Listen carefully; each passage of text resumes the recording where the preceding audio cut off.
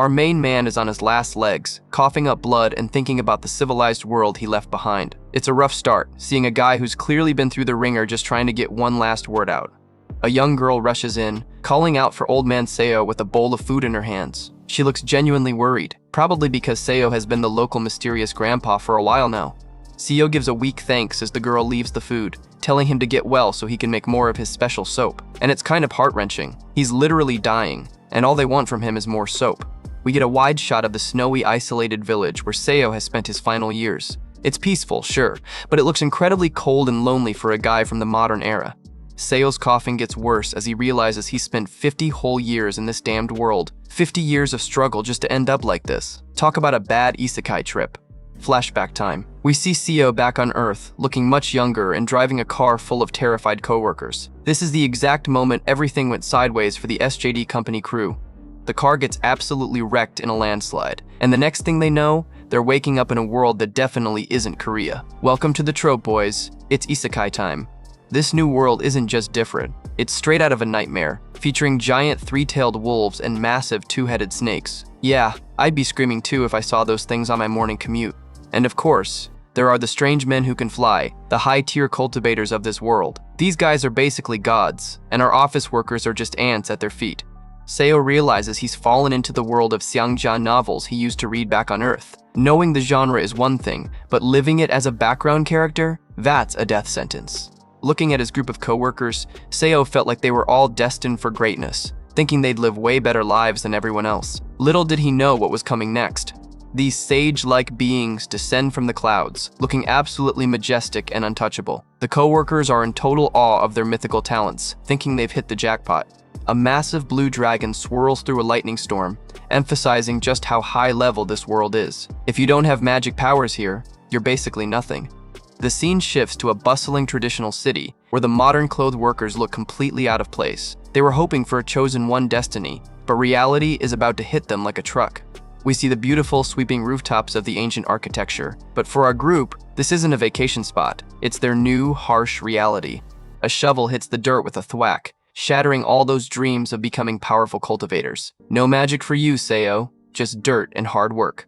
Turns out, without any special powers, all these office workers were good for was manual labor. Seo and his boss are stuck digging holes while the special people fly overhead. Seo's boss, Director Kim, decides he's had enough of the labor life and blows all his cash on cheap, third-rate martial arts books. It's a desperate move, but hey, you gotta try something. In a wild twist, Director Kim actually masters the trash-tier arts and becomes a full-fledged martial artist in just 3 months. Some people just have that main character energy, I guess. Now a powerful warrior, Kim works for the nation and eventually leaves to seek his fortune in the Jianghu. He's living the dream while Seo stays stuck in the dirt.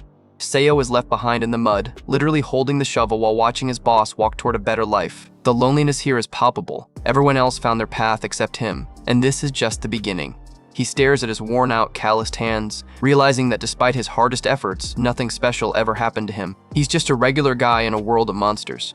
Fast forward 50 years, and we're back to the present where Seo is an old man dying from the common cold. He survived the Xiangjia world for 5 decades, but a simple cold is what finally defeated him. His bare, wrinkled feet poke out from under the blanket as he prepares for the end. It's a humble, sad conclusion to a life that started with so much potential. Seo's coughing up blood again, whispering that he's from Earth as if trying to hold on to his identity one last time. He's definitely seen better days. He looks back on his successes, learning the language, building a small house, and starting a soap business. He really tried to make the best of a bad situation. Using lye to make soap was a revolutionary concept in this medieval setting, and for a while, Seo actually made some decent money. He was finally getting somewhere. But in this world, if you don't have the strength to defend what's yours, it gets taken. Thieves stole his recipe, and their thugs kicked him out of his own life. Brutal. The snowy hut stands silent in the middle of a blizzard. It's the perfect cold setting for a tragic finale to Seo's 50-year struggle. Seo is slumped over, barely conscious, asking the void what he's supposed to do now. He's exhausted, defeated, and completely out of options. He screams out into the void, asking what he must do, gritting his teeth in frustration and despair. Even at death's door, the man is still fighting for a reason to exist.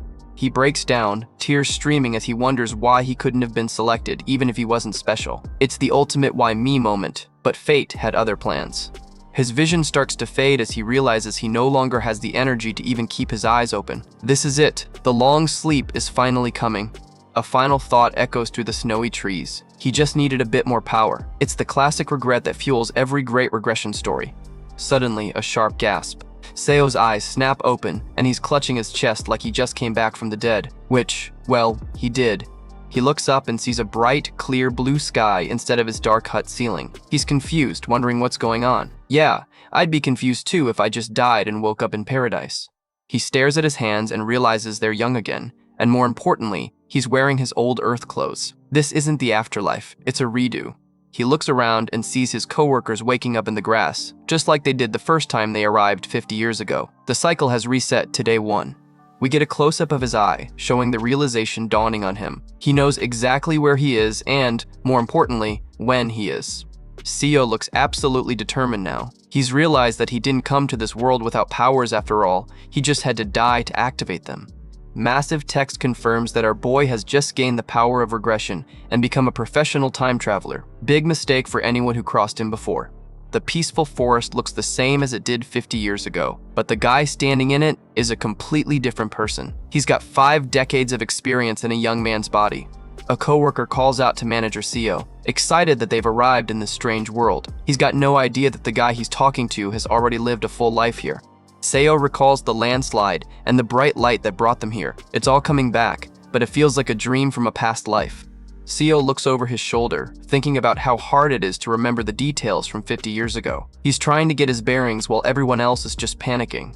He ponders his next move, noting that most regression stories involve abusing future info. But for Seo, he spent 50 years as a nobody, so what info does he actually have? What happens next is hard to believe. Suddenly, a hand grabs his shirt. A very angry man is screaming in his face, completely ruining his internal monologue, yelling for manager Seo Yunyon. The guy slaps Seo across the face with zero hesitation. Welcome back to the past, Seo. It starts with a slap to the face. The other co-workers are frozen in shock, watching the violence unfold. It's a tense moment, but Seo's reaction is surprisingly calm.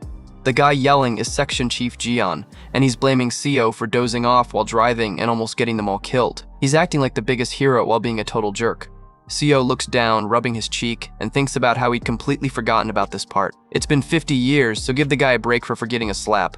Jian is still ranting, asking Seo if he wants to lose his job the moment they get back. And Seo is just thinking that, yeah, Section Chief Jian Myung-hoon is a total son of a bitch. We get some backstory on Jian. He's a nepotism hire who became section chief at 32 because of his uncle. He's the classic corporate villain everyone loves to hate. Another coworker tries to intervene, pointing out that Seo couldn't have avoided the landslide. Finally, someone with some common sense speaks up. Seo drops to his knees, seemingly submitting to the abuse. He admits that he did doze off, but there's a massive but coming up that Jian isn't going to like. Flashback to the office. Seo was working late because Jian dumped all of his own work on him. The guy was literally exhausted because he was doing 2 people's jobs. Seo glares up at Jian with blood on his lip. He points out that Jian was the one who was supposed to be in charge of driving. Oh snap, the tables are turning. Jian is still screaming, calling him an idiot for getting them stranded. He hasn't realized yet that the guy he's bullying is a 70-year-old soul in a 20-year-old body. Seo remembers how he apologized 50 years ago because he was so shocked he thought he was actually in the wrong. Not this time, buddy. And this is just the beginning.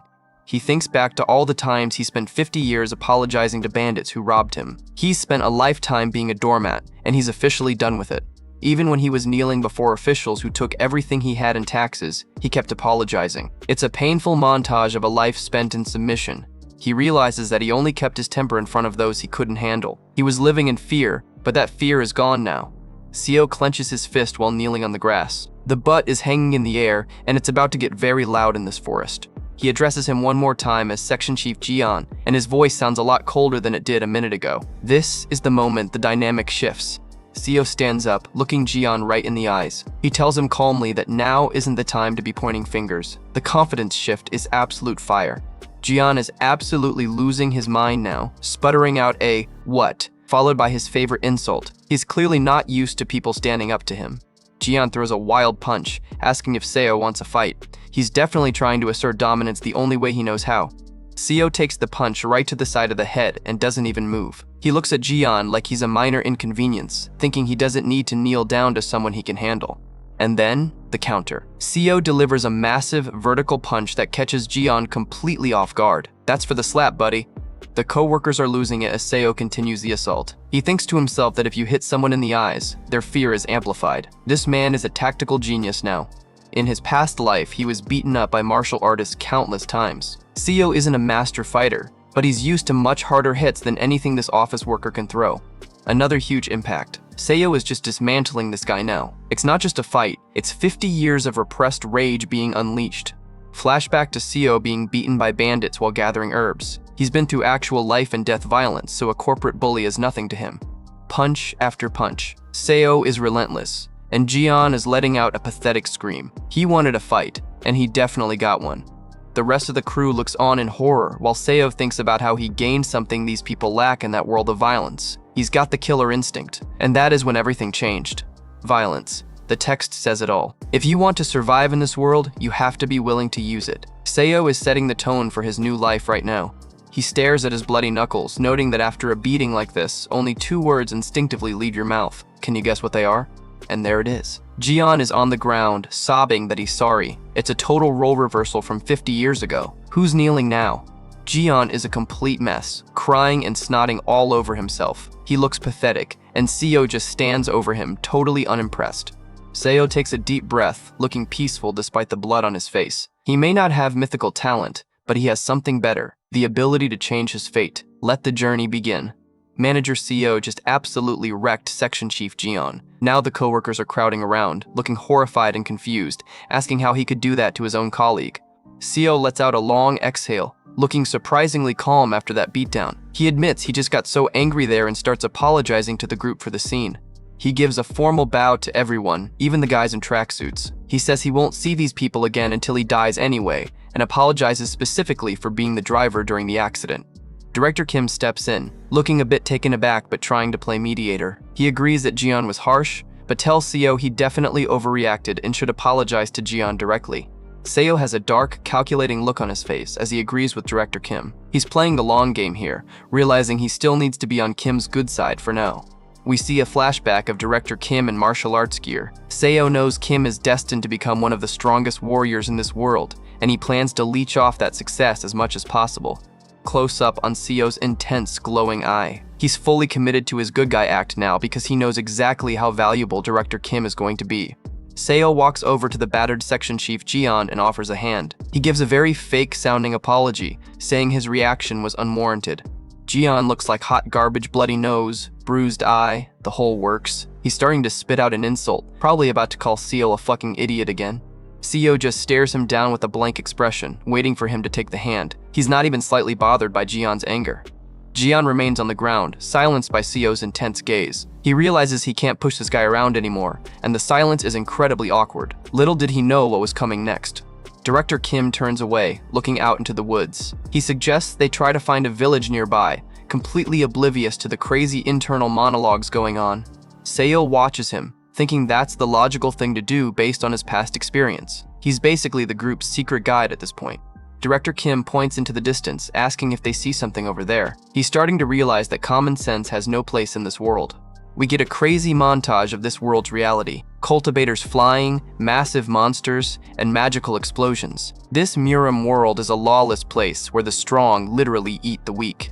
Below the monsters, we see samurai-looking warriors fighting with swords in a burning village. It's all about wealth and honor here, and things are looking pretty grim for our office workers. A high-angle shot shows the group standing near a waterfall in a vast, mountainous forest. This beautiful but deadly place is called Ascension Path, and it's where their journey truly starts. A wide panoramic view of the mountains reveals there's absolutely no sign of a village or city anywhere. It's just endless wilderness, and the scale of it is terrifying. Seo tells Director Kim that the sun is setting soon, and they should find a safe shelter. He's trying to be helpful without revealing he's lived through this nightmare before. Director Kim thinks for a second and agrees with him. He's finally starting to trust Seo's judgment, which is exactly what our protagonist wanted. Another co-worker brings up the car, showing a trunk full of supplies they packed for their workshop. There's water, food, and plenty of gear they'll definitely need. Close up on Seo's narrowed eyes. He knows for a fact they'll never find that car again, but he realizes nobody would believe him if he said it out loud. Seo suggests they split up into teams to search. He's letting them go on a wild goose chase for the car just to avoid a long argument he knows he'll lose. We see a beautiful sunset over the mountains, but it's a ticking clock. Seo wants everyone back at the shelter before it gets completely dark and the real monsters come out. But things are about to get worse. Night has fallen, and the forest looks much more menacing under the moonlight. The only light comes from a small glow inside a cave entrance down below. A tighter shot of the cave entrance, showing the warm orange light of a campfire. They manage to find a spot, but they're far from safe. The campfire crackles and pops while someone says they don't get it. The group is sitting around trying to make sense of their insane day. A girl holding a piece of food wonders how they survived a car wreck when the car is completely gone. It's a huge mystery to them, but Seo is just chilling in the corner. The whole group is huddling around the fire eating some strange nuts they found. One of them comments that it tastes like chestnuts. At least they've got some decent snacks for their first night in hell. Seo hands some food to a coworker, telling her to have as much as she wants. He's playing the dependable manager role perfectly, making sure everyone is fed and relatively calm. Director Kim is munching away, laughing and praising Seo for being so diligent. He's genuinely impressed with how well Seo is handling this life or death situation. Kim reminisces about how Seo used to work late at the company, which is why he was tired during the drive. It's a moment of actual bonding, even if it's based on corporate misery. A pretty coworker with long hair chimes in, calling Seo really diligent. He's definitely becoming the MVP of the group, and he's soaking up the compliments. The other girls agree, saying it feels like a camping trip because of the cave Seo found. Seo just modestly says he was lucky, even though he knew exactly where this cave was. He thinks to himself that in his past life, they spent hours getting lost before finding this spot. Now, he's just using his future knowledge to make life a little easier for everyone. Director Kim jokes that Seo should just take the compliment. The mood is surprisingly light, but we all know it's not going to last. Seo has a slight, knowing smirk on his face as he agrees to enjoy the moment. He knows tonight is the last bit of peace they'll get for a long, long time. The full moon hangs high in the dark, cloudy sky. It's a beautiful shot, but in these stories, a full moon usually means something big and scary is about to show up. Suddenly, Seo is on the ground, shaking like a leaf. He's shouting out an offering to the Lord of the Forest, and he looks absolutely terrified. Emerging from the shadows is a massive, demonic-looking gray wolf with glowing red eyes. This thing is huge, and its unique scent is clearly overwhelming our protagonist, and that is when everything changed. The giant wolf towers over Seo, who is bowing low in the grass. The monster's inner voice booms out, saying it's never smelled a human like him in thousands of years. Back at the cave, the coworkers are confused. A girl wakes up and asks what manager Seo is doing, before seeing the absolute nightmare standing outside. Everyone starts screaming their heads off as they see the giant monster. It's total chaos, and the calm camping vibe is officially dead and buried. Seo screams at everyone to get on their knees and show manners to the Forest Lord. He's trying to save their lives by forcing them to submit to the monster's power. A close-up of the wolf's terrifying maw, filled with razor-sharp teeth. It casually mentions that it would usually rip off all their limbs, which is not exactly comforting. The wolf stares down at the huddling group, noting that since one of them seems to know how to treat it properly, it might just forgive them. Talk about a tense negotiation. Director Kim and another guy are kneeling, looking completely shell-shocked. The wolf demands a price for staying in its territory. One of them has to offer up an arm. Seo is sweating bullets as he remembers his past life. Back then, everyone just panicked and screamed, and things ended way, way worse. Flashback to the bloody carnage of his previous life. Everyone ended up dead because they angered the fox. The monster licks its chops, looking pleased that Seo is showing some respect this time. It repeats the demand, asking who will give it their arm. Close up on Seo's intense red eyes. He's making a split-second decision, realizing that sacrificing one arm is a bargain compared to losing everyone again. Seo thinks about the powerful cultivators who will show up in 2 days. He knows they have the magic to heal even a lost arm, so he's planning to take the hit for the team. He's even prepared a special herb that reduces pain. The man is literally 10 steps ahead of everyone, including the giant monster. Seo sticks his arm out and declares that he will be the one to offer it. The level of self-sacrifice here is insane, but he's doing it with a cold, calculated goal in mind. The co-workers watch in horror as Seo prepares to lose a limb. The monster's voice booms out again, acknowledging that Seo knows his manners. The beast opens its mouth wide, and we see Seo's arm actually going inside. It promises to make it as painless as possible, which is a pretty bold claim from a giant man-eater. Seo lets out an agonizing scream as the monster bites down. There's blood spraying everywhere, and the sound of it is enough to make my own arm hurt. The monster tilts its head back, and we see Seo's severed hand falling from its mouth. It's absolutely brutal, and the group is too stunned to even react. The co-workers are huddled together, looking sick to their stomachs. They can't believe what they just witnessed, and honestly, neither can I. Seo is clutching his bleeding stump, reaching for the herb he prepared earlier. He's in total agony, but he's still focused on the plan. He stuffs the herb into his mouth and starts chewing desperately, thinking about how bad it hurts. Yeah, no kidding, Seo. You just got your arm eaten by a magical wolf thing. The monster licks its face, telling Seo he tastes worse because of the impurities in his veins. Apparently, being a modern human makes you taste like junk food to a forest god. What happens next is hard to believe. Panting and sweating, Seo actually apologizes to the monster because his offering wasn't good enough. This man is either incredibly dedicated or just plain crazy. The wolf decides to allow them to stay for 7 days, promising they won't die because of its divinity. Well, 7 days of safety is better than 0, I guess. With a massive explosion of wind, the beast leaps away into the forest. Seo is left on the ground, wounded but still alive, having successfully negotiated with a god. Director Kim and the girl from before rush toward him, shouting his name. They're finally snapping out of their shock now that the danger is gone. Seo tells everyone to go inside the cave so he can explain everything. He's walking with a heavy limp, looking like he's about to pass out from blood loss. He tells them he met the fox earlier that morning and it gave him a warning. He's sticking to his lie to explain how he knew what to do. Everyone is in disbelief when he mentions the Murim. Director Kim is laughing nervously, saying he never imagined they'd end up in a martial arts world. The reality of the situation is finally sinking in for Director Kim. He's asking what happens after their 1-week safety period ends, looking genuinely scared for the first time. Seo leans against the cave wall, his remaining hand clutching his bloody shoulder. He reminds everyone they're safe for a week because of his sacrifice, but the fear in the room is palpable. He pants, sounding ominous as he says they need to give up something else. He knows more sacrifices are coming if they want to survive this long. Seo's eyes start to droop as he says he's getting sleepy. The blood loss finally catches up to him, and he's collapsing right there in front of everyone. A creepy, pinkish eye-like planet hangs in the dark night sky. It's a bad omen for the week ahead, and things are only going to get weirder from here. Seo is out cold, slumped against the rocky wall of the cave with his bandaged stump clearly visible. Someone asks Section Chief Jian how he can be so heartless after what Seo just did. Close-up of Section Chief Jian looking annoyed rather than grateful. He asks who wants to give up their arm and leg in a week, basically showing he only cares about himself. The group stands around, listening to Jian's cold logic. He admits Seo is very useful because he provided food and shelter, but he has zero empathy for the guy's injury. Jian continues, saying they'll learn as much as they can from him in a week. He's already planning to discard Seo once he's no longer useful, but fate had other plans. Jian looks down at the unconscious manager with a predatory glint in his eye. He says Seo won't last long anyway, basically writing him off as dead weight. We see a wide shot of the dark cave with a heavy Thum sound effect. Seo is just a small, broken figure in the shadows, surrounded by people who might be just as dangerous as the monsters outside.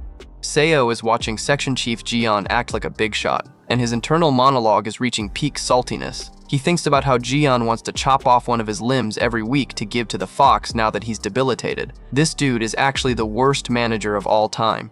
Seo's hand is gripping a rock so hard it's practically turning to dust. He's clearly not pleased with the situation, even if he's playing along for now. Jian is still grandstanding in front of the group, looking like a total tool. Seo's thinking that he's definitely not going along with it, and honestly, same. No one is letting that guy make medical decisions.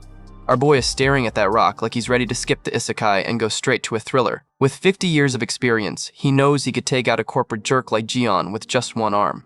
Back to the wide shot. Jian is gesturing like he's giving a TED talk while everyone else looks miserable. He has no idea how close he is to catching these hands. Close up on Seo's eye, and the vibe is chilling. The intrusive thoughts are screaming as he wonders if he should kill him. We need to see if he's actually going to pull the trigger. Seo takes a deep breath and chooses peace for now, thinking no. He's got a cooler head than me, that's for sure. He walks away, realizing that being too cruel right now would ruin his relationship with Director Kim. Strategy over revenge. That's how you survive 50 years in the Murim. He throws a casual threat over his shoulder, telling Jian to shut up unless he wants his ankles broken again. I love that he's still keeping him in check. Seo lets out a little and tries to convince himself they're good people who are just confused. Man, he's a lot more forgiving than I'd be after losing an arm. A view of the forest at night shows things have settled down, but the tension is still thick enough to cut with a sword. Transition time. The next day, the sun is out, the trees are green, and it's time for some more survival shenanigans. Round 2. A two-headed snake shows up demanding blood. Seo remembers this from his previous life. This forest is just a gauntlet of monsters wanting pieces of you. Chief O is the volunteer this time, trying to be the hero by offering a small amount of blood. But man, these people are basically just a snack pack for the local wildlife. The snake takes a sip and immediately starts gagging, finding it disgusting. Even the monsters think these office workers taste like stress and coffee. Seo is absolutely roasting them, thinking that the blood of a 21st century worker, drenched in nicotine and cholesterol, would no wonder taste gross. This man is a professional troll. Seo calls Jian by his full name, Alpha Move, and tells him to come pick herbs. Jian's ego is clearly taking a hit, asking if he was just called by his full name. Yes, buddy, get used to it, and this is just the beginning. Jian is following behind, looking annoyed but hungry. Seo's leading him into the woods with a promise of edible fruits. I wouldn't trust this man as far as I could throw him. Seo leans in close, telling Jian he plans to give his other arm to the fox next week too. He's feeding Jian a bunch of lies just to see how he reacts. Jian actually looks happy about it, thanking him. This dude is so selfish, he's literally thanking the guy for planning to lose another limb. The sun is shining bright as they continue their herb gathering. Seo is setting the stage for some serious education. Seo screams at him to concentrate, asking how many times he needs to tell him that's the wrong fruit. He's treating the section chief like a total rookie, and I'm here for it.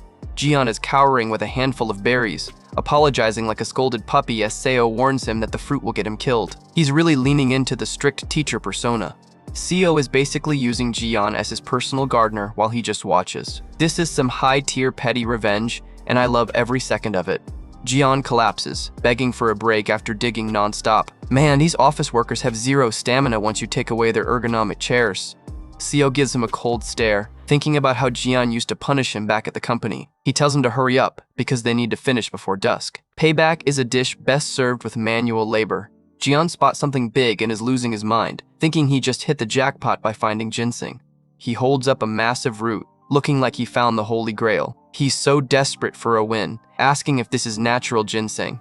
Seo confirms it's a yellow bamboo root. It's basically super ginseng because the forest is so full of magical energy.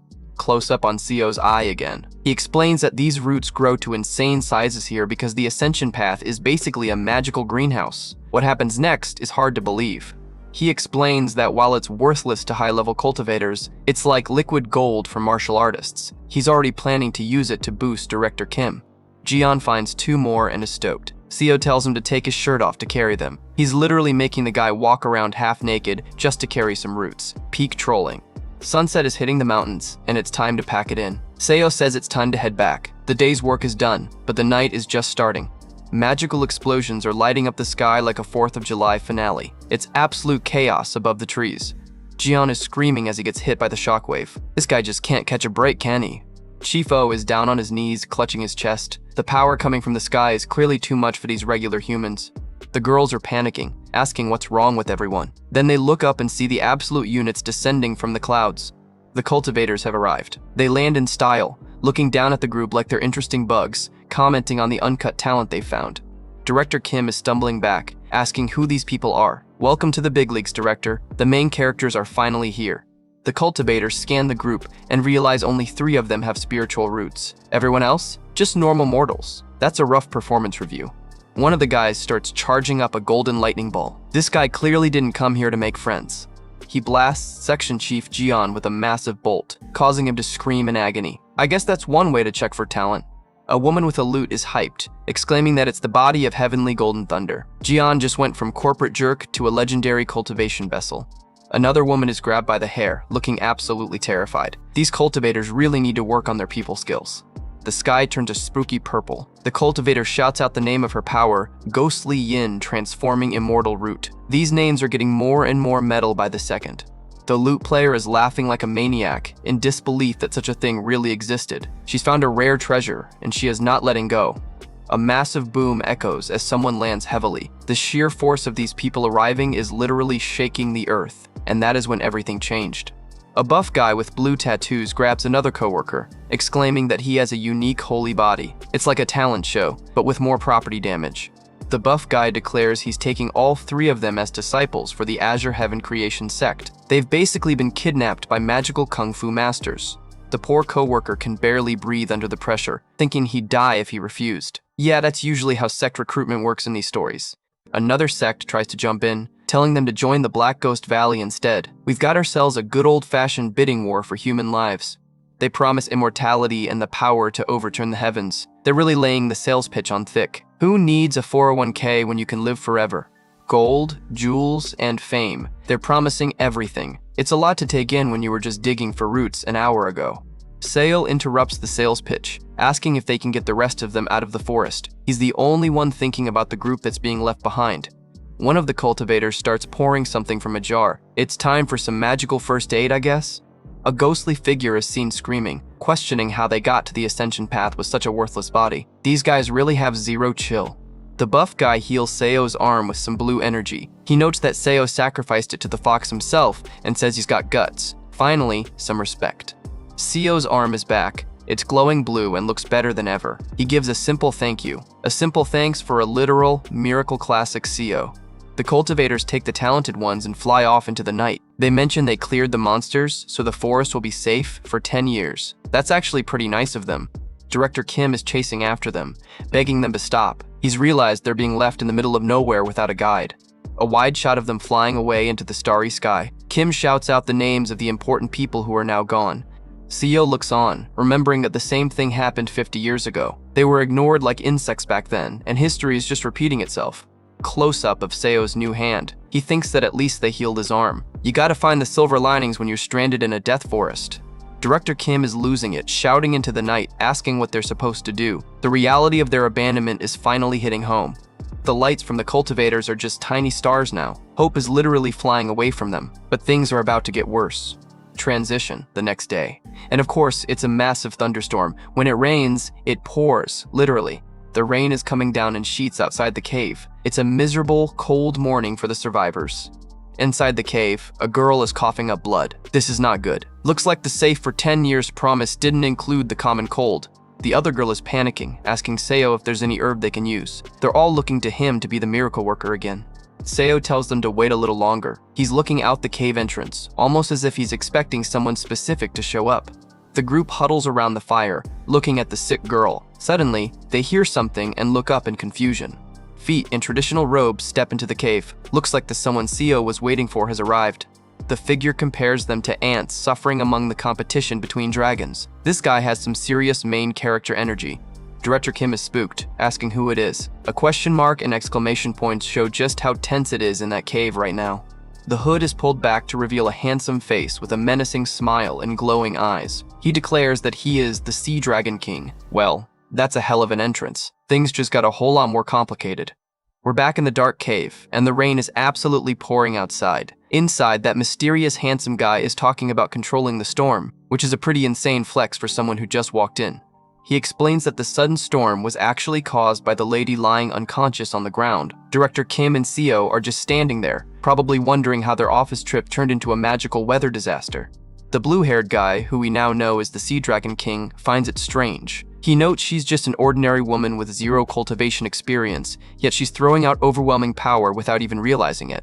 Seo tries to keep his cool, telling the Dragon King that they're just confused. He points out that powerful beings keep appearing one after another, which is honestly a fair complaint for a group of stranded mortals.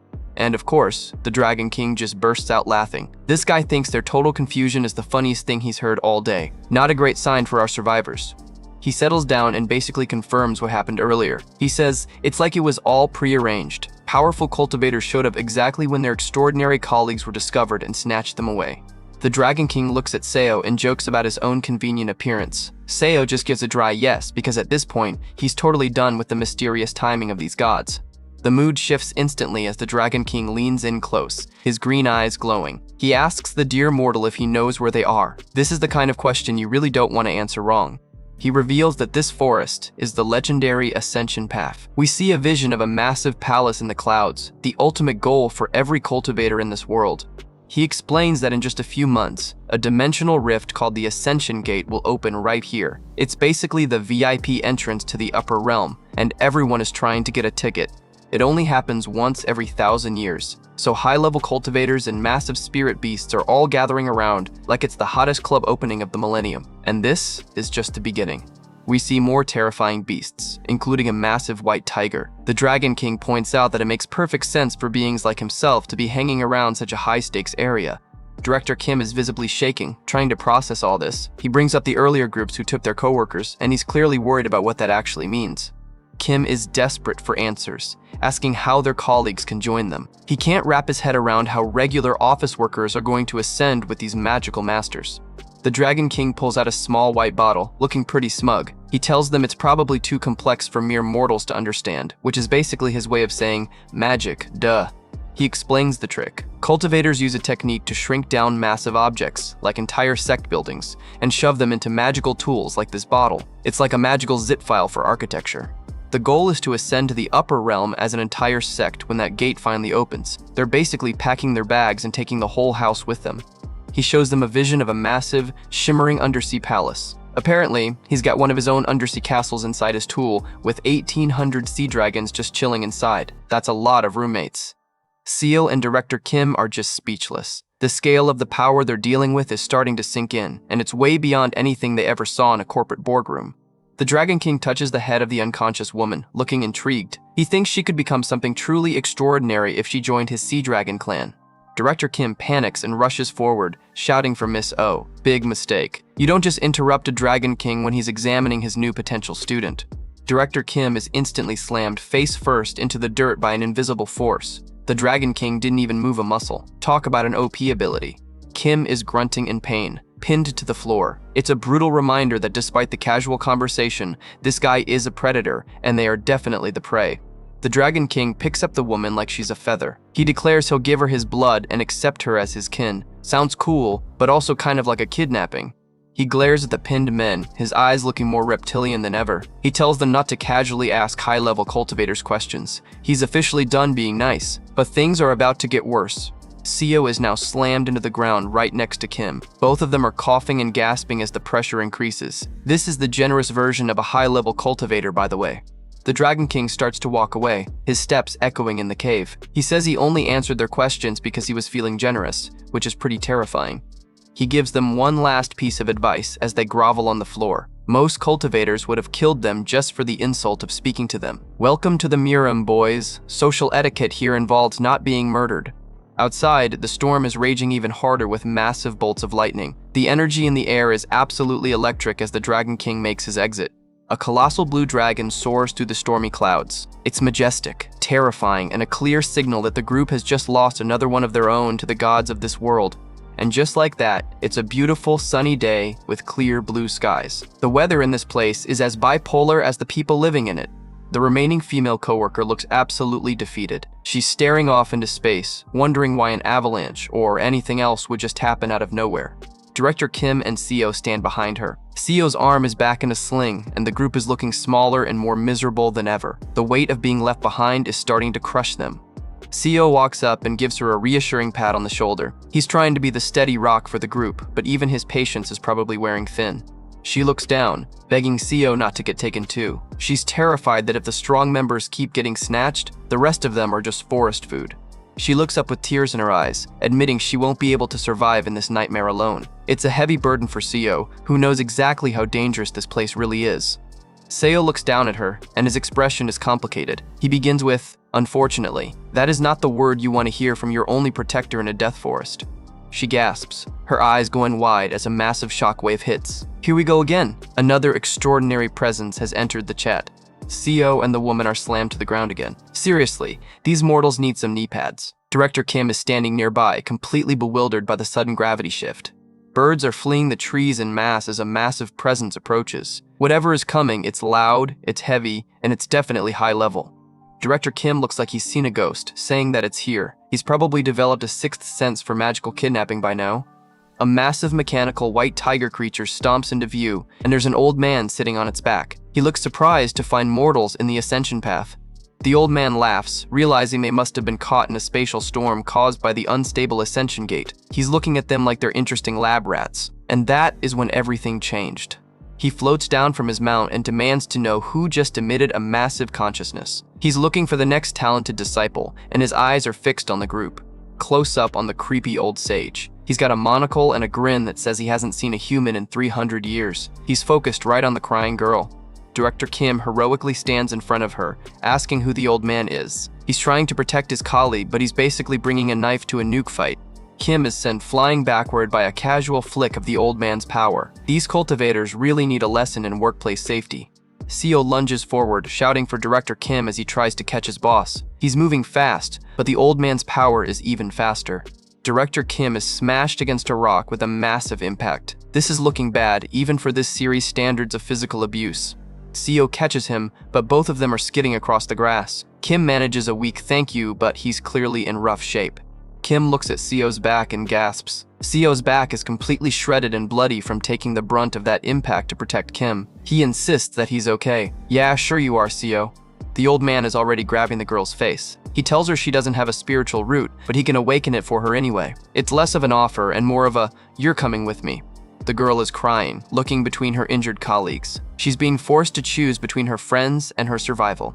The old man looks annoyed. He asks why she's still clinging to worldly attachments after he offered to take her in. These gods really don't get the whole friendship thing. He lifts Seo and Kim into the air with a gesture. They both gasp in pain as he prepares to sever those attachments himself. This guy is a total villain. He's about to kill them right in front of her. The girl screams for him to stop, promising to do anything as long as he spares them. The old man gives her a final ultimatum. She has to forget all her worldly ties forever. The girl gives a defeated, "I understand." Another one bites the dust.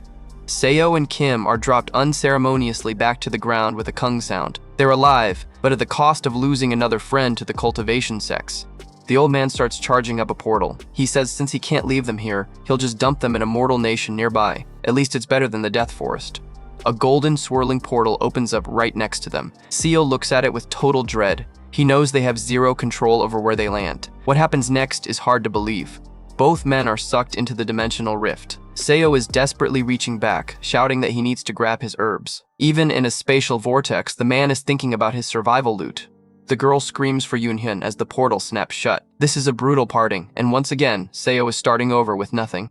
Seo and Director Kim are face down on a stone street while people just walk past them. Not exactly a grand entrance, but hey, they survived the forest. Seo slowly lifts his head, looking completely dazed. He stares at the stone ground like it's the weirdest thing he's ever seen. He sits up and rubs his head, looking around at the traditional buildings and busy crowds. He wonders where this is. It's a lot to take in after living in a cave. Seo realizes that in his previous life, he didn't land here. The portal really did scramble their destination. This is new territory even for a regressor. A passerby looks at the blood-stained, modern-clothed Seo with total disgust, calling him a lunatic. Yeah, they definitely don't fit in here. Seo starts walking, his footsteps echoing on the stone. He thinks that despite the random landing, this path feels strangely familiar for some reason. He looks up at the sky, his hand shielding his eyes. The realization hits him like a truck. He sees now that this is the place he once lived in. We get a wide, dramatic shot of a massive traditional city with a towering pagoda. They've landed in Seokyung City, the capital of Yangwo. Seo is back on familiar turf, and things are about to get interesting. We open with a wide view of Seokyung, the capital of Yangwo. It looks like your typical high-budget historical drama set, bustling with people and traditional architecture. Inside a room, Director Kim is looking absolutely drained. He tells manager Seo he just can't keep up with what's going on anymore, which, honestly, fair enough after everything they've been through. The two of them are just slumped against a stone wall, looking like they've reached the end of their rope. Seo agrees with the sentiment, and Kim sighs about how nice it would be if this was all just a bad dream. Kim rubs his head, looking stressed out of his mind. He's relieved they weren't taken by those scary high-level cultivators, but being the only two left behind is its own kind of nightmare. Seo gives a non-committal answer, looking thoughtful. He's hiding a lot, especially the fact that he's lived this life before. We get a quick flashback to Seo's past life where he was nothing but a powerless herb gatherer, literally kneeling in the dirt while bandits look down on him. Yeah, he's definitely not going back to that. Seo looks out from the alleyway they're hiding in and suggests they finally get out and face the world. Kim's hesitant, but what other choice do they have? An overhead shot of the city shows just how massive and densely packed it is. It's a long way from the quiet forest, and the change of pace is jarring. As they walk through the streets, people are dressed in traditional robes and whispering as they pass by. You can practically hear the "who are these weirdos" vibes coming off the crowd. Director Kim is totally lost, noting that the language sounds like Chinese. They're sticking out like sore thumbs in their modern business clothes. Kim is suddenly startled by something, letting out a sharp gasp as the reality of their situation continues to hit him. Seo just smirks at him, looking cool and collected. He tells the director not to worry because he knows a bit of Chinese. Spoilers, he's lying, but he's got 50 years of practice in this world's actual language. Kim's face lights up. He thinks he's finally found a lifeline. He thinks that's great. Poor guy has no idea he's being played by his own manager. Seo's internal monologue confirms he's totally faking the Chinese thing. He notes that while the characters are similar, the spoken language is completely different. Another flashback shows Seo being laughed at by a group of dirty beggars. Apparently, he had to endure months of mockery just to learn the basic ABCs of this world in his last life, and this is just the beginning. Back in the present, Seo is standing outside an apothecary with a bag of herbs, suggesting they finally get some local clothes. Kim's worried about money, not realizing Seo is carrying a literal small fortune. We see the entrance of a high-end medicine shop. This is where Seo's future knowledge of those yellow bamboo roots is finally going to pay off. The shopkeeper is losing his mind with joy. He's holding one of the roots and yelling about how precious they are, asking if they are really letting him buy them. The old man is bowing so low his head might hit the floor. He says those roots are worth at least 15 silver ingots. For perspective, that's a lot of dough. Seo is actually stunned. 15 silver ingots. Even in his past life, he never had that much cash at once. He's definitely sweating a bit under that calm exterior. He quickly clears his throat and tells the shopkeeper to hurry it up. The old man rushes off, practically tripping over himself to complete the deal. A quick cut to a clear blue sky, signaling a transition to a much better situation for our duo. Check out this upgrade. Director Kim is staring at a massive, beautiful traditional estate, wondering if this is the house they're gonna live in. Money really does buy happiness in the Murum. Both of them are now dressed in proper local robes, looking much more native. Seo tells Kim that from today on, he's going to teach him the language. Seo is casually snacking while explaining the finances. Turns out bribing officials for IDs and buying a mansion is expensive. They only have 1 silver ingot left. As Seo moves, Director Kim notices the horrific, raw scars all over his back. It's a silent, heavy moment where Kim realizes just how much Seo has suffered to protect him. Kim suggests that since they're in a whole new world, he should just call Seo by his name instead of manager. It's a nice moment of breaking down the corporate walls. Kim gives a warm, genuine smile, thanking Seo Union. It's probably the first time they've actually felt like friends rather than boss and employee. Night falls over their new fancy estate, the full moon hanging bright in the sky. It's a peaceful scene, but Seo's brain is always running. A small oil lamp flickers on a wooden table, lighting up the room where they're planning their next move. Seo looks at the remaining herbs on the table and notes that they need a steady source of income. You can't just find magical roots every day after all. Kim is looking over a map or scrolls, suggesting they use the rest of their money to start a business. The man still got that corporate director mindset. Seo watches him, thinking about Kim's past as a mid-sized company director. He knows Kim is capable, but he's thinking about a much bigger business. This decision would change everything. Close up on Seo's intense eye. He thinks that since he's regressed, he might as well dream bigger. He's ready to skip the small talk and go for gold. Seo thinks to himself that director Kim Young-hoon is actually a martial genius. He knows because he saw what happened in the original timeline. He looks back on the flashback where Kim mastered third-rate martial arts books in just a few months. Most people would take years to do that. We see a vision of Kim as he was at the height of his power in the previous life, a legendary, gold-clad warrior. He became one of the most powerful people in the world. Seo wonders what would happen if Kim were to learn advanced martial arts from the start. He's planning to give Kim a massive head start this time around. We see an image of a legendary swordsman. Seo's goal is to shift forward the birth of the greatest swordsman in the Jianghu. He's basically grooming his own protector. He smirks, thinking about how much he'll benefit from having a god-tier swordsman as a friend. He tells the director that this is Murum, a world of martial arts. Seo suggests they should at least learn some self-defense to deal with any gangs that might come sniffing around their new business. It's a logical end for his plan. Director Kim's eyes practically bulge out of his head. He's ecstatic about martial arts. The excitement is real. Who wouldn't want to learn how to fly and cut through mountains? Seo, acting as a well-known Murum novel nerd, smiles to himself. He knew Kim wouldn't be able to resist the allure of becoming a hero. We get a cool graphic showing the major sects, the 4 stars and 3 demons. It's a quick lore dump on who runs the show in this world. A montage of different martial artists shows the diversity of the sects, from blade masters to scholarly monks. This world is huge and full of legendary fighters. We see a creepy guy from a stealth-focused sect. They're proficient in stealth techniques and sorcery, which sounds like a total headache to deal with. Kim is hooked, asking which sect is the best. He immediately points to the demon-slaying sect with a big, goofy grin on his face. 2 swords are crossed against a sunset. Kim declares that a martial artist should wield a sword, and a man should learn blade techniques, spoken like a true protagonist. Close-up of Seo's serious gaze. He's thinking about how this choice fits the man who became the best swordsman in his past life. Destiny is calling. Kim asks how Seo knows all this deep lore. Seo lies through his teeth again, saying he was just eavesdropping on some martial artist talking earlier. Sure you were, Seo. Skip ahead 3 months. They're at the massive gates of the demon-slaying sect. A guard stops them with a firm stop, asking what brings them here. Seo plays the obedient little brother role, explaining they heard the sect was famous and want to learn martial arts. He's carrying a box that's definitely not full of rocks. The guard is this massive, bald, muscle-bound dude who looks completely unimpressed. He's judging them hard right now. The guard gives them the cold shoulder, noting that learning martial arts at Kim's age will be difficult. Kim's face just drops. Talk about a confidence killer. But fate had other plans. Seo brings out the secret weapon, a fat silver coin. He asks if they can at least talk to someone with a higher status with a super charming smile. An overhead shot of the sect grounds shows it's basically a small city. It's majestic, intimidating, and clearly where all the cool kids hang out. Inside, a higher-up official is looking down at them. He sounds bored out of his mind, asking if they want to learn martial arts for self-defense. Seo opens a box stuffed with silver ingots. He's literally bribing their way in, asking for the best martial art there is. Money talks, even in a martial arts sect. The official clears his throat, his eyes probably turning into dollar signs. He says he supposes Kim can join as an external disciple. Mission accomplished.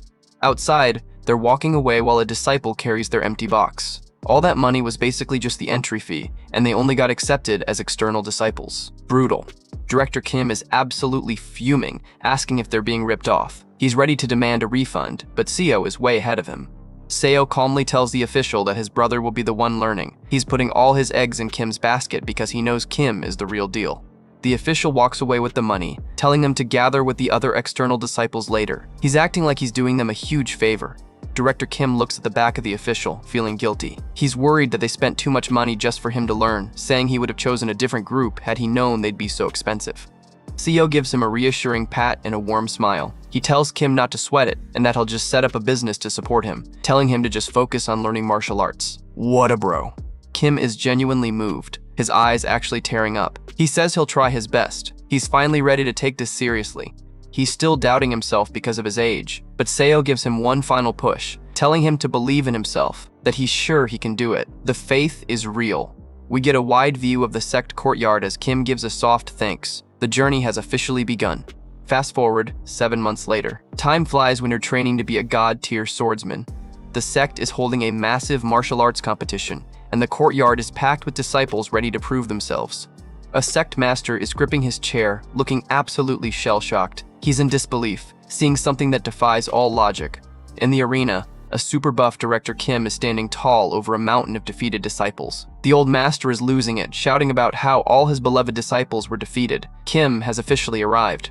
Director Kim is putting in the work, clashing blades with a bunch of dudes. The text says you've got to understand the true meaning and physically attune your body to it. Deep stuff. Check out that clean slice. It's saying even a third-rate warrior can level up to second-rate if they really internalize those moves. Director Kim is fending off 3 guys at once like it's nothing. Apparently, to advance further, you need double the brain power and an insane amount of effort compared to before. Director Kim is absolutely cleaning house in this vertical shot. While everyone else is struggling, he's basically speedrunning through the ranks. He's dodging and weaving like a pro, making the other disciples look like amateurs. These talented types just laugh at typical levels of understanding. Behold, the demon-slaying sect in Seokyung City. This place is supposedly packed with elite martial artists, but they're about to get a wake-up call, and that is when everything changed. Director Kim is standing tall over a pile of defeated bodies. An outsider coming in and wrecking the place? Talk about a bad day for the home team. The direct disciples are all groaning on the ground. It's embarrassing, really. They spent years training just to get clobbered by a middle-aged manager. Kim's got that glowing blue aura around his blade, and he looks majestic as hell. In just 7 months, he mastered the absolute dragon saber and became a first-rate warrior. Absolute monster. The sect leader is absolutely losing his mind. He's screaming that reaching first-rate in half a year is supposedly impossible. Sorry, Pops, Kim didn't get the memo. Close-up of the angry old man's face. He's fuming because it looks like their whole tradition just got dunked on by some random guy. The sect leader has had enough. He's shouting to capture him now from the top of the hall. Things are about to get really messy. Disciples are swarming the courtyard, looking like a bunch of angry ants. The whole sect is going into lockdown mode. Seo looks totally unfazed despite the chaos. He explains that since Kim gained elder-level skills in record time, the entire place has flipped upside down. Kim is stuck in a room, but he's not letting that stop his workout. He's being suspected as a spy, but honestly, he just looks like he's having a great time practicing his swings. Seo is sitting at a table with tea, looking a bit grumpy. He's also a suspect despite knowing zero martial arts, which is a total bra moment for him. Kim is doing some high-speed shadowboxing while Seo watches. The director just laughs it off when Seo asks if he's worried. That's some serious confidence. Seo points out the grim reality of martial arts novels. Spies usually get their chi cores smashed or their flows cut. Not exactly a fun weekend plan. Kim's sword stops right in front of Seo's face. He goes quiet and admits that's true. Guess even he realizes this could end badly. Director Kim looks determined as he grips his sword. He mentions he's already feeling the next wall and is ready to push past it. This guy's growth rate is actually broken. Seo looks absolutely floored. He's thinking what a monster, because Kim is already eyeing the stage after first rate. Most people spend decades just trying to get where he is now. We get a wide view of the sect with everyone lined up. Apparently, that level of power is reserved for sect leaders and elders. Kim is basically speed running to the final boss level. A shot from behind the throne of an absolute master. There's only about 1,000 of these guys in the whole nation, and our director is about to join the club. A beautiful shot of snowy mountain peaks. Martial Peak is supposedly the end of the line for martial arts, the ultimate summit. Seo is smirking to himself, realizing his plan is working better than expected. At this rate, the greatest swordsman in the world is being born 40 years early. Jump cut to 7 days later. The sect architecture is looking peaceful, but we know something big is brewing inside. Whoa, look at Director Kim. He's meditating and surrounded by glowing blue lotus flowers of chi. This is some high-level visual effects right here. Close-up of Kim breathing out a puff of white air. He looks incredibly centered, like he's just tapped into the secrets of the universe. Seo is watching with his jaw on the floor. He realizes those are the flowers of chi that only show up for peak-level masters. He's witnessing a miracle in a prison cell. Kim stands up, looking absolutely jacked and radiating power. He declares he's crossed the barrier and isn't even scared of the sect leader anymore. Major power move. Seo is beaming, telling Kim his talent is way beyond anything he could have imagined. He's like a proud parent watching their kid win a gold medal at the Olympics. Kim sheathes his sword with a satisfying click, looking a bit surprised by his own gains. He never knew he was this talented, but hey, better late than never. Footsteps are echoing in the hallway, and someone's shouting for Young Hoon and his comrade to listen up. The party's over, the guards are here. A bunch of angry disciples burst in with a scroll. They've got orders from the sect leader to destroy the spy's chi core immediately. Talk about an overreaction. Director Kim just gives a calm ho. He's not even bothered, he's probably just wondering if they want to get beat up now or later. Seo is surrounded by armed guys and tries to plead their case. He insists he already told them he's not a spy, but they aren't listening. A wide shot of the standoff. Seo's trying to play peacemaker while the disciples look ready to start slicing. Bad move, guys. One disciple screams silence and lunges at Kim. Apparently their code-like language, Korean, was the final straw. Director Kim moves in a blur. He catches the guy's sword with his bare hand like it's a toy. Absolute savage. Snap. Kim just breaks the blade with his fingers and draws a little blood. The disciple's eyes are practically popping out of his head.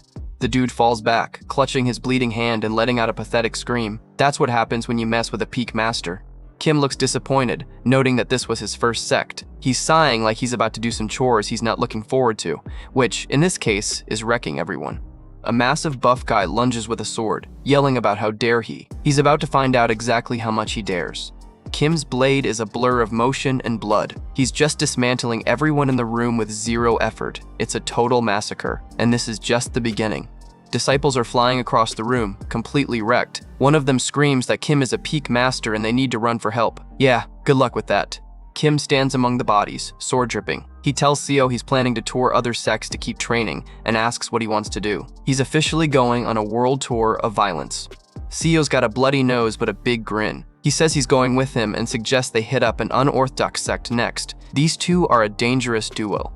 View of the sect courtyard from above. Kim laughs and tells Seo to head out first, saying he'll meet him later after he finishes cleaning up the elders. Brutal. A gorgeous shot of misty mountain peaks. This is the big, epic world they're finally starting to conquer. Director Kim is standing on a high cliff, looking totally unfazed. He looks back and asks Seo what took him so long. Classic overachiever. Seo is scrambling up the rocks, panting like crazy. He jokingly complains that the director is just too fast. Hey, cut him some slack. He's not a peak master yet. A close-up of Kim's bloody saber. It's a reminder that even if he's friendly, this man is becoming a force of nature. Close-up of Seo's serious eyes. He's thinking about how this world is turning them into monsters just so they can survive. Deep thoughts on a mountain climb. A view of a red temple built into the cliffs. Seo's wishing they could just go back to Earth and their everyday lives. I feel you, man. Isekai is rough. They're still climbing, huffing, and puffing. Seo's thinking that if he regresses again, he's definitely just going home. They walk across a narrow bridge over a massive drop. Seo sighs that they're here now, so they just gotta do what they gotta do. The hustle never stops. Fast forward, Director Kim is sitting on a throne surrounded by kneeling followers. After getting betrayed, he just went and took over an unorthodox sect. Boss move. Kim is shown traveling all over Yangguo, defeating every sect in his way. He's basically playing a real-life fighting game and winning every round. In the third year, he finally destroys the emblems of all the major sects. Look at that smashed gate total dominance. Kim stands heroically with his sword, looking like a total legend. He's known as the greatest under the heavens and even united everyone into a martial alliance. Talk about a glow-up. 7 years later, we see a massive, gorgeous palace built into a mountain. Seo and Kim are apparently closer than brothers now, despite the age gap. Kim hands Seo a blue book. He created a martial art specifically for him called the Severing Mountain Sword. That's the ultimate bro gift. Seo's flipping through the book looking impressed. Kim tells him that if he masters it, he'll be able to reach the martial peak too. No pressure, right? Close-up of Seo's wide-eyed realization. He knows this isn't just some trash-tier book. This is true first-rate martial arts. His mind is officially blown. Oof. Seo is shown getting absolutely wrecked during practice. Even with a legendary manual, the struggle is real for our protagonist. Kim is watching from the side, leaning on a staff. He looks a bit skeptical, telling Eunhyun that he's really something. That's a polite way of saying he's struggling. Seo's clutching his head in total despair. He's realizing he might actually have zero talent for martial arts. That's a rough realization in a world like this. It's a tragic situation. The best fighter in the world made a custom manual just for him and taught him one-on-one, and still, what happens next is hard to believe. A close-up of Seo's trembling hand on a wooden sword. He barely made it to third rate after an entire year. Yeah, talent is definitely not on his side. They're walking through the palace gardens, and Seo admits it can't be helped. At least he's got some talent in medicine, right? Gotta play to your strengths. A high-angle shot of a grand pagoda. Seo thinks that everyone's just talented in different areas. Keep that chin up, buddy. One day after the decade had passed, the screen goes white. A whole decade has gone by. I bet things are about to get wild. Seo's walking into a room and sees something incredible. He simply says he witnessed it. Get ready for something legendary. Director Kim is meditating, and the energy around him is insane. Swirling blue orbs and massive power. This is some next-level cultivation. Seo is watching from the door, looking totally awestruck. He realizes he's seeing the legendary stage where 5 energies converge to the origin. A close-up of Kim's face looking illuminated and intense. It looks like he's going through some kind of extreme breakthrough or transformation. Kim's hand reaches out, and energy is just erupting from him. Below, we see him standing in a massive pillar of light. This is absolute peak power. A long shot of a massive golden explosion in the palace. Everyone nearby is getting blown back. This is literally world-shaking power. Seo is shielding his eyes and whispering for Young-hoon. He can barely believe what he's seeing. A close-up of a smirking face with long hair. He's laughing and calls out to Eunhyun. Wait, who is this handsome guy? The transformation is complete. A younger, ridiculously buff and handsome version of Director Kim is standing there. He asks what has Seo so surprised and mentions skeletal restructuring. Talk about a major glow-up. Eunhyun is absolutely floored, pointing out that his friend looks younger than he does. Young-hoon is just laughing it off, feeling like he's got a brand new lease on life after that massive power-up. Eunhyun notes that the entire world is going to freak out once they see this skeletal restructuring. Young-hoon just grins and agrees. When you're the strongest man alive, you can afford to be a little smug about your glow-up. Young-hoon starts walking through the hall, complaining that he needs a successor for the martial alliance. He's annoyed because even though people have skill, nobody actually understands martial arts on his level. Yin watches him walk away, thinking to himself that Young-hoon is the only true extraordinary person in this world. The gap between them is just too huge to ignore. Young-hoon looks down at a courtyard full of disciples training hard, wondering if Eunhyun is right. He's looking for a spark, but all he sees is a bunch of people following the rules. And just like that, we get a massive time jump, 15 years later. Strap in, folks, because things are about to get real old, real fast. We get a shot of a grand palace under a bright blue sky. This is the headquarters of the Martial Alliance, the peak of power for regular humans in this country. Yun is writing away with a brush, reflecting on the fact that he's been in this world for 35 years. That's a lot of time to spend away from modern plumbing and high-speed internet. Our boy Yunhyun has officially joined the Senior Citizens Club, sitting at his desk with white hair and a beard. He's in his mid-60s now and still grinding away at the paperwork. He thinks back to a year after Younghoon's transformation, when his friend just up and quit. Younghoon passed the Alliance Leader title to a successor and dipped to go travel. Yunhyun had hoped they'd retire together, but he felt obligated to stay and keep the Alliance from falling into chaos. He spent the last decade and a half being the responsible one while his friend went on a world tour. Apparently, Younghoon was so busy traveling that he didn't even show up for Yunhyun's retirement ceremony. That's cold, man, even for a martial arts legend. Yunhyun finally lets out a big phew as he walks through his peaceful gardens. He's officially done with the politics and just wants some peace and quiet. He looks around his massive manor and comments on how quiet it is. It's a beautiful place he bought with his retirement funds, but it feels a bit too big for just one old guy. Suddenly, a rustle in the bushes. Yunhyun's survival instincts kick in as he shouts, asking who's there, while a dark figure collapses near the trees. He rushes over and is shocked to see a battered, bleeding man leaning on a sword. He realizes it's Younghoon. It's his old friend, and he looks like he just crawled through a meat grinder. But things are about to get worse. Younghoon is huffing and puffing, barely able to stay upright. Yunhyun is panicked, asking where the heck he's been and what happened to the strongest man in Yangwo. Younghoon just flops onto the grass, completely spent. Yunhyun is hovering over him, demanding to know what kind of monster could do this to his Hyung. Younghoon stares up at the sky, whispering that he truly believes he was blessed with a gift. It's a heavy moment for a guy who usually laughs at everything. Yunhyun kneels beside him, agreeing that if Younghoon isn't a genius, then nobody is. But the look on his friend's face says there's a lot more to the story. Younghoon admits that among mortals, there really isn't anyone who can match his talent. He's reached the absolute peak of what a human can achieve. Yunhyun chuckles, saying everyone already knows he's anything but ordinary. He's trying to lighten the mood, but it's not working. And then comes the bombshell. Younghoon fought a cultivator. He's staring into the distance, looking like a man who just saw the face of a god and realized he was just an ant. We get a flashback to those flying monsters from 35 years ago. The memory of them kidnapping their coworkers is still fresh, and apparently, Younghoon went looking for them. Yunhyun's eyes go wide in shock. The mere mention of cultivators is enough to make anyone in this world sweat. Younghoon explains that these guys don't reveal themselves easily, but they're lurking in the shadows of the royal palace, manipulating the entire nation like puppets. As the martial alliance grew more powerful, the hidden cultivators finally decided to step in and direct their influence onto them. They weren't just going to let humans run the show. Younghoon hated it, but opposing them meant opposing the entire country. He had no choice but to follow their orders, which is why he decided to quit the alliance and go rogue. He wanted to duel them as an individual, so he spent years scouring the country alone to find just one of them. Talk about a dedicated hater. He admits they were incredibly hard to track down. Even for a man with his resources and skill, these immortals are basically ghosts.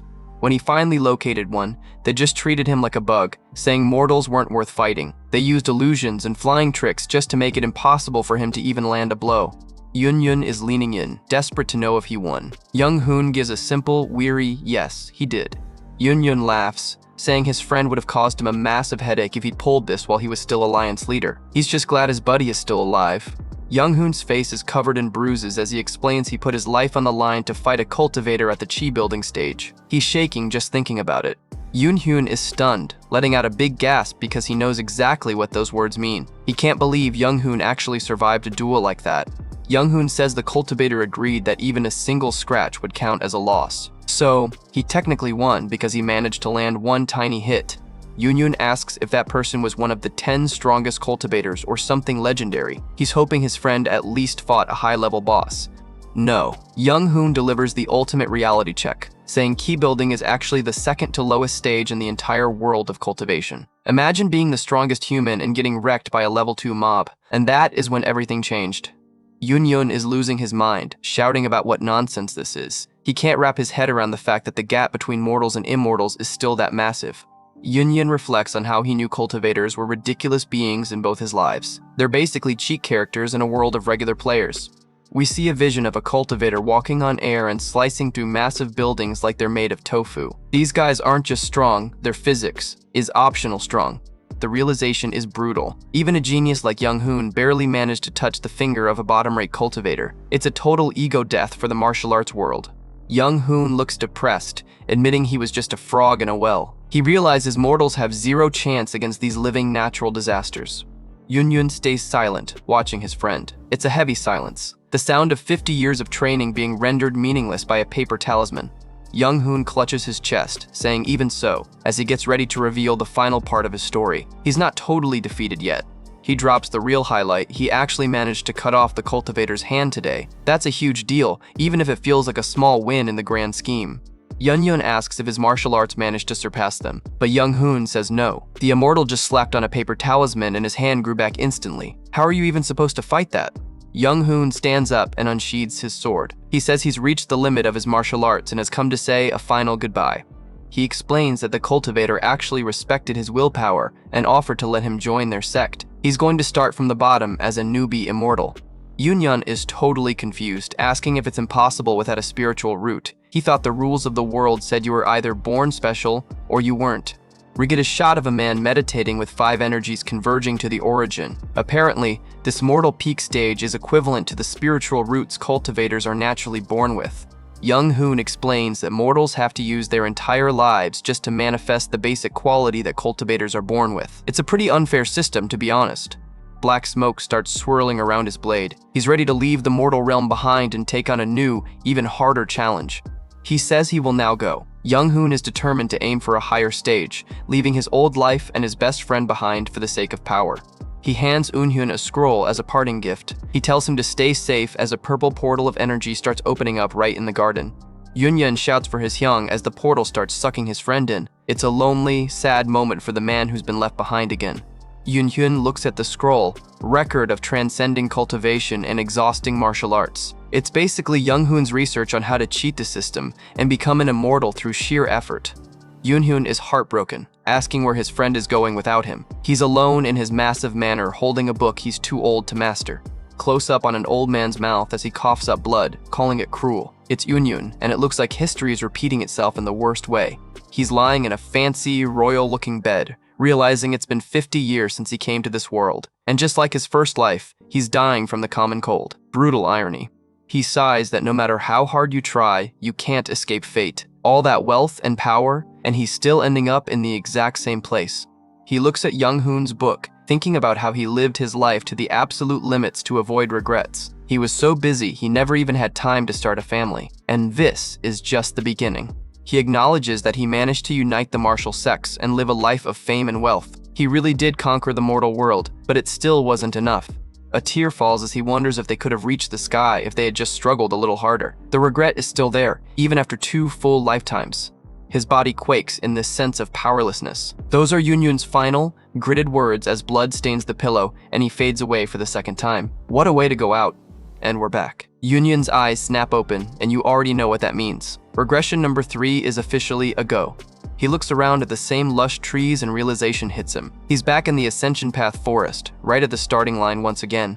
Lying in the grass, he can feel his body brimming with energy. It's official. Regression isn't just a one-off miracle, it's his new reality. And of course, Section Chief Jian is right there to welcome him back with a swing, yelling at Deputy Manager Seo. Some things never change.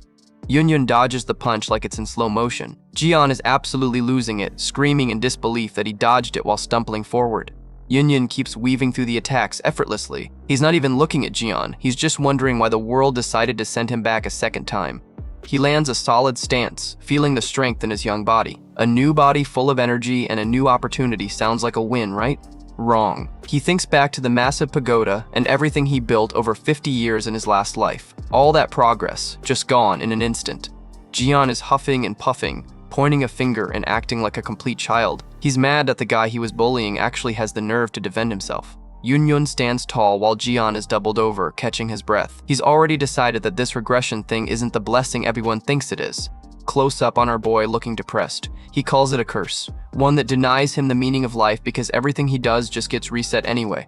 Jian is still ranting in the background while Yunyun stares into the void. A couple of retries are fine, but doing this forever? That's an eternal nightmare. He envisions a literal skeleton trapped in a massive stone wheel of fate, wallowing in the suffering of life until the end of time. Talk about dark thoughts. He thinks about the people he knew, like the line of disciples in the palace. He realizes he can't truly meet those same people ever again. The coworkers stare at him, but to Eunhyun, they're just hollow copies. They look like the people he knew, but the shared history is completely gone. Director Kim is holding back a furious Jiyeon. Eunhyun looks at Kim and feels a pang of sadness. The brother he trained with for decades no longer exists. Jiyeon is throwing a tantrum, calling Eunhyun a shameless motherfucker while the others watch. It's pathetic, and Eunhyun is just totally over it. Close up on Eunhyun's cold, handsome face. He shuts Jiyeon down, reminding him that he offloaded all his work and made him drive while exhausted. Savage. Eunhyun starts walking away, telling everyone to stop pointing fingers. He's done with the corporate drama. He's got bigger things to worry about now. Jiyeon is left standing there, huffing and looking like a kicked puppy. He's got no more insults left after that reality check. Director Kim looks confused, but Eunhyun doesn't care. He tells the group he's going to go find a place to stay before it gets dark. The coworkers group up, looking lost. Eunhyun tells them to look for the car, even though he knows damn well they're never going to find it. He walks into the woods alone, his footsteps crunching on the leaves. He tells them he'll light a fire for them to find later, acting like a lone wolf. What happens next is hard to believe. Night falls, and the full moon is out. Eunhyun wonders if there's even a point in bonding with these people when he knows he'll just be alone in the end. The scene shifts to the glowing orange entrance of the cave. It's the same shelter he always uses, but it feels a lot lonelier this time. The group is huddled around the fire, fast asleep. They have no idea that their manager is having a massive existential crisis right next to them. Eunhyun is leaning against the cave wall, looking at his hand. He's terrified of this infinite regression and realizes the ability needs to be removed.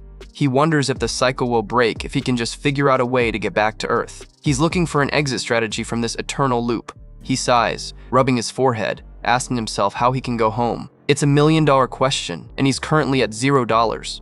He remembers the creepy monocle sage mentioning spatial storms. If the Ascension Gate is the reason they're here, it's probably the reason they can leave. He sits up straight with a look of determination. He's theorizing that they can use that dimensional rift to return to their original world. He clenches his fist hard. Step 1, grow stronger. As a mere mortal, he's never going to get close to that gate. He starts walking toward the light of the cave exit. He's decided he needs to become a cultivator like Young Hoon if he wants to survive the upper realms. We get a shot of that swirling, demonic-looking rift, the Ascension Gate. He needs a longer lifespan to research it, and cultivation is the only way to get it. Standing under the night sky, he declares his goal. He will become a cultivator, and he will reach that gate. This is his new mission. Transition to the next day. The forest is bright and peaceful, but someone is about to start a very intense training session.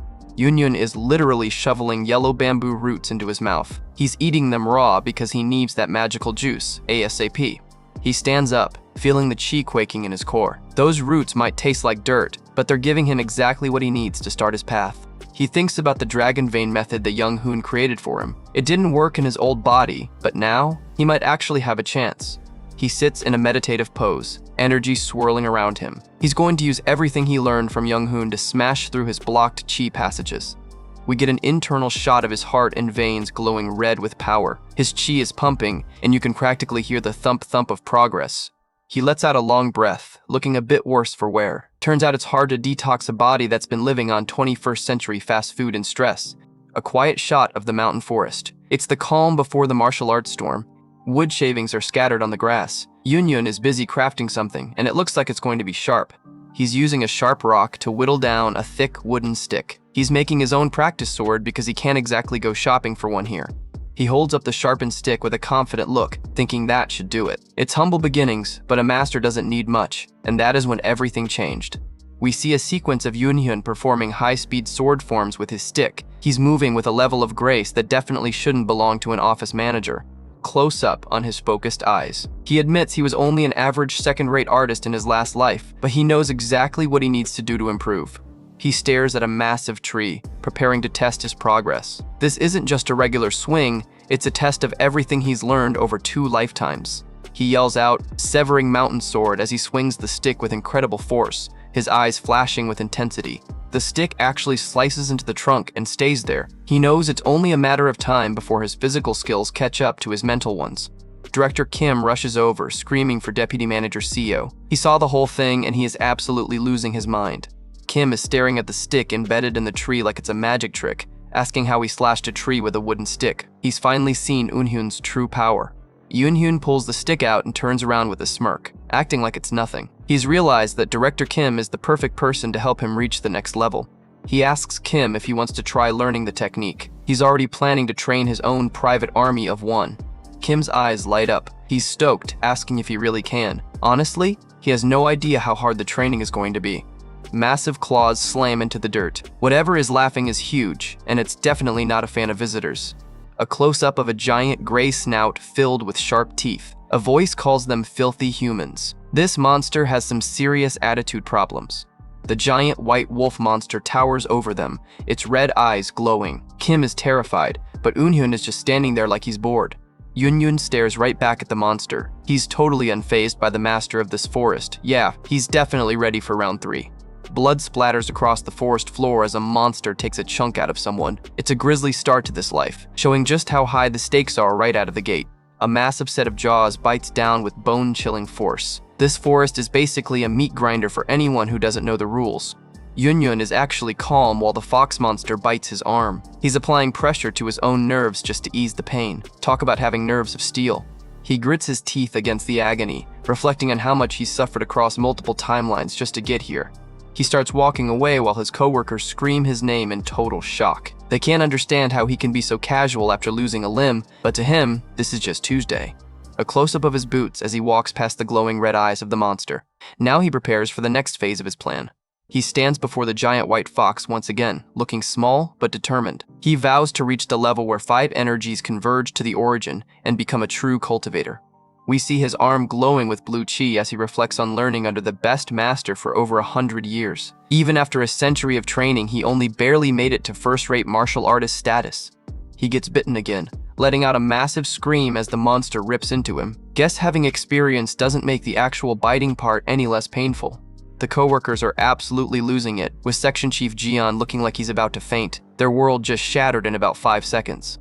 Eunhyun lets out a weary phew as he clutches his bloody stump. He doesn't care if it takes millennia, he is dead set on breaking his limits.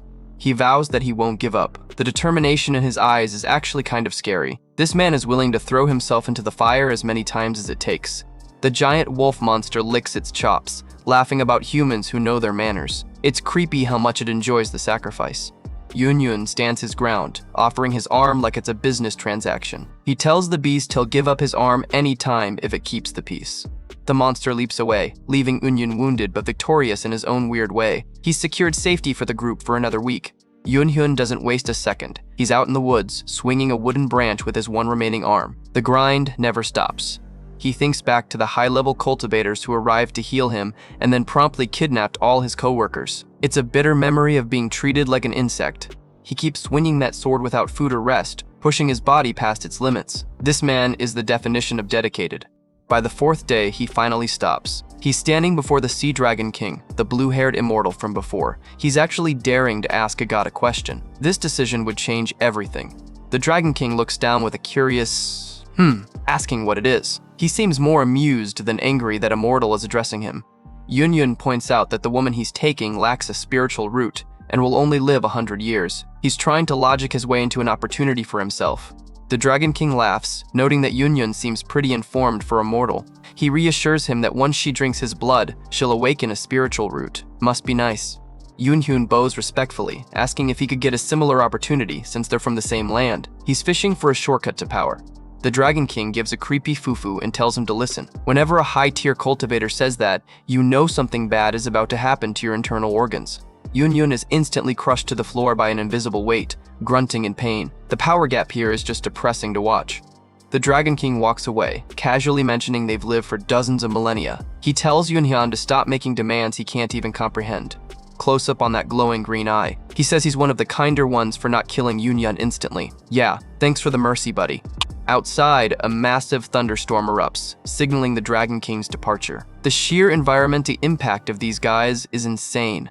Director Kim is staring at the sky where a colossal blue dragon is flying away, wondering just what is going on. Yeah, welcome to the club, Director. It's a bright, sunny day. The storm is gone, but so are half of their co-workers. Another reset, another tragedy. Now Eunhyun is kneeling before the monocle, wearing sage from the other group. He's asking how their other co-worker is able to become a cultivator without a root. The old sage holds up a glowing blue pill, laughing. Apparently, this priceless pill can awaken spiritual senses in Immortal. If only they were giving those out for free. Eunhyun's eyes widen in realization. He exclaims that there are other ways to become a cultivator. He's finally found the thread he needs to pull on.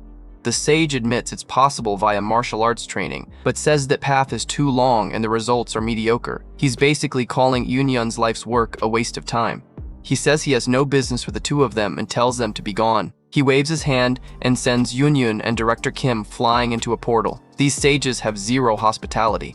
The golden portal snaps shut, leaving the girl behind. She screams for Yunyun not to go. The separation is final once again. Yunyun's eyes snap open midair. He's disoriented, wondering where he's landed this time.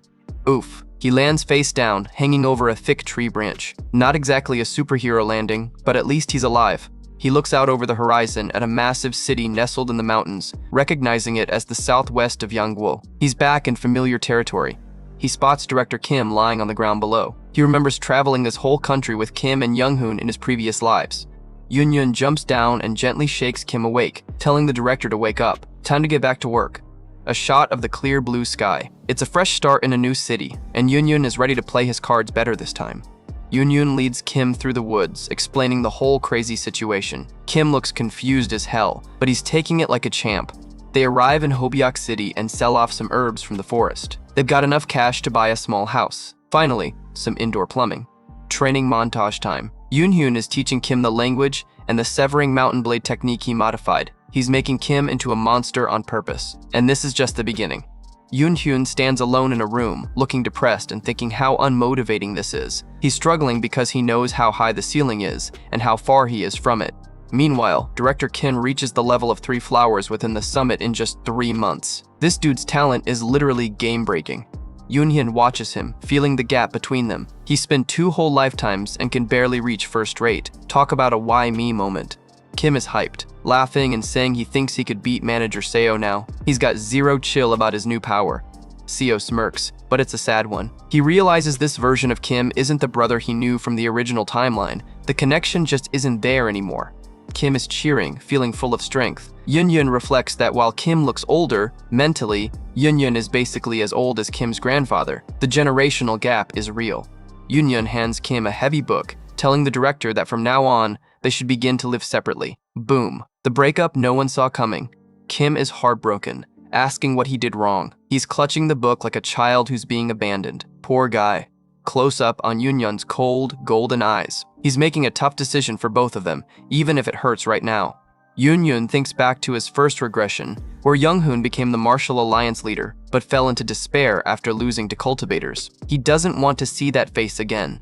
We see a vision of Younghoon fighting Cultivators with everything he had. He was a beast, but even that wasn't enough.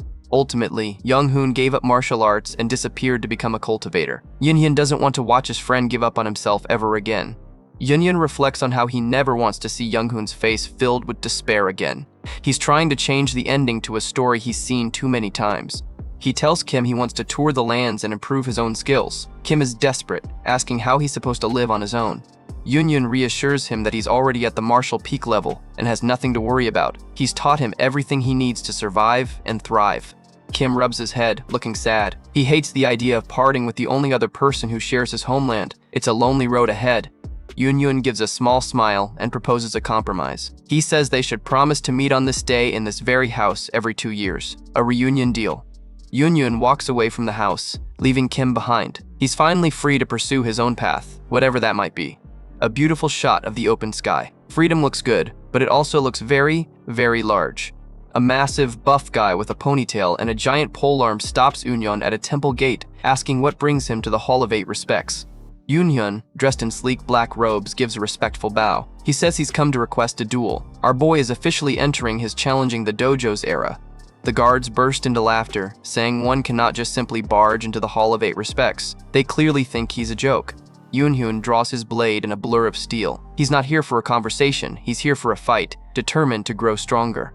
He slices through the massive polearm with one hit. The guard's face is a picture of absolute terror. What happens next is hard to believe. Yoonhyun stands in a cool silhouette looking like an absolute boss. The crowd goes silent as they realize they just messed with the wrong nobody. Yoonhyun stares directly at the viewer with an intense, smoldering gaze, asking if he still seems like a nobody. Yeah, I think the message was received loud and clear. Look at this place. We're at a massive, majestic mountain temple that looks like it belongs in a 5-star vacation brochure. But don't let the view fool you. This is the Hall of 8 Respects, and things are about to get intense. A polite guide in purple robes gestures for Yunyun to enter, telling him the sect leader is already waiting. Honestly, getting invited in so easily after he just smashed the front gate, talk about a change in hospitality. Yunyun walks down a long, traditional corridor, looking like a total boss in his black robes. He's got that "I'm here to finish this energy that you just can't fake." He steps out onto a balcony overlooking a massive courtyard. The scale of this place is unreal, and there are eyes watching him from everywhere. No pressure, right? Check out the crowd. A whole bunch of disciples in yellow uniforms are lined up and ready to see if this new guy actually has what it takes. They look about as friendly as a bunch of hungry wolves. And here's the man of the hour. The sect leader is lounging there with a smirk, looking totally unimpressed, calling him a young lad. "Yeah, okay, Pops. Just wait until he starts swinging." Yunhyun gives a traditional salute, introducing himself with perfect manners. He, Se Yunhyun, greets the Hall of 8 respect sect leader. He's playing it cool even though everyone knows why he's really here. He keeps it respectful, acknowledging the leader's power and asking for some teachings. This is Muram code for "I'm about to challenge you to a duel," and everyone in the room knows it. The sect leader doesn't say a word. He just stands up and draws a massive, heavy staff. The air in the courtyard just got about 10 degrees colder. The duel is officially on. He says he shall make the first move. They're standing on a massive stone platform, and you can practically hear the sparks flying already. The sect leader lunges forward like a freight train. He's way faster than he looks, and he's closing the gap in a heartbeat. Whoa, check out that weapon. It's a 9-section whip or some kind of chained staff. It's moving in a blur of silver and blue energy, aimed right for Yunyun's head. Yunyun's eyes go wide, even with all his experience. This weapon is a total wild card. He's got zero room for error here. Yunyun manages to catch the heavy chain with his blade. The impact is so hard it sends a shockwave through the ground. Big mistake trying to overpower our boy. The disciples in the stands are absolutely losing their minds, in disbelief that he deflected the 9-chuck with his sword. They thought the leader was going to end this in one hit, but Yunyun just proved them wrong. The sect leader pulls back, sounding genuinely impressed. He notes that Yunyun has reached the level of becoming one with the sword and is definitely a first-rate master, but fate had other plans. The old man is laughing now, spinning his weapon like a pro. He's hyped to actually find someone on his level, especially someone who looks this young. Close up on Eunhyeon's smirking face. He thinks about the word genius, reflecting on how the rest of the world sees him versus the reality of how much he's actually struggled. He thinks about how others would take decades to reach this level in their late 20s. To everyone else, he's a once-in-a-generation talent. Yunyun's internal monologue is savage. He calls himself just one of many talentless fools and says the sky never gave him any special gifts. This man is the king of self-deprecation. He reflects on how, despite his lack of natural talent, he was able to grind his way up to a level that rivals geniuses. Regression is the ultimate cheat code, and he knows it. He's decided to act as a genius for now. He's done being humble. He's channeling pure sword energy now, and even the sect leader is starting to look a bit nervous.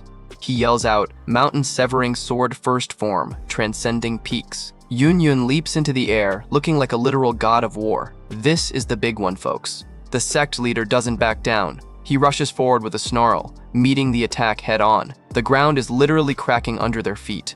Yunhyun isn't slowing down. He flows straight into the second form, entering mountain and the third form, ascending vein. It's a relentless combo of high-speed strikes.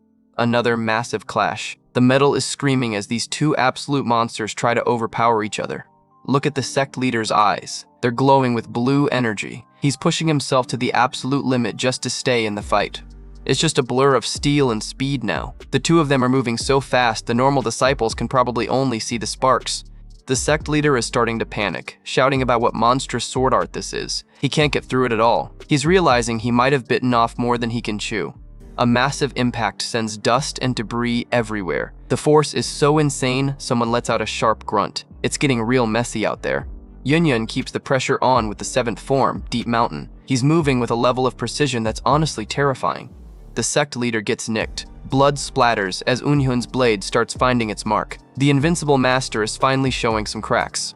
One disciple stands up in the stands, yelling that it's impossible, that the sect leader is losing. "Yeah, buddy, your boss is about to have a very bad day." Yunyun brings the hammer down with the 11th form, Cliff Edge. It's a massive vertical strike that looks like it could split the arena in half. Another angle of that cliff edge form. The power is so intense, you can practically feel the ground shaking through the screen. The disciples are in total awe. They realize it's not just speed anymore. Yunyun's sword is gaining ridiculous amounts of force with every swing. Blue and yellow energy collide in a massive explosion. This is high-tier anime-level fighting right here. The sect leader is grunting in pain. He's barely holding on with both hands on his weapon, and he looks like he's about to break. Yun gives him a cold, dead-eyed stare, saying he'll end things now. Talk about a chilling line. He's officially ready to wrap this up. 12th form, 7 lights emerging peak. This is the grand finale. Yun is glowing like a star as he prepares his final move. A massive flash of white light fills the entire courtyard. It's pure, raw power, and it looks like the fight is officially over. The sect leader's weapon is broken into a million tiny pieces. His invincible defense just got completely dismantled. The crowd of disciples is frozen in total shock. Their mouths are literally hanging open. They've never seen their master get handled like this before. The sect leader is on his knees, panting and bleeding. He finally admits it. He has lost. The king has officially been dethroned. And this is just the beginning. Yun gives a polite, traditional bow, showing he's a class act even after a beatdown, thanking him for the opportunity. Way to keep it professional. Wide shot of the arena. It's quiet now, with the stone floor cracked and Yun standing alone in the center. The silence is deafening. As he walks out, you can hear the whispering start in the crowd. Word of this defeat is going to spread through the city like wildfire. He thinks to himself that there's no backlash from the duel. He managed to win fair and square without making an enemy of the whole sect for now. Walking through the city, Yun notes that this was an orthodox sect known for strict morals. He decides his next stop should be the unorthodox sects. This world tour is getting interesting. He looks incredibly determined. He knows this tour of travels is exactly what he needs to reach the legendary Martial Peak. He's chasing that final boss level. We get a beautiful shot of a mountain path. Yun is officially on the road again, headed for his next challenge. Montage time. We see snippets of his journey. Apparently, he actually lost to the Unru and Huayong sects. Hey, even regressors have off days, I guess. New location alert now, the Hojang sect. This place looks a lot darker and more menacing than the last one. Here we go again. Yun is already cleaning house. He just blasted a guy backward with a single hit, who lets out a scream. This is barely a warm-up for him. The poor guy is rolling across the floor like a sack of potatoes. Yun isn't messing around today. He's got a schedule to keep. Close up on the loser who's shaking and groaning on the floor. Yeah, buddy, you never stood a chance. The new sect leader is a laughing old guy with a top knot. He's heard about the young first-rate artist causing trouble around the city and seems entertained. Yun gives another respectful salute, saying he learned a lot from the fight. He's trying to play it cool, but the vibe in this room is getting weird. Suddenly, the laughter stops. A group of massive, scarred elders step out from the shadows. They tell him it's time to face off against 10 of their elders. Oh, this is a trap. Yun is genuinely confused, asking if this is how unorthodox sects exact revenge. He's never heard of a duel where the challenger has to fight 10 guys in a row. The old sect leader has a creepy, wide grin, asking if he's really heard of it now. He's basically admitting they're going to jump him. Yun glares at the old man, thinking him an old geezer. He realizes if he lets this slide, the sect's name will fall, but he's currently surrounded by 10 very angry veterans. A huge, scarred elder walks forward, looking like a total nightmare. He tells Yun all it takes is a simple scratch to make him fall ill and pass away. Talk about dirty tactics.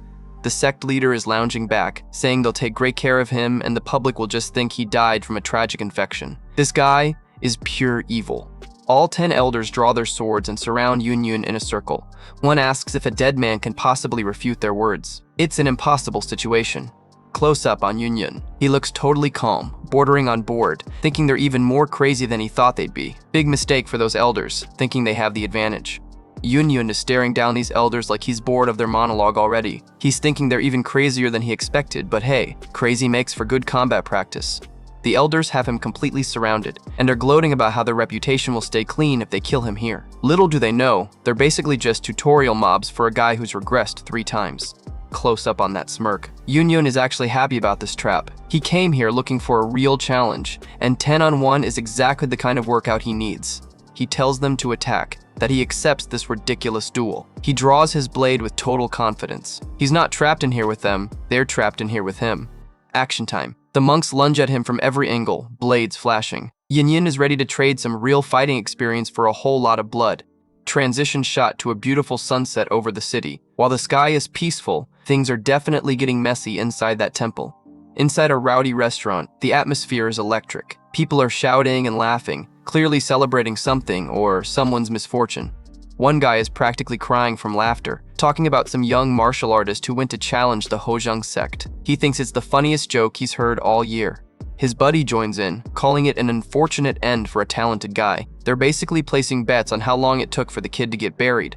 An older man in orange robe sighs over his drink, talking about the naivete of youth. He thinks the kid thought the world would just go his way. Classic boomer talk.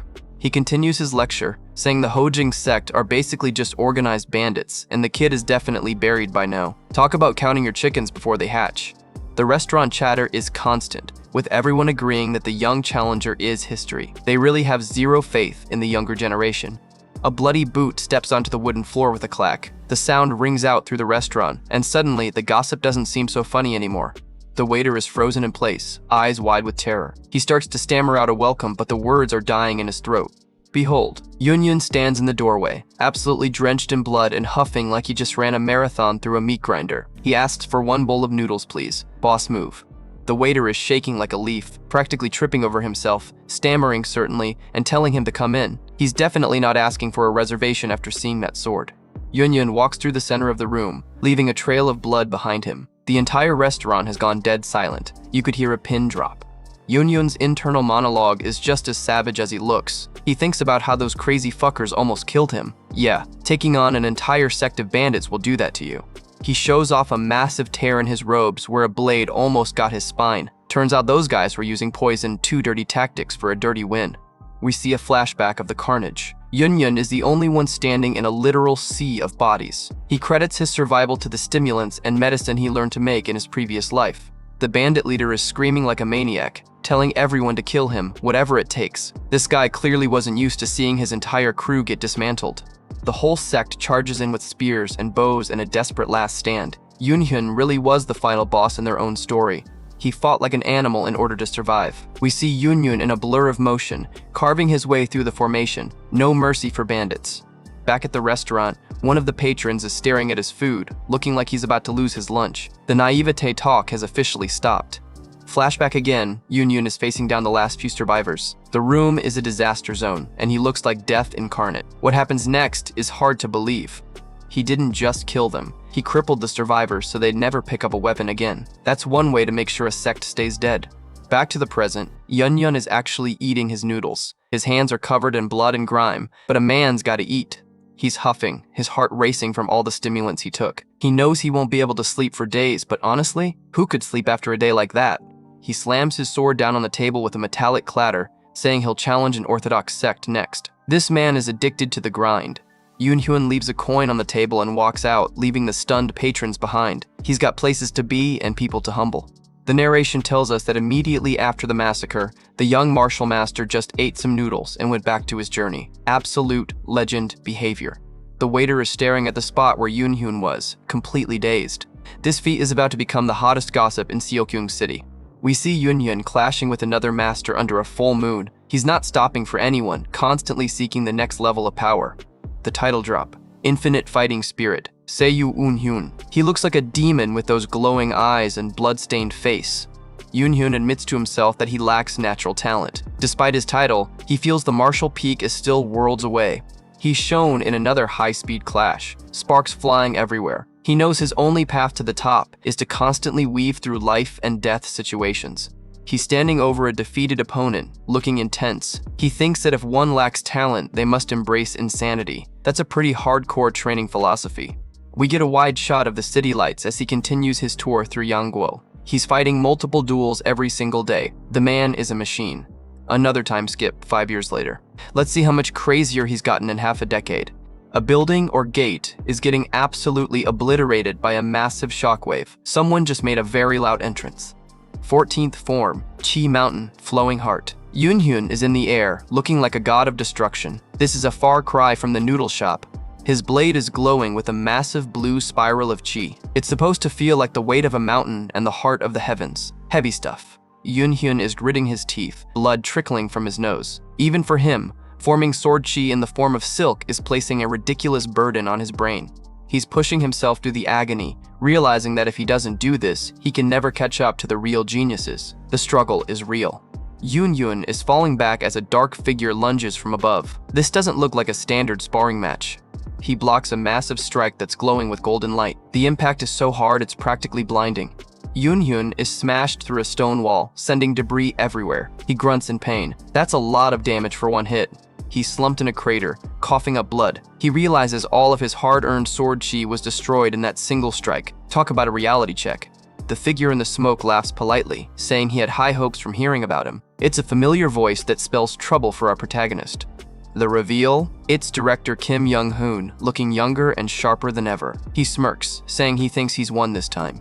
Title drop. The strongest man under the heavens, Kim Young-hoon. He's officially reached the level of a living legend, and that is when everything changed. Yoonhyun is huffing in the rubble, acknowledging Young-hoon's incredible talent. Even after everything, he can't help but congratulate his friend.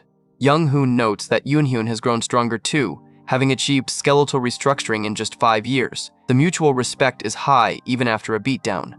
Close up on Yoonhyun's trembling hand on his sword. He's bitter because he's still just a first-rate martial artist despite all his regressions.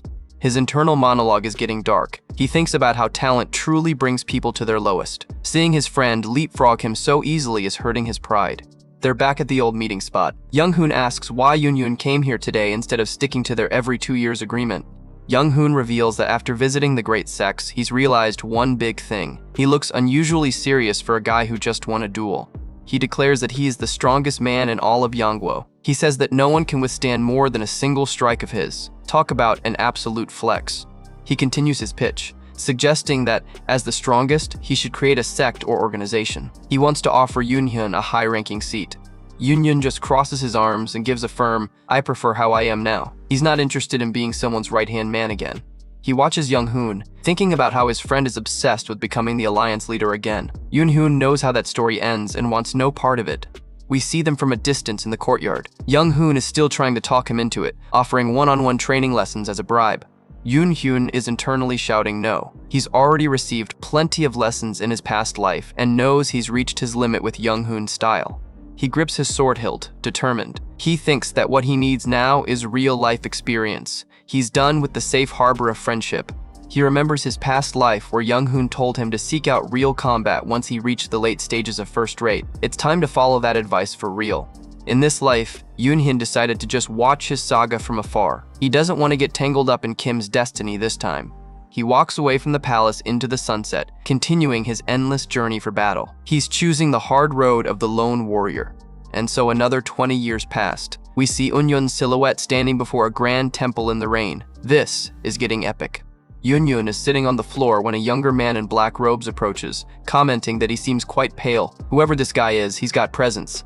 Close up on an older Yoonhyun. He looks rugged, with a full beard and a wicked scar across his face. He looks like a guy who's seen 100 wars.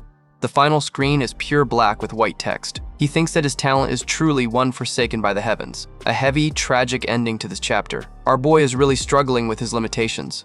Yoonhyun is hitting the training grounds hard, sitting in meditation while keeping his glowing sword energy active. He's putting in the hours, but even endless training isn't giving him the results he wants. Young-hoon is watching from behind, looking pretty skeptical about Yoonhyun's progress. He bluntly asks if Yoonhyun still hasn't been able to raise his prowess, which has got to sting after all that work. Close up on Yoonhyun, and man, he looks frustrated. He knows his understanding of sword energy is way beyond other masters, but in a real fight, he can barely last 3 moves. That's a huge problem. Young-hoon is stroking his chin, clearly stumped by the situation. He finds it strange that someone with Eunhyun's massive experience is still hitting a wall. He notes that Yoonhyun is practically one with the sword, which should mean an easy path to the martial peak. So why is our boy still stuck in the middle tier? Yoonhyun looks down, totally defeated. He's starting to accept that this might just be the hard limit of his natural talent. Talk about a reality check. We get a close-up of Eunhyun's face, and things are getting rough. He's literally bleeding from the nose from the strain. He's pushing himself way too hard. He grips his glowing blade, noting that he could only maintain this high-level sword energy for half a day. He's hoping that if he can hit the 24-hour mark, a new path might finally open up. Young-hoon hands over a thick, bound book as a parting gift. He wishes him the best and hands it over. It looks like a manual, but you know it's going to be some top-tier secret knowledge. Yoonhyun starts flipping through it while Young-hoon explains this is everything he learned from fighting a high-level core formation cultivator. He barely escaped that fight with his life. He's shocked by the sheer size of the book. It's a massive volume just describing how to escape from a cultivator. It really shows the insane power gap we're dealing with here. Young-hoon stands in silhouette looking legendary. He calls cultivators living natural disasters. Fighting them isn't a duel, it's trying to survive the wrath of nature itself. Yun looks at a shelf full of scrolls, promising to preserve this knowledge for the next generation. It's a heavy responsibility, but someone's got to do it. Young-hoon is headed back out into the world to find another high-level cultivator to fight. He prays that he and Eunhyun will meet again alive, which sounds an awful lot like a death flag, but fate had other plans. Standing in the rain, Young-hoon drops one last hint for reaching the Martial Peak. He tells Eunhyun to try and process every single piece of spatial information in his mind at all times. Eunhyun is totally bug-eyed, asking about every piece of spatial information. He looks like he's already getting a headache just thinking about the mental math involved. Young-hoon explains that the awareness you normally only use in a life-or-death duel needs to be active 24/7. It's like living in slow-motion combat mode forever. Yun looks like he's about to have a mental breakdown. Maintaining sword energy is already splitting his head open. Now he has to simulate an entire 3D map of the world in his brain? Everything turns into a purple, abstract swirl of energy. Yun is genuinely worried that his head is actually going to explode from the mental load. He stops and takes a breath, deciding to trust the strongest martial artist under the heavens. If Young-hoon says this is the path, he's going to walk it, no matter how much it hurts. The scene shifts to a dark, stormy night over the palace. Yun has begun the grueling task of tracking the spatial position of every single object around him. Every single one. We get a blurred shot of a busy market street. For Yunhyun, this isn't just a crowd, it's 1,000 moving parts he has to track simultaneously. It looks exhausting. Close up on his feet, walking on the stone pavement. He's probably tracking every pebble and footprint while he moves. Talk about sensory overload. The forest background is swirling and distorted, showing us how distorted his perception is becoming. He's pushing his brain to the absolute limit. 5 years later, Yun is in the woods, huffing and puffing. He's been maintaining sword energy and spatial tracking non-stop for half a decade. That is some serious dedication. He looks like he's got a permanent migraine. He admits that being aware of everything in his sight is a dizzy feat. Yeah, no kidding, buddy. Take a nap. It's getting worse. Now he's added audible information to the mix. He's tracking every rustle of a leaf and every bird chirp in the entire forest. His brain must be fried. Close up on his eyes, looking bloodshot and weary. He wonders if he can even fight in this state. Plus, he's run out of sects to challenge. He's literally conquered the entire country's martial world. An overhead shot of a massive city. For 30 years, he's traveled through Yangguo, visiting every single sect. There's no one left to fight, which is a weird problem for a martial artist to have. He's resorted to hunting bandits just to have some action. We see him standing over a pile of defeated thugs. It's basically a side quest for him at this point. He sits by a fire, looking lightheaded and questioning his survival. Fighting dirty bandits while his brain is melting from spatial tracking sounds like a recipe for disaster.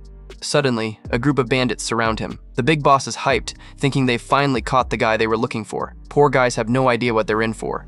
The bandit leader draws 2 huge swords, looking confident, yelling that he's dead. Famous last words, buddy. You're just a training dummy for a regressor. Yun is staggering, looking like he might faint, but he's still determined to walk this path. Even if he dies, he's not giving up on the challenge. Blood sprays everywhere as Eunhyun makes quick work of the bandits. The sound effects tell us it wasn't even a contest.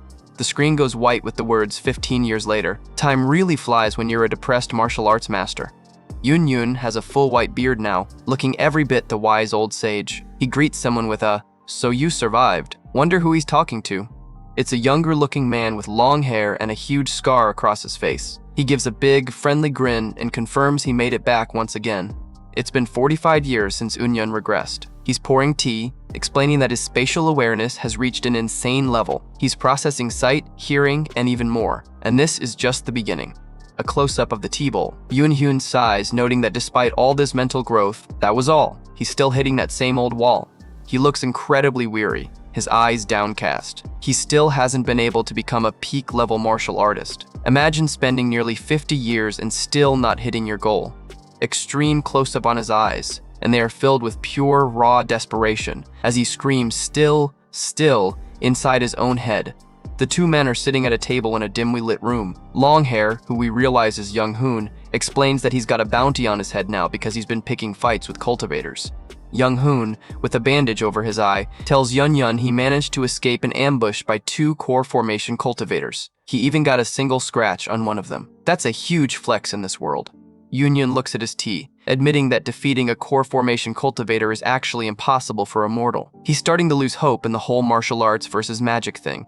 Young-hoon leans back, looking at the ceiling. He suspects that the level where 5 energies converge to the origin might be the absolute ceiling for what a human can achieve.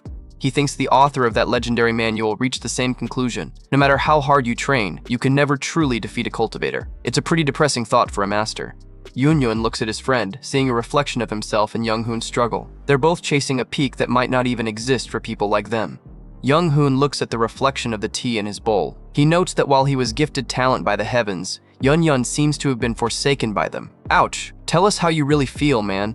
The two men sit in silence across from each other. Yoon wonders why he relates so much to Young-hoon when their talent levels are polar opposites. It's a shared struggle of hitting a limit.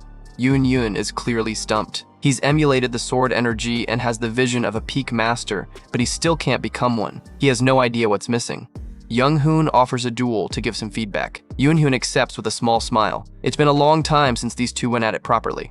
We get a shot of the palace roof under a full moon. It's the perfect, dramatic setting for a high-level martial arts showdown. A massive shockwave erupts from the courtyard, lighting up the night sky. The sheer power of their exchange is blowing the trees apart. Yoon is sent flying back, coughing up blood. He's struggling to understand why he's still losing this badly after decades of training. Young-hoon stands over him with a glowing sword, looking genuinely confused. He says Eunhyun should have become a peak master ages ago based on his skill. Even he doesn't get it. Yoon is on all fours, looking completely broken. Even with his friend's confusion, he can't find a way forward. Young-hoon says that even if he does lack talent, he should still be able to do it.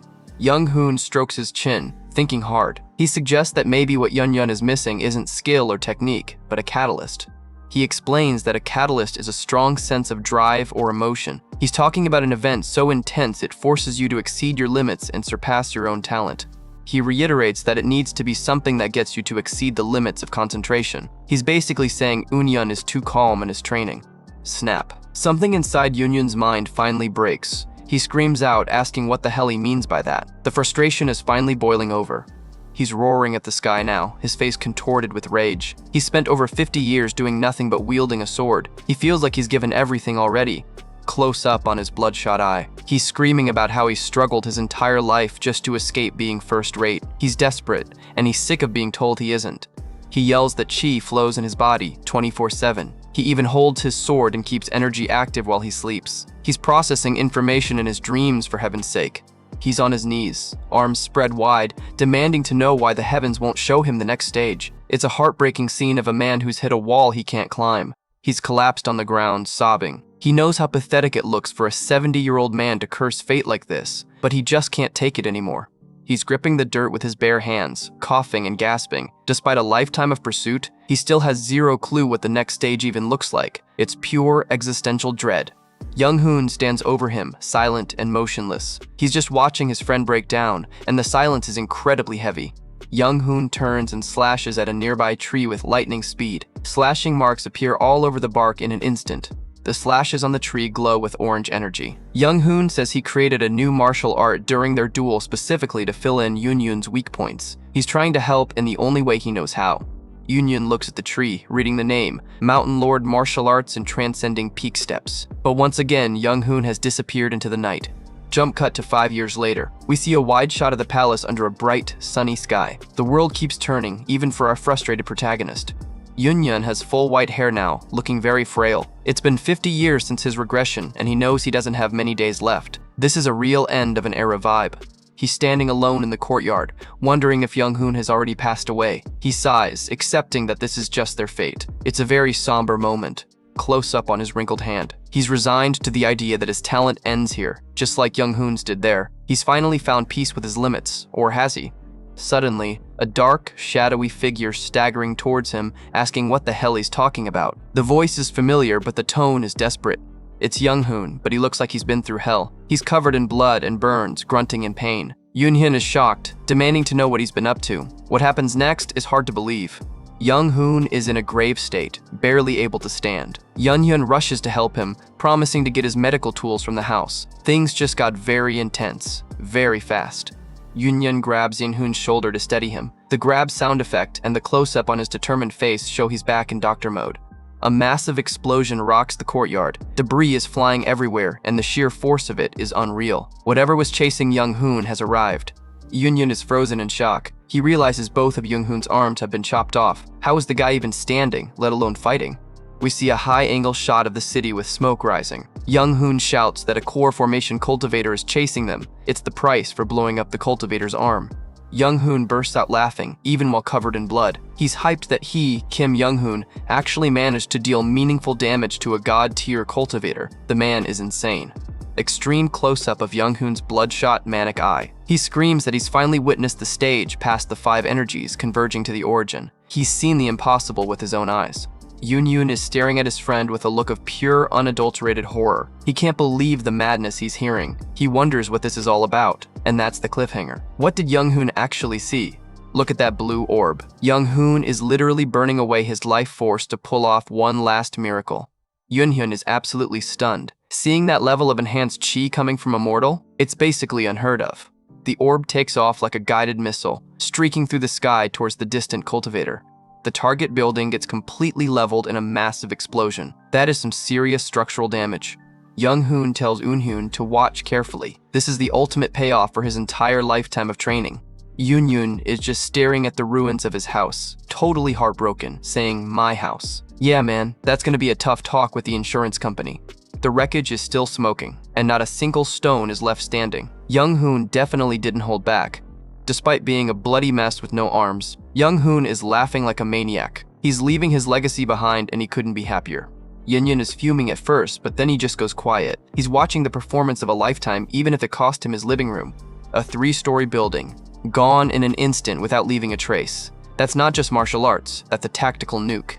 More rubble falls as the dust starts to settle. At least the house was empty of servants, or it would have been a graveyard. Yoon realizes the ball of chi was actually thousands of blade energies concentrated into one point. Talk about high-level theory. Yoon grabs Young-hoon and makes a break for it, leaping high into the air to escape the fallout. They are free-falling toward the forest canopy. Gravity is about to become their next big enemy. Young-hoon looks peaceful as he fades out, proud that he burst a core formation cultivator's arm. That's a legend tier achievement right there. Panic mode is officially active as they shout that they're falling, plummeting toward the autumn leaves. They hit the ground with a massive thud that had to hurt experience or no experience. A massive cloud of dust kicks up at the crash site. Silence follows the impact as the forest waits to see if they survived. Young-hoon is barely whispering now, begging Eun not to forget these techniques. He's passing on his life's work at the very end. He's coughing up blood, but his eyes are still focused on his student. This is the passing of the torch. Yoon is kneeling over his dying friend, telling him to shut up because his life is at stake. The desperation in his voice is real. Suddenly, a shadow looms above them. The cultivator found them, and he looks like he's in a very bad mood. He calls Yoon a mere civilian and tells him to leave the criminal behind. Yeah, like that's going to happen. Yoon glares up at the blue-robed immortal. He doesn't look scared at all. He looks absolutely disgusted. Yoon scoops up Young-hoon and bolts. He's not leaving his mentor behind for anyone. The cultivator just watches from the branch, completely bored. He thinks running is pointless against an ultimate martial spirit.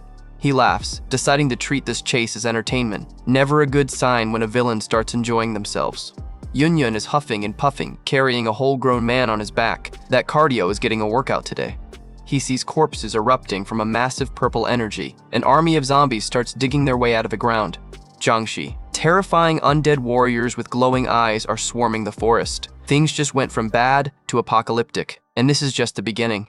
The horde of Jiangxi is relentless, charging through the autumn woods with terrifying speed. Yoon is definitely in the middle of a nightmare. He's huffing and puffing, trying to make sense of the ultimate martial spirit name. He's wondering if the cultivators are just messing with him at this point. He keeps running, noting how strange and unique this whole situation is. Chased by zombies while carrying a dying legend standard Tuesday in this world. The zombies are right on his heels, screaming and lunging. Yoon is begging Young-hoon to stay awake as they dodge through the trees.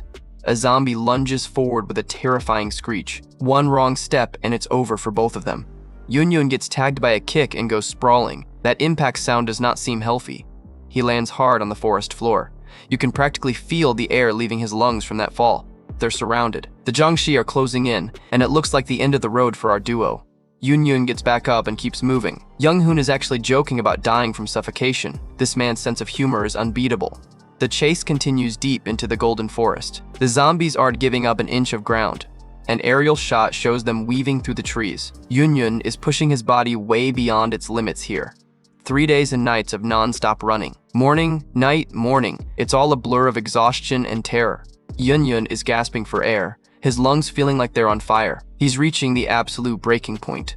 They've reached a massive cliff edge, and he curses at how high up it is. There's nowhere left to run.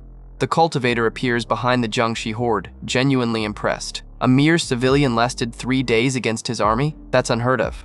Yunyun's legs are shaking so hard they're about to give out. The cultivator tells him running is futile now. And then the heavy news hits. Young-hoon is already dead on his back. The ultimate martial spirit has finally faded away. Yoon-hyun collapses onto the rocky ground, totally spent. He's a physician, so he already knew the truth, but it doesn't make it hurt any less. The cultivator is only interested in the legendary martial artist's body. He tells Yunyun he should have just abandoned the corpse and run, cold. Suddenly, Yunyun starts chuckling. It's a dark, raspy sound that makes the air feel heavy. The cultivator pauses, confused, asking if he's laughing. He clearly wasn't expecting a joke at a time like this. Yunyun slowly draws his sword. He's reached a level past any talent he ever had, all thanks to his mentor's final lessons. He bows low, preparing for his final stand. He's going to honor Young-hoon's teachings one last time. He points his blade right at the immortal, yelling that if he wants to take his master's head, he'll have to take his first. Absolute legend. The cultivator stares down from the shadows, unimpressed. He's about to show Yunyun why they call them immortals. He mocks Yunyun for being old and fearless. He summons 2 massive floating stone arms to crush our boy. He vows to show him that cultivators have the power to show pain worse than death. The villain's speech is reaching peak levels. The giant stone hands launch forward at high speed. Yunyun is definitely in the danger zone now. Yunyun dodges in a blur of motion. He's still got some fight left in him after all that running. Wait, he realizes something as the hand flies past. He says the cultivator wasn't going after him. Oh no. The stone hands grab Young-hoon's body instead. He's using his power to steal the master's remains right in front of him. Yunyun can only watch in horror as his friend's body is lifted into the air. This is the ultimate insult. The cultivator calls him a parasite and promises to make him pay for looking down on him. This guy is the worst. Yunyun is trembling with pure, unadulterated rage now, calling him an evil bastard. The cultivator gives a chilling command to the newly turned Jiangshi Young-hoon, now ultimate martial spirit. Kill your disciple. This is the ultimate betrayal. And that is when everything changed. The zombified remains of Kim Young-hoon let out a blood-curdling roar. This isn't the mentor we remember. It's just a mindless puppet of the cultivators now. Yoon-hyun isn't just going to stand there and watch. He engages the Jiangshi master, clashing blades in a tragic dance of destiny. Yoon-hyun screams at the cultivator hovering in the distance. He can't believe they disrespect a legend's legacy by turning his corpse into a literal science project. The cultivator just looks down with a smug grin. To him, this is all just entertainment, watching 2 mortals tear each other apart. The combat is a blur of high-speed motion as Yunyun weaves through the Jiangshi's attacks. Thankfully, the monster can't use complex martial arts, but that raw, surging power is still terrifying. The Jiangshi slams its blade against Yunyun's defense with overwhelming force. That sheer power and speed is honestly more than Yunyun's old body can withstand. Yunyun grits his teeth, cursing the situation. He hates that he's been forced into such an incredible disgrace, pointing his sword at the man who is already dead. His grip tightens on the hilt as golden energy starts to hum and vibrate. He knows what he has to do, even if it feels like a total betrayal of their bond. He whispers an apology to his fallen master. If there's nothing else he can do to save Young-hoon's spirit, he'll at least end his suffering as quickly as possible.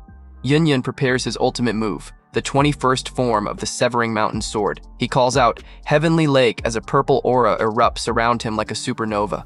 We get a glimpse of the real Heavenly Lake atop a misty mountain range. It's a beautiful, quiet contrast to the brutal battle happening right now. Yunyun remembers a time when they were both much younger. He asked Young-hoon why he named this specific form after a lake, when everything else was about peaks and valleys. In the memory, Young-hoon looks at him with a knowing gaze. Since he created this art specifically for Yoon-hoon in their past life, he definitely has a reason for every detail. They were just 2 friends resting in a field, talking about Mount Baekdu and home. It feels like an eternity ago compared to the blood and fire of the present. Young-hoon laughed, joking that maybe people from Korea created the names in this world too. It was a rare moment of lightness in their long, grueling struggle. The sun was shining on their conversation, a bright sky they shared before everything went south. Yin-hyun had replied, maybe so. The Heavenly Lake represents the lake that reflects the sky itself, while its own nature remains unchanged. It's a deep metaphor for the martial path Eun-hyun is currently walking. Back in the fight, Yunyun's sword glows with an intense purple light. He understands now, the sky is his opponent, and his sword must reflect and encompass their every move. The lake encompasses the sky's view and reflects it into a single, perfect strike. He meets the Jiangshi's charge with absolute focus and zero hesitation. A massive explosion of blue energy ripples outward from the impact. Eunhyun is putting every ounce of his understanding into this one decisive move. The technique absorbs all the opponent's energy for a split second, launching them away while trapping their power in Eunhyun's blade. Talk about a master tier counter. Only a physician with a master's understanding of the 8 chi veins could pull this off. It's a move that was created specifically for him, and him alone. But things are about to get worse. The Jiangshi growls, sensing the massive shift in power. Eunhyun knows he can't let a single piece of Younghoon's body remain for the cultivators to toy with. He draws the energy deep into the sheath, preparing the ultimate finisher. He's going to combine every single form of the Severing Mountain Sword into one single attack. First form, Transcending Peaks. Eunhyun launches the assault, the ground shattering beneath his boots from the sheer force. He cycles through the forms in a blur, entering mountain, ascending vein, flowing ridge. It's a perfect, relentless chain of high-speed strikes. We see a vertical montage of his devastating combo. Fifth form, sixth form. He's leaving zero room for the monster to recover. The impact is thunderous, sending rock and dust flying as he batters the Jiangshi's supernatural defense. He's reaching the climax of his career right here. The monster screams as Eunhyun's blade finally tears through its transformed hide. He's literally dismantling the threat piece by piece. Eunhyun's face is a mask of grim, elderly determination. He won't let these evil bastards defile his master's legacy for one more second. The cultivator yells in total frustration, calling him an insect. He realizes his favorite toy is about to be destroyed and starts channeling a glowing, multicolored energy. Suddenly, the Jiangshi's body swells and mutates into a hulking, muscular beast. The cultivator is pumping a massive amount of power directly into the corpse. Eunhyun realizes the speed and power have just shot through the atmosphere. He knows he needs to dodge, but his body is screaming in protest. The monster's face is barely human now, just a mass of mindless rage and excessive muscle. It's a terrifying transformation of his former friend. Eunhyun knows his own life will end soon anyway. He decides to use this final, dying moment to make sure his master is no longer defiled. He yells to burn it all. Eunhyun becomes a blur of blue energy as he charges the giant. It's a suicide mission, but he's making every second count. The monster roars in return, meeting the charge with a massive fist. The forest is literally shaking from the shockwaves of their final clash. Eunhyun is mid-air, gritting his teeth. He can't afford to die yet. He just needs a little more time to finish what he started. His senses are dialed up to 11. He's processing every noise, every smell, even the humidity and the blood on his tongue. This is hyper-concentration. His brain feels like it's about to pop from the sensory overload, but he welcomes it, saying he'll let it explode. He's pushing past the limits of human sanity. He lets out a primal scream, his eye glowing with a terrifying, fiery intensity. He's not a man anymore, he's a force of nature. He continues to roar as he focuses everything into one final perception shift. The world is turning into a blur of gray and white. The mental strain manifests as a dark, cracked red void. His mind is literally fracturing under the pressure of his own genius. Big mistake pushing it this far, but he's got a job to do. Eunhyun's eyes go wide as he hits a breakthrough. The world is changing around him, and he's finally seen the truth behind the moves. He describes his brain feeling like it'd explode, an agonizing sensation as his consciousness expands beyond its normal human boundaries. Instead of breaking, his focus surpassed something. He's entered a realm of understanding that mere mortals are never meant to reach. He finds himself floating in a dark, silent void, wondering if he's become delusional. It's the ultimate out-of-body experience. He realizes exactly what this is. He's reached the peak. He's seeing the world as it truly is for the first time in 4 lifetimes. The giant monster's hand comes down like a crashing mountain, but it's surrounded by glowing red lines. Eunhyun sees the flaws in the attack, the veins of the world. He stands calmly by the monster's leg, looking tiny but feeling invincible. The timing is finally, perfectly in his favor. Eunhyun's sword erupts with a blinding, razor-thin line of blue light. It's not just a weapon anymore, it's a tool that carves reality. He swings, a trail of blue energy tracing a perfect arc through the gray void. The speed is beyond anything he's ever performed. He cuts through the hulking beast in a massive splash of white light. The monster never even saw him move. It's a clean kill. He realizes this is it, the vision of a martial artist who has finally reached the martial peak. He wonders if this could be it. It's a bittersweet victory after 50 years. He looks at the monster's face one last time. Is it just his imagination, or is Kim Young-hoon actually smiling in peace now? His work here is done. we see a vision of their two souls. They were polar opposites in talent, but identical in their struggle against the cruel fate given to them by the heavens. A high-angle shot of the cliffside under the full moon. They fought their whole lives to escape their destinies, and in this one moment, they actually succeeded. The final blow is delivered in a red-washed silhouette. There is no genius or dunce here anymore, just two men who struggled against their fates. The monster is sliced into pieces, its corrupted legacy finally dismantled. Blood sprays across the rocky ground as the battle ends. Yun stands among the wreckage of the fight, blood on his face and weary beyond belief. One friend is dead, and the other is at death's door. He sees a vision of a young, healthy Young-hoon asking if he's going to stop there. Even at the end, his mentor's spirit is still pushing him to reach higher. Of course not. Yen takes one final, determined step forward, his boot grinding into the gravel. He's going out his own way. 15th form, Layered Mountain. Yun channels every last drop of his soul into one final, world-shaking explosion of power. The dust settles around the massive crater. Yun sighs, saying that, yeah, this is the end. The long, painful struggle is finally over. The cultivator is absolutely losing his mind, screaming in rage from the tree branch. He's lost his prize, his power, and his pride all at once. Yun sits at the edge of the cliff, holding what's left of his friend. He declares that now, even a cultivator won't be able to defile this legacy ever again. He closes his eyes with a peaceful, weary smile. He asks his martial arts master to please rest in peace. Yun has finally earned his long sleep. The screen goes black with a final thought. He finally attained the level of martial arts he had desired and put an end to this life of continuous struggles. That was his fourth regression. See you in the next loop, say out Yun.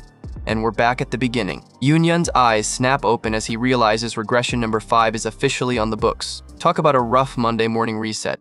Lying in the grass, he confirms the obvious. He's back in the starting forest. He reflects on his past lives, realizing that the loop isn't going to stop anytime soon.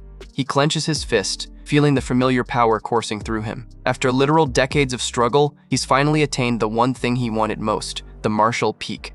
Our boy is absolutely hyped, screaming at the sky like he just won the lottery. Finally, he's officially reached the summit of human potential.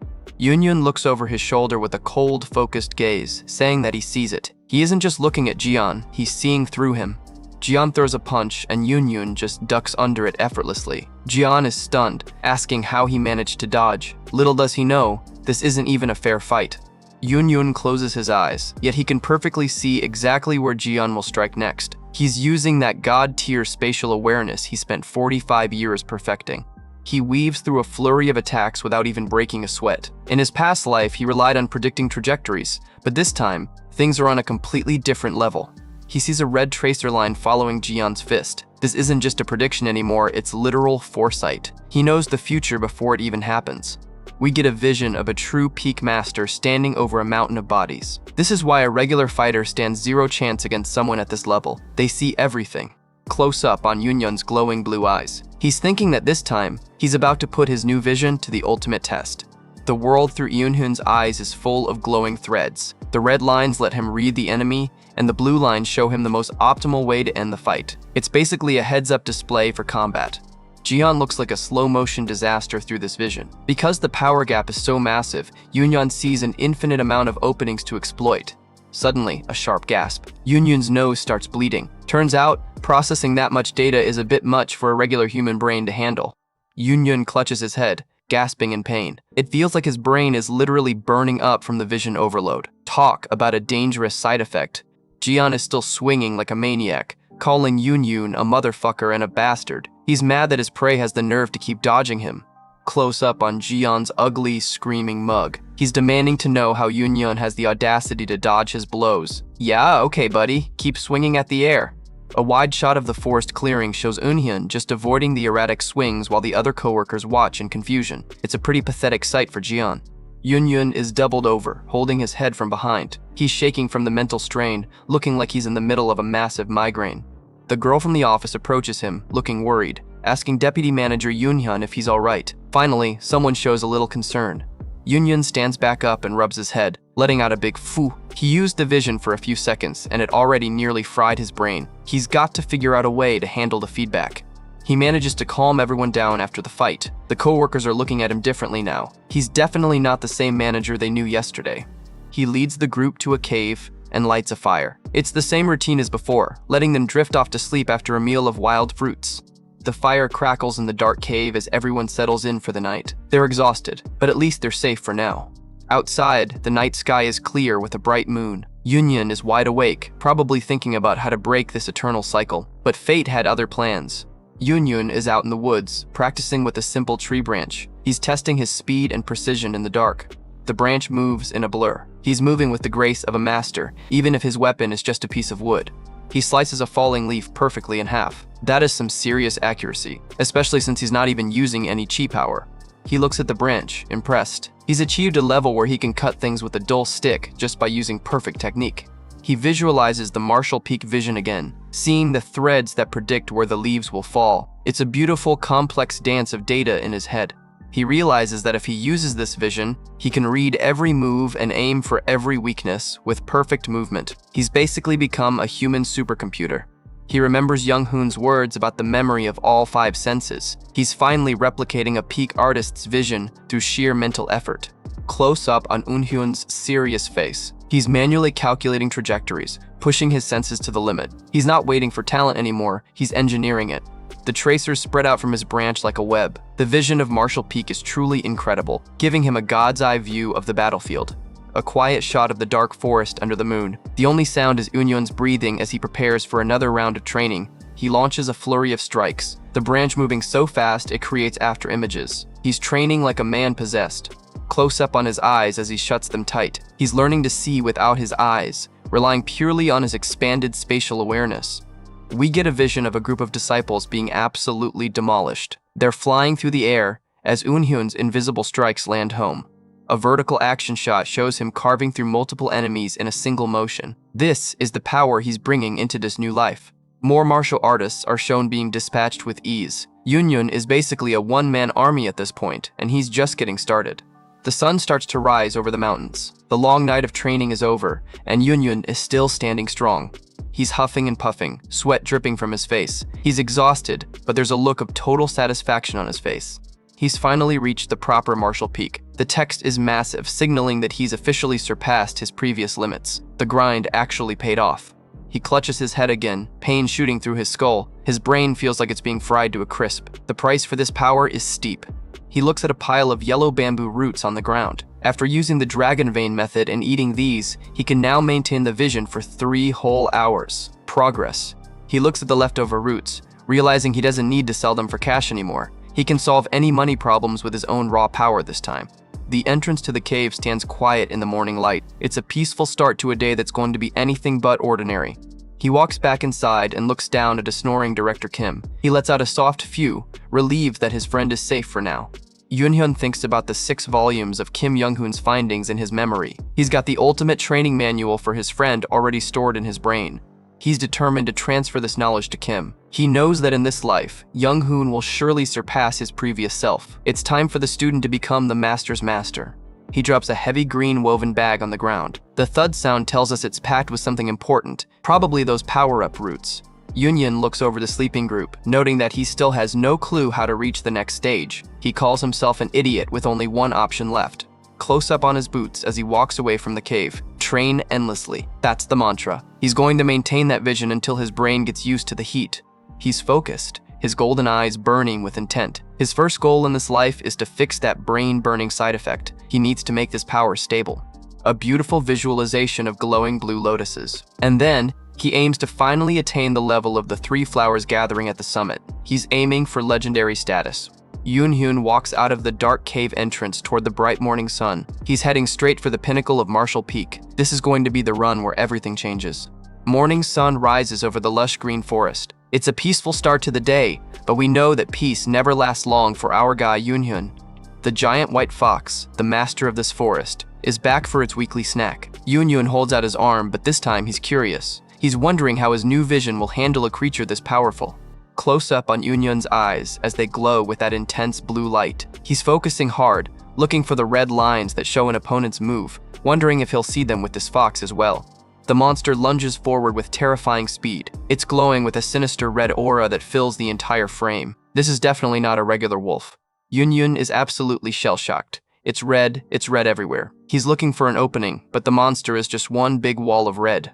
The fox bites down on his arm with bone-shattering force. Yunyun realizes the grim truth. Against a being like this, he still has zero chance. He can't win. Blood sprays everywhere as the monster tears into him. Yunyun is reeling from the shock, realizing that his vision is useless if the entire area is filled with red. There's literally no opening to exploit. Skip ahead a few days later under the night sky. The 3 high-level cultivators arrive, floating majestically above the forest. This is the moment everything went sideways last time. The cultivators are radiating a massive blood-red energy that stains the clouds. Yunyun looks up, horrified. It's all red. Even from a distance, they're just too powerful. Yunyun is sweating bullets, staring at the literal gods in the sky. He finally understands the terrifying gap between a martial artist and a cultivator. He can't win. There's no opening. We see one of the cultivators flying away, glowing like a miniature sun. Yunyun realizes that even a martial peak master would be considered a weakling compared to even the lowest tier cultivators. Flashback to a dark, rainy day at the cave. The day after the cultivators took his co-workers, he asked Seo Weol, the Sea Dragon King, a question. He's looking for answers about that red energy. The text sets the scene. Yunyun is seeking wisdom from a literal king of dragons. This is a high-level interrogation for a mortal. Yunyun gives a respectful, formal salute to the blue-haired Dragon King. He's keeping it humble, calling himself a mere mortal while asking his question. Smart move when talking to a dragon. The Dragon King smirks, looking quite intrigued by this persistent human, asking him what it is. He seems surprisingly willing to chat today. Yunyun explains what he saw during the vision, that massive, overwhelming red sphere of energy. He's asking what that power actually is. The Dragon King gives a dry laugh and explains the secret. Apparently, cultivators have a special kind of consciousness that sets them apart from regular people. He calls it divine consciousness. While a mortal's mind stays inside their brain, a cultivator's mind literally expands outward, engulfing everything around them. It's like they have a 360-degree radar for reality, and this is just the beginning. The Dragon King starts to walk away, his robe dragging on the floor. He's satisfied that he's answered Yunyun's curiosity, but the truth is pretty depressing for our hero. Director Kim in his orange tracksuit looks totally confused by the whole exchange. They were speaking in a different language, so he's got a big question mark floating over his head. Right after the Dragon King leaves, that creepy hunchbacked old man on the puppet tiger shows up. He's here to snatch up Manager Kim and take her to his sect. The old man uses a spatial rift to toss Yunyun and Director Kim into a dimensional portal. No goodbye, no nothing, just a one-way trip to nowhere. The portal dumps them directly into a massive lake. They're plummeting into the blue water, probably wondering what they did to deserve this RNG. Underwater, Yunyun is a mess of bubbles and panic, wondering what the hell is going on. Yeah, being dropped into a lake while fully clothed is definitely not how you want to start a new day. Yunyun makes it to the shore, looking frustrated under the bright blue sky. Shit, I'd be swearing too if I just got evicted from a forest and dunked in a lake. He stands on the sand, wringing out his wet clothes. He notes that last time they landed on trees, but this time it was water. The portal locations are totally random. Underwater, Yunyun is a mess of bubbles and panic, wondering what the hell is going on. Yeah, being dropped into a lake while fully clothed is definitely not how you want to start a new day. Yunyun makes it to the shore, looking frustrated under the bright blue sky. Shit, I'd be swearing too if I just got evicted from a forest and dunked in a lake. He stands on the sand, wringing out his wet clothes. He notes that last time they landed on trees, but this time it was water. The portal locations are totally random. The duo stands on the sandy beach, looking out over the water. Kim wonders what to do now, wishing there was someone nearby to ask for directions. Yunyun points across the lake to some traditional buildings in the distance. Kim is relieved, thinking they finally found some help. Poor guy has no idea what's actually over there. Yunyun just dives right back into the lake, telling Kim he knows how to swim and will go get supplies. Kim is left shouting for Deputy Manager Seo at the water. Yunyun is swimming like a pro, the water splashing around him. He's relying on his memories from his previous life to guide his way across the lake. He looks towards the wooden complex on the shore, thinking that the building is a bandit's den. Apparently, he wiped this place out in a previous regression. Time for a sequel. He recalls the details. The leader was a first-rate master, and the rest were just small fry. He's already got the tactical data before he even sets foot on the dock. In his past life, he had to be sneaky, using fire and a poisoned sword to take them out. This time, he's planning a much more direct approach. A bandit standing by the water spots him, wondering what the hell that is. He's definitely not expecting a solo swimmer to come knocking on their front door. Yunyun stands up in the shallows, looking soaked and determined. The bandits on the shore are laughing at him, calling him a fool and telling him to get lost. Big mistake. What happens next is hard to believe. A close-up of Unhyun's legs as he trudges out of the water. He's ignoring the shouting entirely, focused only on the mission. A bandit with a club lunges at him, screaming and asking why he isn't listening. He's about to find out that Yunyun is definitely listening. He just doesn't care. Yunyun sends the guy flying with a single strike. No sword needed for these goons. His raw power is more than enough. The bandit goes tumbling across the sand. The other bandits are completely frozen, their mouths hanging open in total disbelief. The rest of the crew is speechless. They just watch their buddy get folded by a guy with a wet shirt and a bad attitude. Yunyun picks up a thick wooden branch from the ground and tests its weight, thinking it's not bad. He's going to clear an entire bandit fortress with a stick. Legend. He walks calmly toward the compound, stick over his shoulder. A massive, buff bandit blocks his path and asks how many people he's killed. Talk about an edgy conversation starter. The big guy boasts about killing 50 people, calling Unhyun a motherfucker as he raises his spiked club. He thinks he's the main character in this fight. Yunyun just walks right past him and we see blood splatter. He slashed the big guy with a wooden stick. That speed is absolutely unreal. The other bandits are staring in absolute terror. They can't believe their strongest guy just got taken out by a piece of driftwood. Close up on Yunyun's face. He says that now then, from here on out, he's about to turn this fortress into a ghost town. He stands with his back to us, branch ready. He challenges anyone who has killed before to step up. Absolute Chad energy radiating from this man. We get a wide shot of the busy bandit fortress. It looks like a small town, and the noise from the celebrating bandits is drifting over the walls. Inside, the bandits are drinking and laughing, having the time of their lives. They have zero clue that a storm in human form is about to walk through the door. We see the darker side of things as a bandit harasses a captive girl, calling her over. This place is definitely overdue for a visit from Yunyun. A bandit is pouring tea when he suddenly looks up, terrified, asking who the hell that is. Yunyun stands silhouetted in the doorway, stick in hand. The theme text makes him look like a character from a horror movie coming for the villains. The bandit leader is lounging on a tiger-skin throne, looking annoyed. He calls Yunyun a rat and tells his men to get their weapons. He still thinks he's in charge. The whole room draws their swords and surrounds him. It's one guy with a stick against 20 armed thugs. I almost feel bad for the thugs. Yunyun grips his bloody branch, his eyes glowing. He doesn't even bother explaining himself. He just says they're all going to die. 15 minutes later, the room is a graveyard. Bodies are everywhere, and the fortress has gone silent. Yunyun is the only one still standing. The bandit leader is on his knees, begging for mercy. He finally realizes he's facing a peak master. Yeah, too late for that now, buddy. Yunyun steps into a literal pool of blood on the wooden floor. He's cold, calculated, and totally terrifying. He says he'll ask him this. He looms over the leader and asks how long he's been there. The guy is stuttering out that it's been about 15 minutes while shaking like a leaf.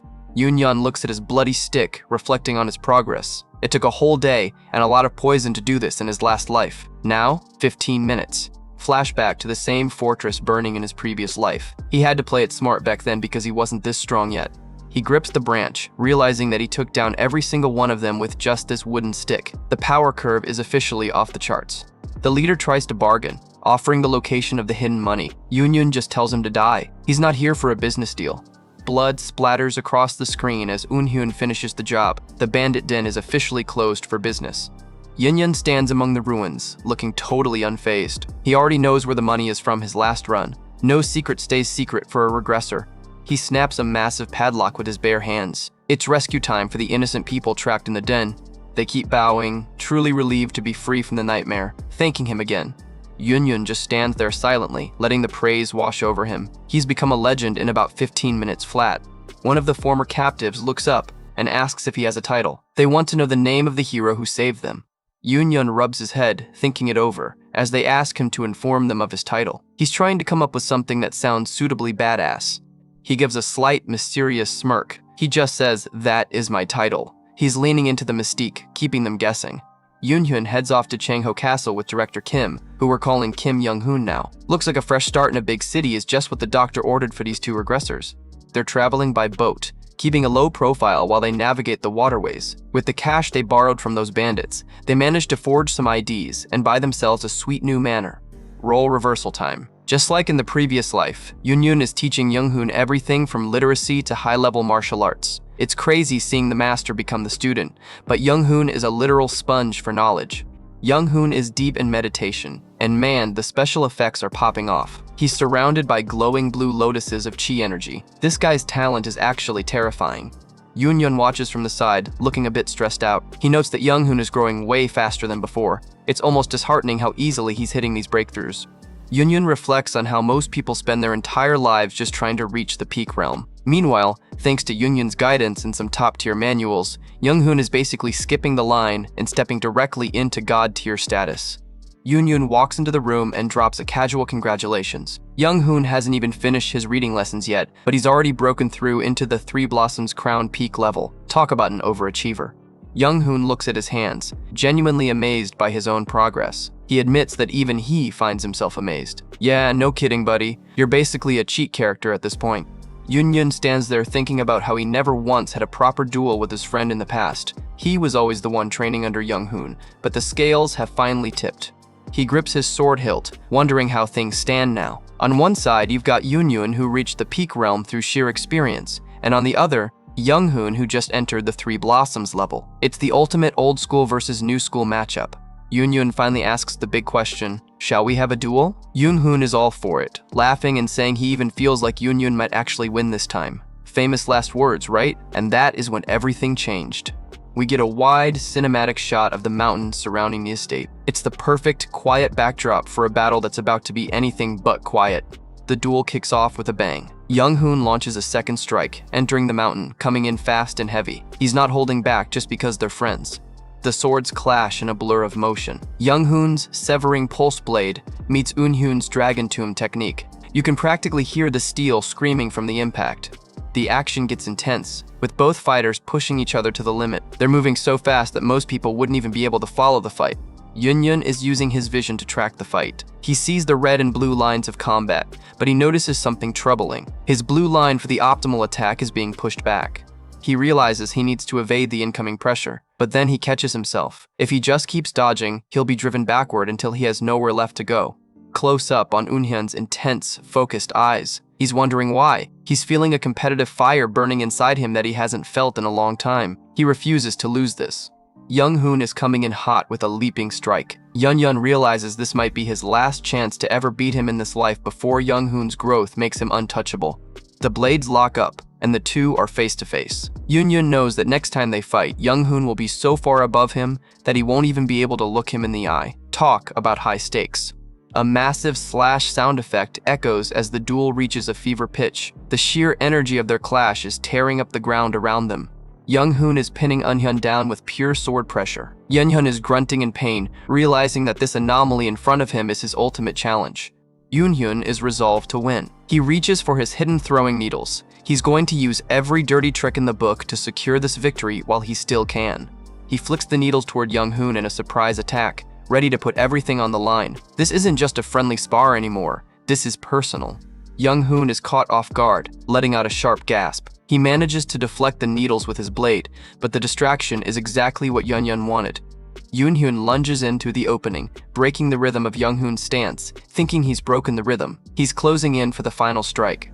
He thinks to himself that in terms of actual combat experience, he's still miles ahead of this version of Young-hoon. Experience beats raw talent if you play your cards right. A massive explosion of chi rocks the area. The impact is so heavy it leaves a huge crater in the dirt. It looks like someone just dropped a bomb. Young-hoon is smirking as the dust clears. He's not mad about the surprise attack, he's actually enjoying himself now. Big mistake underestimating the director's adaptability. Young-hoon charges back in, glowing with an intense white aura. He's ready to show Yoon-hyun the true power of the Three Blossoms Crown Peak. Here comes the pain. Yoon-hyun's danger sense starts screaming. Every sense of his is telling him that something big and very deadly is coming his way. Young-hoon raises his sword high, and it's radiating a massive amount of blade force. The energy is so dense, it's warping the air around him. He yells as he brings down a colossal wave of energy. It's a literal wall of destruction heading straight for our boy Yoon-hyun. Close up on Yoon-hyun's terrified eyes. He realizes that if he tries to take that hit head-on, he's going to be sliced into pieces. Time for a plan B, and fast. But Yoon-hyun isn't going down without a fight. He prepares his own counter, the Severing Mountain Sword technique he spent his whole life perfecting. Severing Mountain Sword, Empty Valley Echo. He unleashes his own massive blast of blue chi, meeting Young-hoon's attack in a spectacular collision. The world basically goes white as their two ultimate moves collide. The explosion is so huge it's visible from miles away, probably scaring the local wildlife half to death. Rubble and debris rain down everywhere as the energy dissipates. It's a scene of total destruction where a beautiful forest used to be. Young-hoon's silhouette appears through the smoke, looking totally unfazed. He gives a dark, impressed ho-ho, impressive. This guy is basically a final boss now. Yun is panting hard, looking completely spent. He can't believe Young-hoon withstood his ultimate counterattack, thinking that normally, his blade should have shattered and he'd be sent flying back. He looks down and sees his own broken sword blade stuck in the ground. He thinks it seems this is his defeat. The gap in raw power was just too much for his technique to bridge. Young-hoon is just laughing it off, holding his own broken hilt. He calls the broken weapon a disgrace for a martial man, but he still praises Yun for being skilled and seasoned. Yun sheathes what's left of his sword, looking totally defeated. He realizes that from now on, he'll never be able to win against Young-hoon again. The prodigy has officially surpassed the regressor. Close up on Yun's eye, filled with a mix of respect and sadness. He knows he won't be able to surpass Young-hoon until his next life. It's a bitter pill to swallow, and this is just the beginning. The scene shifts to a bright, sunny view of the manor. Yun has prepared a special gift for Young-hoon now that he's reached the Three Blossoms level. They're back inside the mansion, and Young-hoon is curious about the gift. Yun is playing it mysterious, leading him over to a stack of books. He presents a massive stack of manuals titled Record of the Martial Arts Surpassing Through Cultivation and Leaps. It's basically everything he learned from Young-hoon in their past life. Young-hoon is incredibly moved, calling it a fated encounter. He promises to gratefully study the techniques, not knowing that he's basically reading his own future research. We see Young-hoon sitting on his rug, completely absorbed in the 6 volumes of the manual. He's devouring the knowledge at an insane pace. Fast forward, 4 months later. In this world, 4 months of studying legendary manuals is like a lifetime of regular training. A wide shot of the beautiful palace under the sun. Things have been quiet, but that's about to change. Yun returns home, holding a big bag of loot. He's been out bounty hunting and caught a big target, bringing home a hefty reward. He looks like he's having a great day. He calls out for Young-hoon but gets zero response. He looks around the empty room, noticing the books left open on the floor, wondering if he's gone.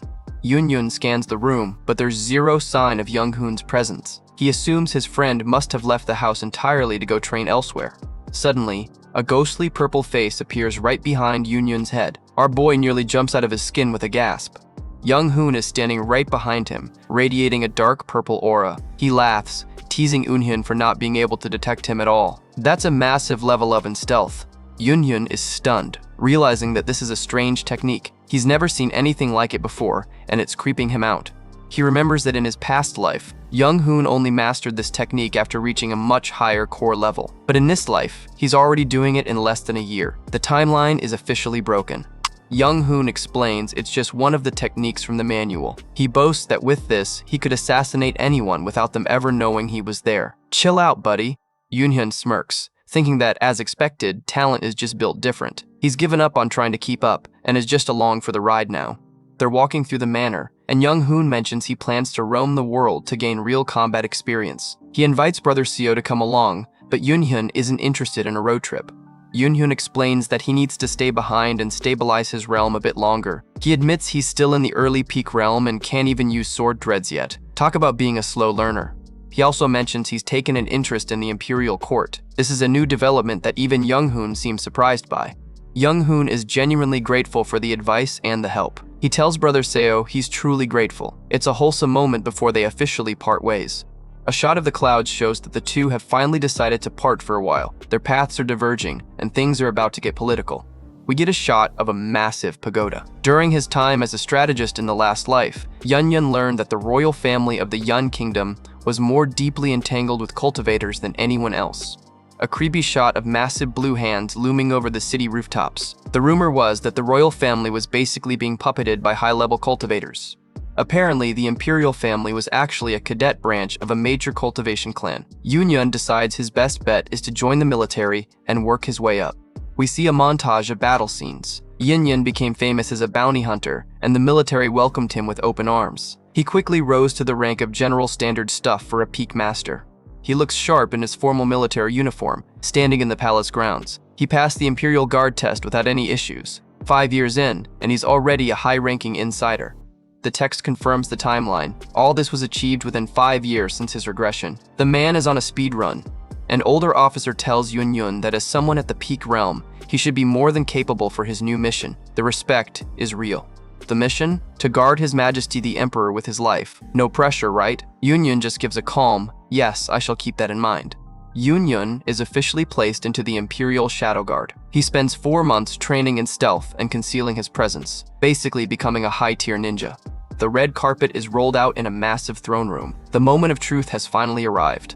Yun stops dead in his tracks, looking absolutely shell-shocked. On that day, he made a shocking discovery. What could possibly rattle a man with 4 lifetimes of experience? The Emperor is sitting on the throne, radiating a massive golden aura of power. The Emperor was a cultivator. Well, that's one hell of a plot twist. Good luck keeping him safe, Yun. He's probably stronger than you. The Emperor is lounging on his throne, looking way too smug for a guy being targeted by every assassin in the country. That golden glow around him isn't just for show. It's the unmistakable aura of a high-level cultivator. Yun is having a total internal crisis, realizing the Emperor was born with a spiritual root. He notes that the guy has Sheik, which is basically a cultivator's cheat code vision for seeing. It turns out the Emperor isn't the only one. Almost the entire imperial family are cultivators with this Sheik ability. Yun looks out at the palace grounds, realizing he's surrounded by people playing a completely different game. Yun gives them a quick power scaling review, noting that none of the princes or princesses seem very advanced yet. They're far weaker than that giant fox from the forest, but they're still playing with magic. Here's the real kicker. They're all just chi refining stage cultivators. But that's still light years ahead of regular humans. Yun wonders why a mere peak master like him is even tasked with guarding them. Look at that massive red aura. The Emperor's presence is so overwhelming that he's actually stronger than the entire Shadow Guard combined. Yun realizes the Emperor keeps guards around not because he needs protection, but because he's too lazy to deal with the annoying assassins himself. He's essentially using Yun as a human fly swatter. The palace looks peaceful under the moonlight, but for the Shadow Guard, the night shift is always active. There's a silhouette leaping across the rooftops, signaling that the entertainment has arrived. And just like Yun predicted, assassins show up almost every single night to try their luck. He's in the thick of it, drawing his blade to remind these intruders why you don't break into the palace. He makes quick work of them, blood spraying as he defends the grounds. He wonders if he should be glad he's getting plenty of real combat practice while on the clock. A wide shot of Unhyun standing on the palace roof as the years roll by. Serving in the Imperial Shadow Guard has become his new normal. 5 years pass like that, the text confirms. 5 years of night shifts and cleaning up assassins while his buddy Young-hoon was off doing big things. During those 5 years, Kim Young-hoon didn't just sit around, he officially became the Martial Alliance leader. We see him overseeing a massive courtyard of disciples, looking like the absolute legend he is. The two homies from Earth meet up secretly at a quiet tavern to drink and catch up. It's a nice break from the palace politics and world conquering. The scene shifts to a moonlit pagoda, where they're likely doing some late-night sparring. The air is heavy with the kind of power that only these two can generate. Young-hoon grips his sword, and we see a massive web of red lines emanating from his blade. This isn't just a basic attack, it's something way more advanced. Yoon-hoon tracks that red line, realizing it represents the most optimal attack path Young-hoon could take against him. His brain is working overtime just to keep up with the data. Little did he know what was coming next. He breaks into a sweat, knowing that if he steps into that red zone, he'll be cut down instantly. Young-hoon's strike is a literal death sentence if it connects. The realization hits Unyon like a truck. This sight feels exactly like a cultivator's Sheik. Young-hoon has somehow bridged the gap between martial arts and divine perception. Yoon-hyun looks incredibly focused, realizing that if he had reached the Three Flowers gathering at the Crown Realm, he could see so much more. He's hungry for that next level of enlightenment. Young-hoon is sitting in meditation, surrounded by glowing blue orbs of energy. Young-hoon is watching closely, sensing that this is a major clue toward mastering sword threads.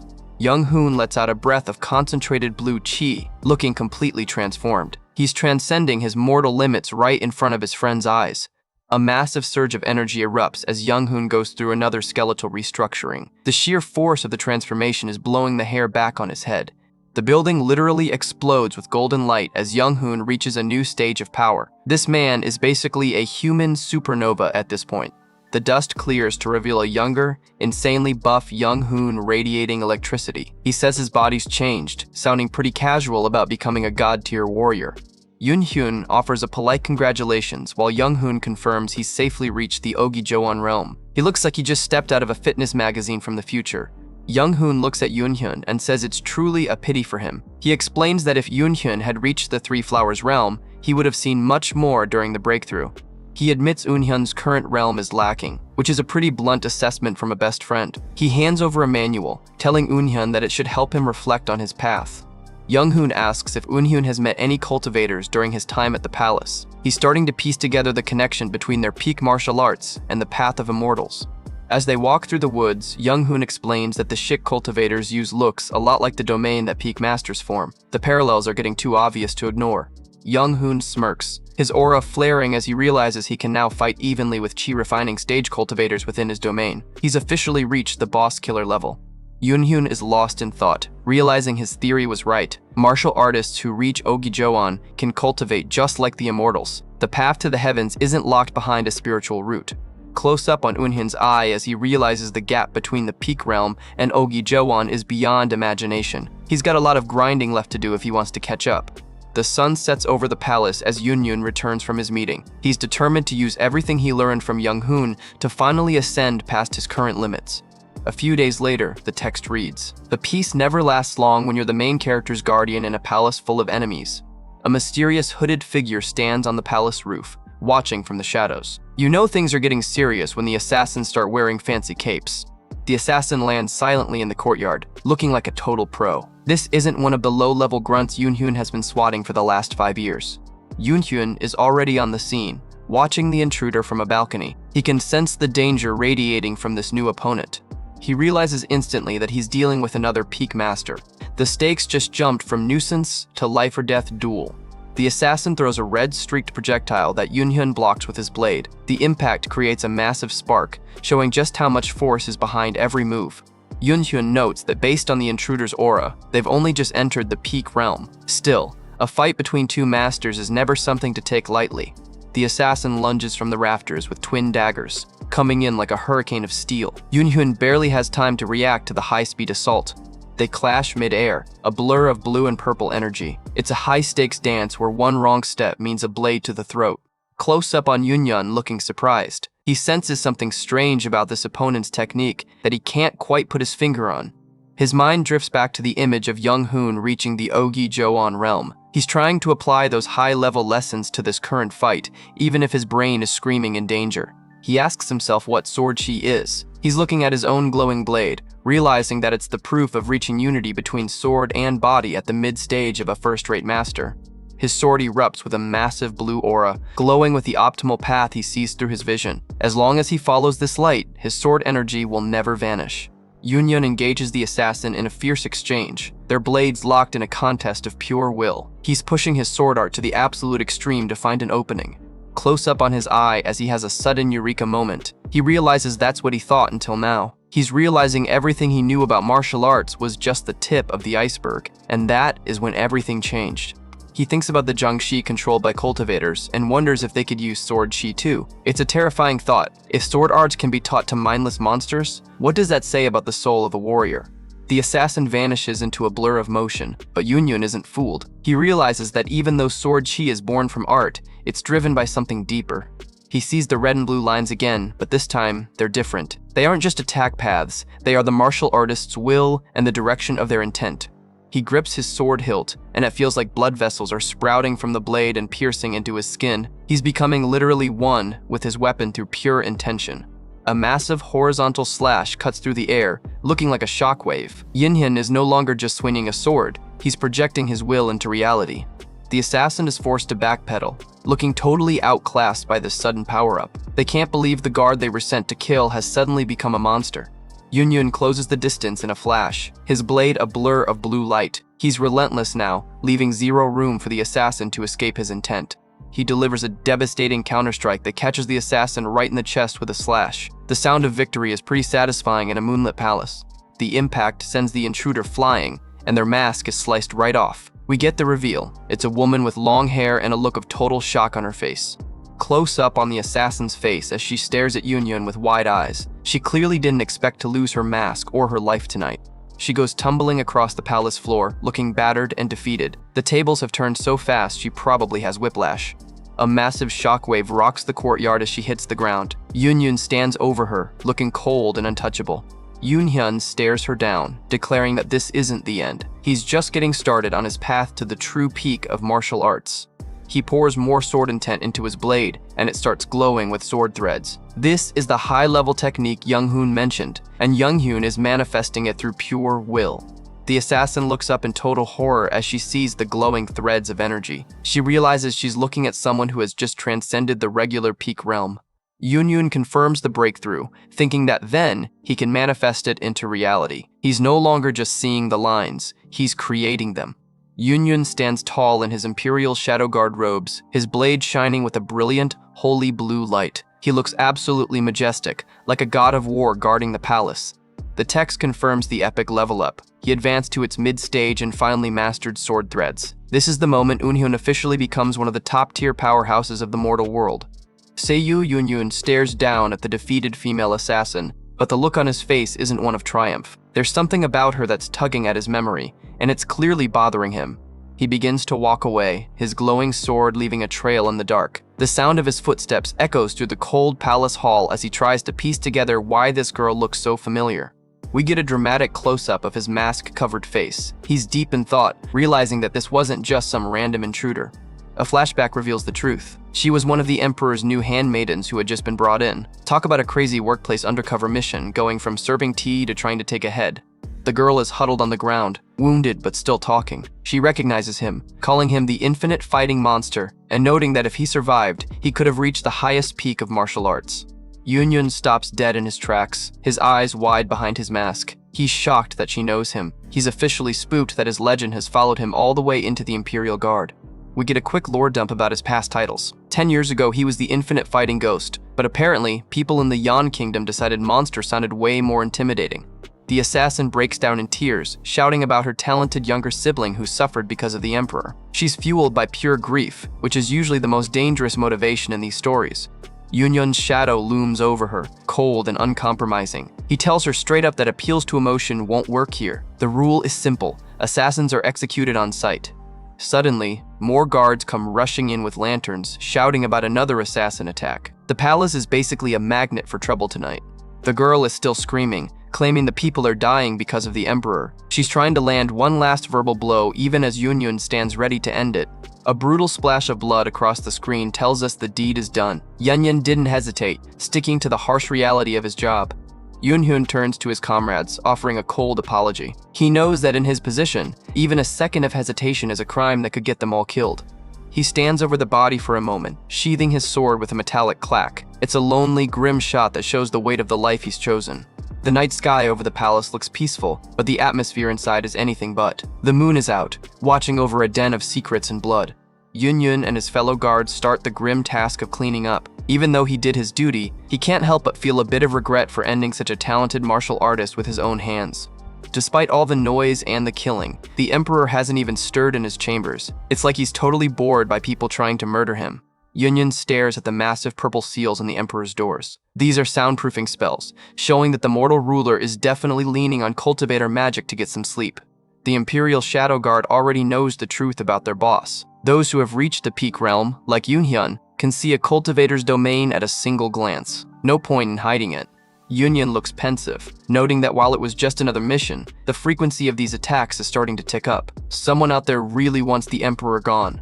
A wide shot shows the massive, bustling city under the sun. The Yan Kingdom has actually thrived under this Emperor. Fewer orphans, no bandits. It's a golden age built on a dark foundation. Yun examines a poisoned needle he recovered from an attacker. He's wondering who has enough resources to keep sending high-level assassins into a palace guarded by monsters like him.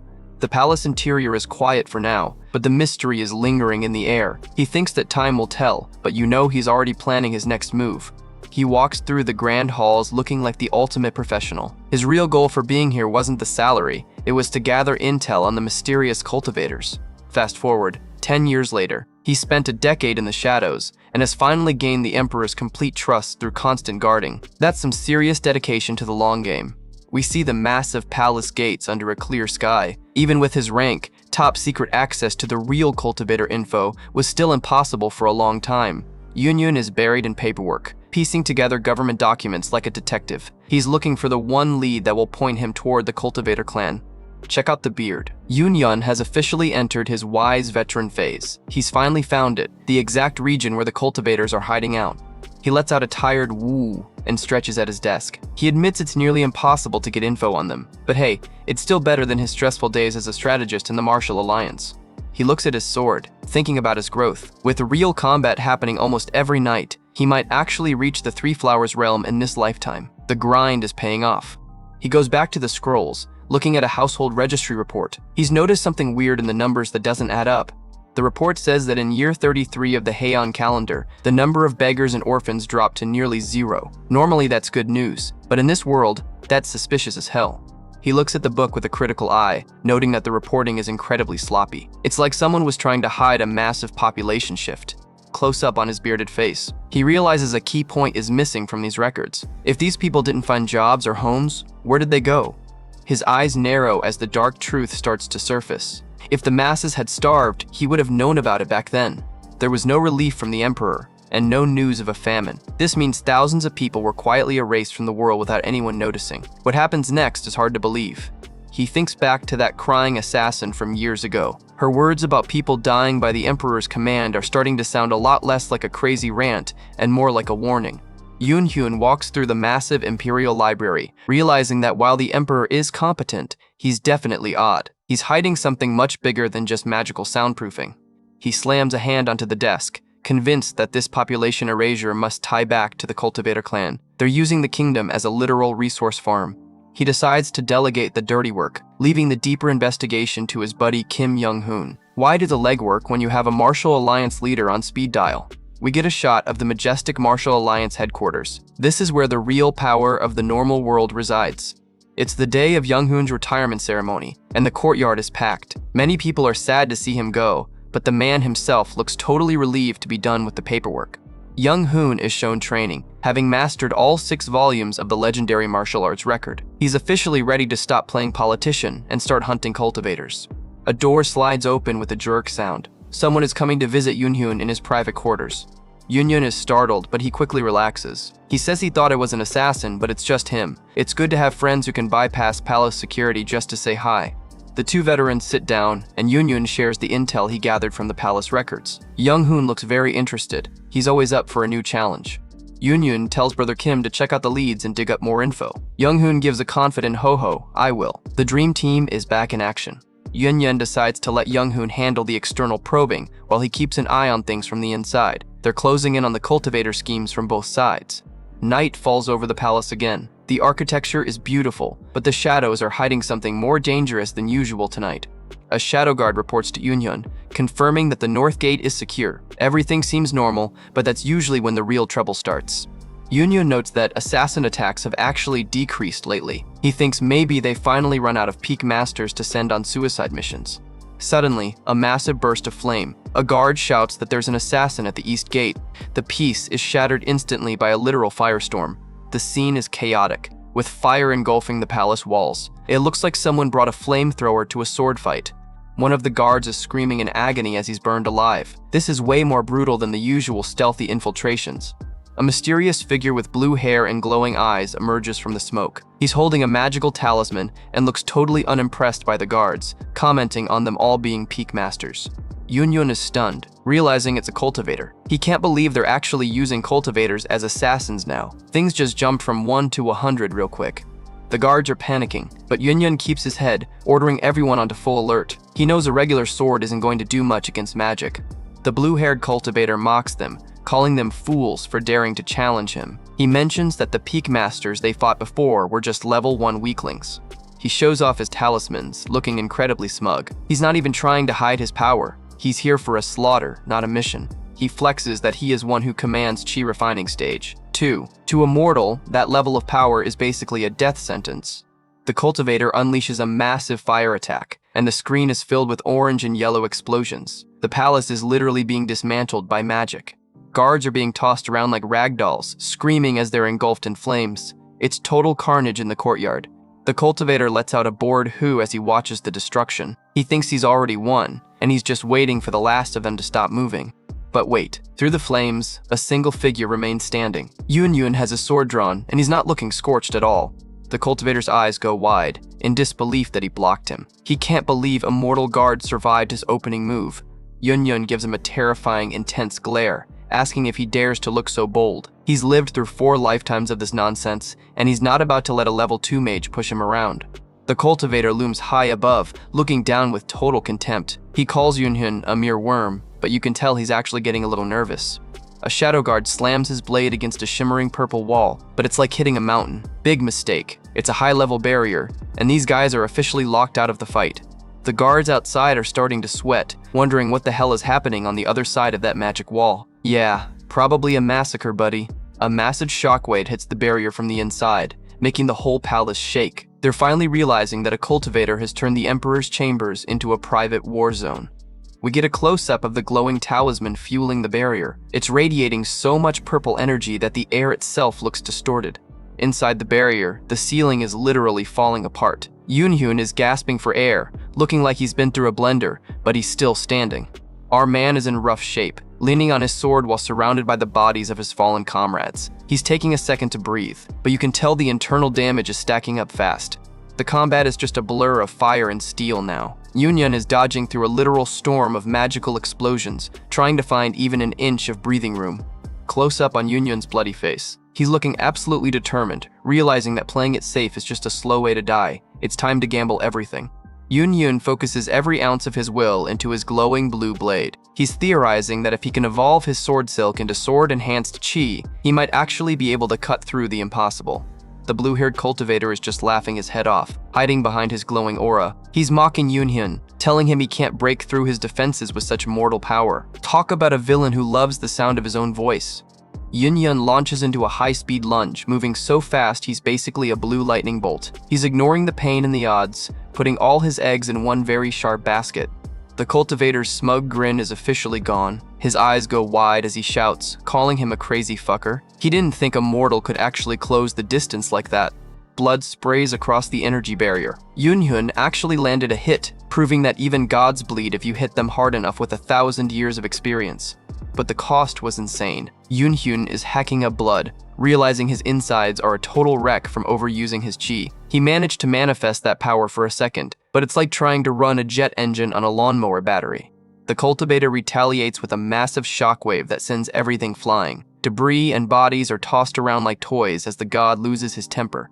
The few remaining shadow guards are frozen in horror, watching their leader get tossed aside by the pure raw force of a cultivator's rage. The cultivator is fuming, raising a massive foot over the fallen Yunhyun, shouting about how he dares. He's about to give him the most disrespectful curb stomp in history. He slams his boot right into Yunhyun's back, grinding him into the stone floor. You can practically hear the bones snapping from that impact. The blue-haired jerk is screaming now, insulted that a lowly creature managed to cut him. His ego is hurt way worse than his shoulder, and that makes him 10 times more dangerous. He reaches into his robes for more talismans, declaring that he's changed his mind. He's done being efficient, now he wants to be cruel. He threatens to impale him on a pike and crush him bit by bit. The mask of the enlightened immortal has completely slipped, revealing a total psychopath.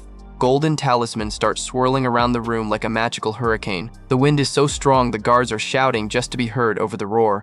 The shadow guards are being pinned to the floor by pure spiritual pressure. It's hard to fight back when the air itself is trying to crush your lungs. The talismans launch forward like guided missiles, streaking through the dark palace hall. This is basically a magical firing squad. It's a bloodbath. The magic light strips are tearing through the guards, leaving them no way to defend themselves. The palace floor is turning red fast. The cultivator looks down with cold, dead eyes, calling the guards insects. He's so far removed from humanity that he doesn't even see the lives he's ending. He stands triumphantly over the broken Yunhyun, monologuing about how it's Yunhyun's fate to be crushed under his foot. This dude needs to chill with the fate talk. The surviving guards can only flinch as they hear Yunhyun's agonizing gasps. It looks like the end of the line for our aggressor. Yunhyun is face down in a pool of blood, realizing he used too much chi without truly understanding it. He's berating himself for being a failure even after all these lives. The cultivator keeps grinding his boot into Yunhyun, mocking his survival, asking how long he'll last. He's really obsessed with the whole bug metaphor. Close up on Yunhyun's eye as he whispers that yeah, he's no different from an insect. He's sounding defeated, but in these stories, that's usually when the comeback starts. He thinks that his talent, his skills, and his life are akin to a bug's. He's hitting the absolute bottom of his despair here. The cultivator smirks, actually thinking Yunhyun is begging for his life. He's so arrogant he thinks he's already won the mental battle. We see the boot crushing down harder, and the stone floor is literally cracking under the pressure. It's a brutal visual for how one-sided this fight looks. Yoonhyun is still struggling, his hands clawing at the floor. He's being crushed, but for some reason, he's not letting go of his spirit just yet. He has a sudden realization. This cultivator was just born lucky with talent, while Eunhyun has actually endured and worked for every single inch of his power. The cultivator is casually looking through his stuff, totally disregarding the man he's currently stepping on. Big mistake. Never take your eyes off a regressor. Suddenly, Yoonhyun's hand snaps out and grabs the cultivator's leg. He thinks he could fall facing such a man, but the butt is implied and it's massive. He grips the cultivator's ankle so hard you can see the blood vessels popping in his hand. He refuses to accept that his centuries of effort were all for nothing. He roars that there is meaning to even the struggle of an insect, his eyes burning with a terrifying, bloody intensity. The cultivator tries to kick him away, shouting for the filthy mortal to get his hands off him. He's panicking because he's losing control of the situation. Suddenly, the cultivator stops. His nose starts bleeding and his eyes go wide, wondering what's happening. Yeah, something is very wrong with your internal organs, buddy. Yoonhyun gives him a chilling stare through the blood on his face, thinking that the poison is working. He wasn't just struggling, he was waiting for the toxins to hit the bloodstream. Flashback to Yoonhyun wiping his blade earlier. That temporary chi breakthrough wasn't meant to kill the cultivator, it was just a delivery system for the lethal poison on his sword. The cultivator is trembling, realizing he's been tricked by a lowly mortal. He desperately tries to start a healing spell to nullify the poison. Yoonhyun lunges forward, looking like a demon from hell. He asks if he thinks he'll let him do that, telling him to have a taste of that insect he looked down upon. Savage move. Yoonhyun grabs the cultivator by the mouth, physically stopping him from chanting his incantations. He's taking away the magic and making this a street fight. He pins the cultivator's arms, preventing any hand seals. He taunts him to try using those spells of his. He's officially turned the god into a punching bag. The cultivator collapses, hacking up blood as the poison takes full effect. The other shadow guards are staggering to their feet, barely believing what they're seeing. The magic talisman powering the barrier finally shatters and dissolves. The invisible cage is officially open for business. The guards outside see the purple wall vanish and charge in with spears leveled, shouting that the defensive technique has broken and to get in there. A flurry of boots thunders across the carpet as the reinforcements finally flood the Emperor's chambers. The cavalry is here, but Yoonhyun already finished the job. The wide shot shows the throne room in total ruins. Guards are everywhere, but all eyes are on the center of the room where the impossible just happened. We get a close-up of the cultivator's face, pale, terrified, and rapidly losing the spark of life. He's realizing his immortality was just a lie. Yoonhyun stands over him, looking like a grim reaper in Shadow Guard black. He reminds him that he called him an insect, his voice colder than the winter. The cultivator lets out one final, pathetic scream as he dies. Yoonhyun drops the ultimate burn, yet you are no different after death. Chapter ends on that legendary line. We open on a bright morning over the palace walls. It looks like a typical day in the Imperial City, but the vibe inside is definitely feeling a lot heavier after that crazy fight. Yoonhyun slowly opens his eyes to see a hanging lantern above him. A voice asks if he's awake as he finally starts to come back to reality. Our boy is tucked into bed, looking pretty beat up, while a fellow shadow guard sits right next to him, casually smoking a pipe. Yoonhyun is coughing his lungs out and asks if it's really okay to smoke tobacco right next to a patient. Close up on Eunhyun's bearded face, looking completely bewildered. The guard claims tobacco is a great herb, and Eunhyun is just wondering what the fuck he is saying. Welcome to medieval medicine, buddy. Yoonhyun sits up, noticing his body feels a lot lighter than before. The guard tells him to be grateful because the Emperor personally appointed his top doctors to treat him. Turns out being the MVP of a cultivator fight has its perks. Yoonhyun looks at his right hand, which is wrapped in thick bandages. He's already thinking about the future, realizing he wants to learn from these high-level doctors who managed to fix him up so well. The older guard drops a bit of a reality check, saying that while Eunhyun will be able to use his hand again, it'll never be like it was before. He warns him not to overdo it since the healing process isn't even close to being done. Yoonhyun looks at his hand with a mix of relief and frustration. He's just glad he can still use it at all after having a literal cultivator chew on his arm. There's a fancy blue box on the table, and the guard asks if Yoonhyun can move well enough to open it. The king has sent a reward for his hard work defending the throne. The guard explains that because shadow guards technically don't exist, the Emperor can't reward them officially. This secret delivery is the best they're going to get for nearly dying. A formal decree is read aloud, praising Yoonhyun for throwing himself into danger to protect the throne. It's a high-stakes ceremony for a guy still wearing his pajamas. The big reveal. The Emperor has bestowed upon him a chukidan, a legendary pill that's normally reserved for cultivators. Even the guard delivering it looks a little jealous. we get a close-up of the Chukidan, a glowing red sphere nestled in silk. It looked more like a magical artifact than medicine, radiating a pretty intense energy. Yunyun holds the box, looking unimpressed. He notes that while it looks fancy, it doesn't have essence, which has the guard totally confused. Close up on Unyun's sharp eyes. He identifies the reward as Chukidan's residue, basically the magical leftovers from making a real pill. Flashback to an elixir shop. Yunyun explains that whenever someone makes a high-level elixir, there's always a bit of trash or residue left over. He explains that the pill he just received is literally made from that leftover magical junk. Talk about a thanks but no thanks reward from the Emperor. Yunyun smirks, thinking about how this pill is usually just sold to drunks or desperate cultists. He realizes his comrade doesn't know any better because he's never studied medicine. The guard is still hyped though, saying he heard this residue can actually extend a person's life by 10 whole years.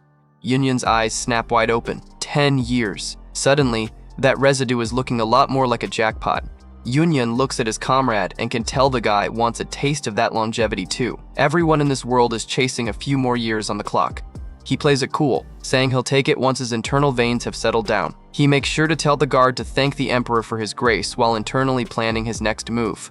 Yunyun walks through the palace halls with his prize. He realizes that despite the dangerous job, this place has some amazing benefits that you just can't find in the outside world.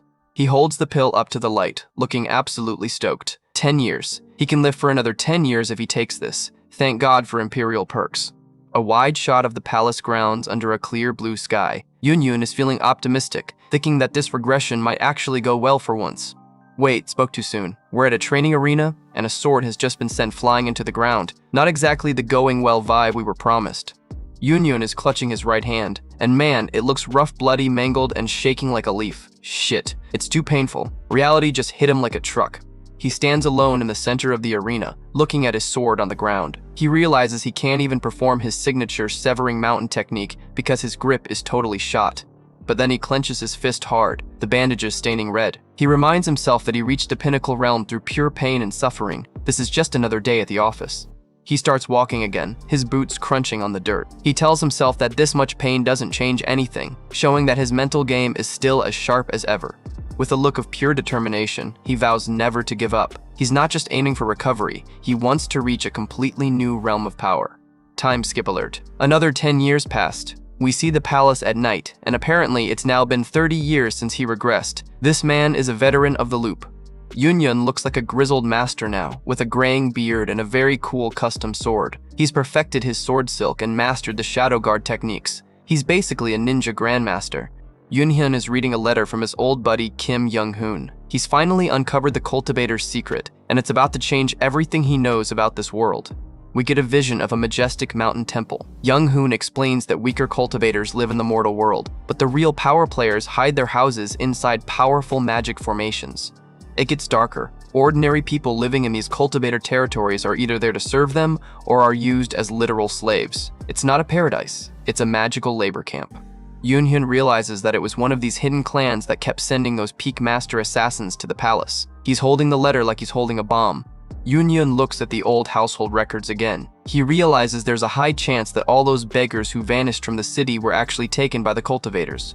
He stands by a single candle, looking every bit the wary detective. They are either trained to be killers, or they spend the rest of their lives in chains. Close up on his focused eye. He concludes that the Emperor must be directly involved in a war between different cultivator clans. The whole kingdom is just a chessboard for gods.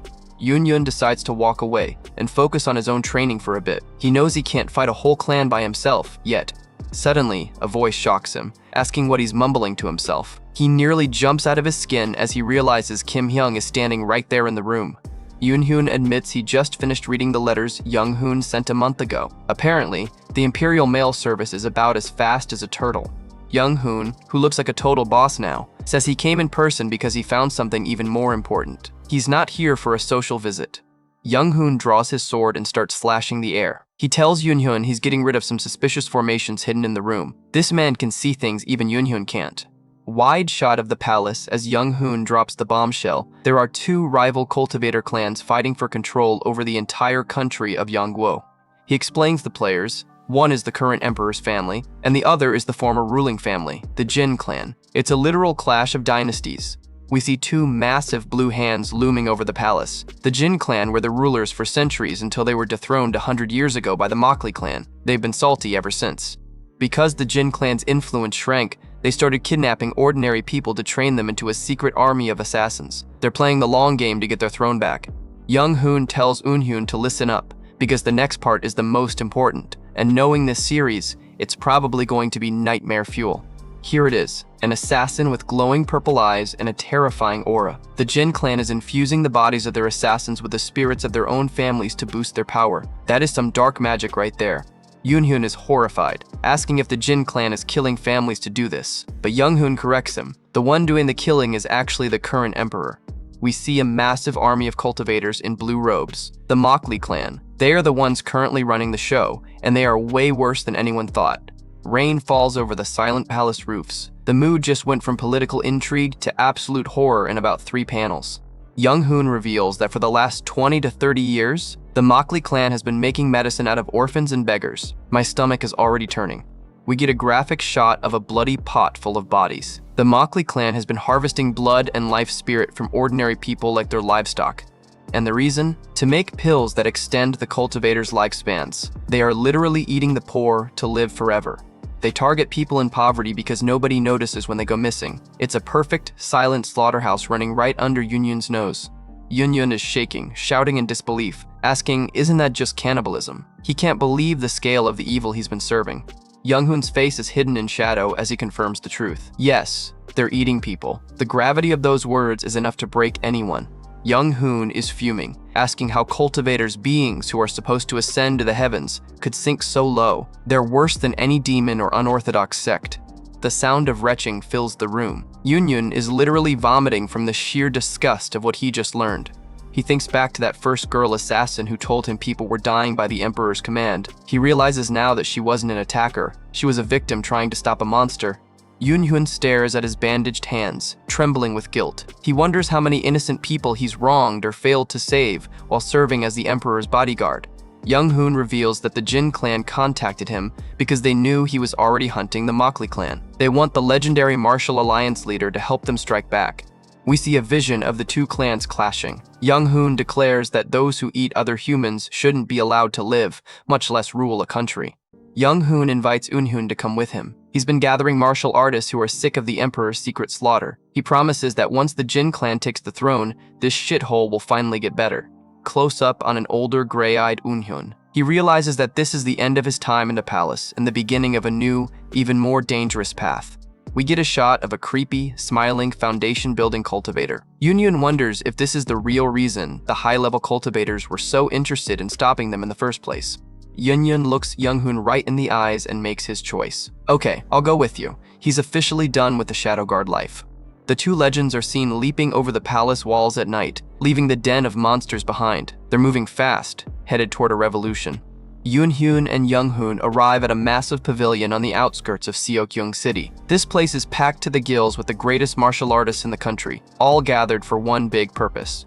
Look at these heavy hitters. The elders of the legendary 4 stars and 3 demons are all present. If these guys are here, you know the power scaling is about to go through the roof.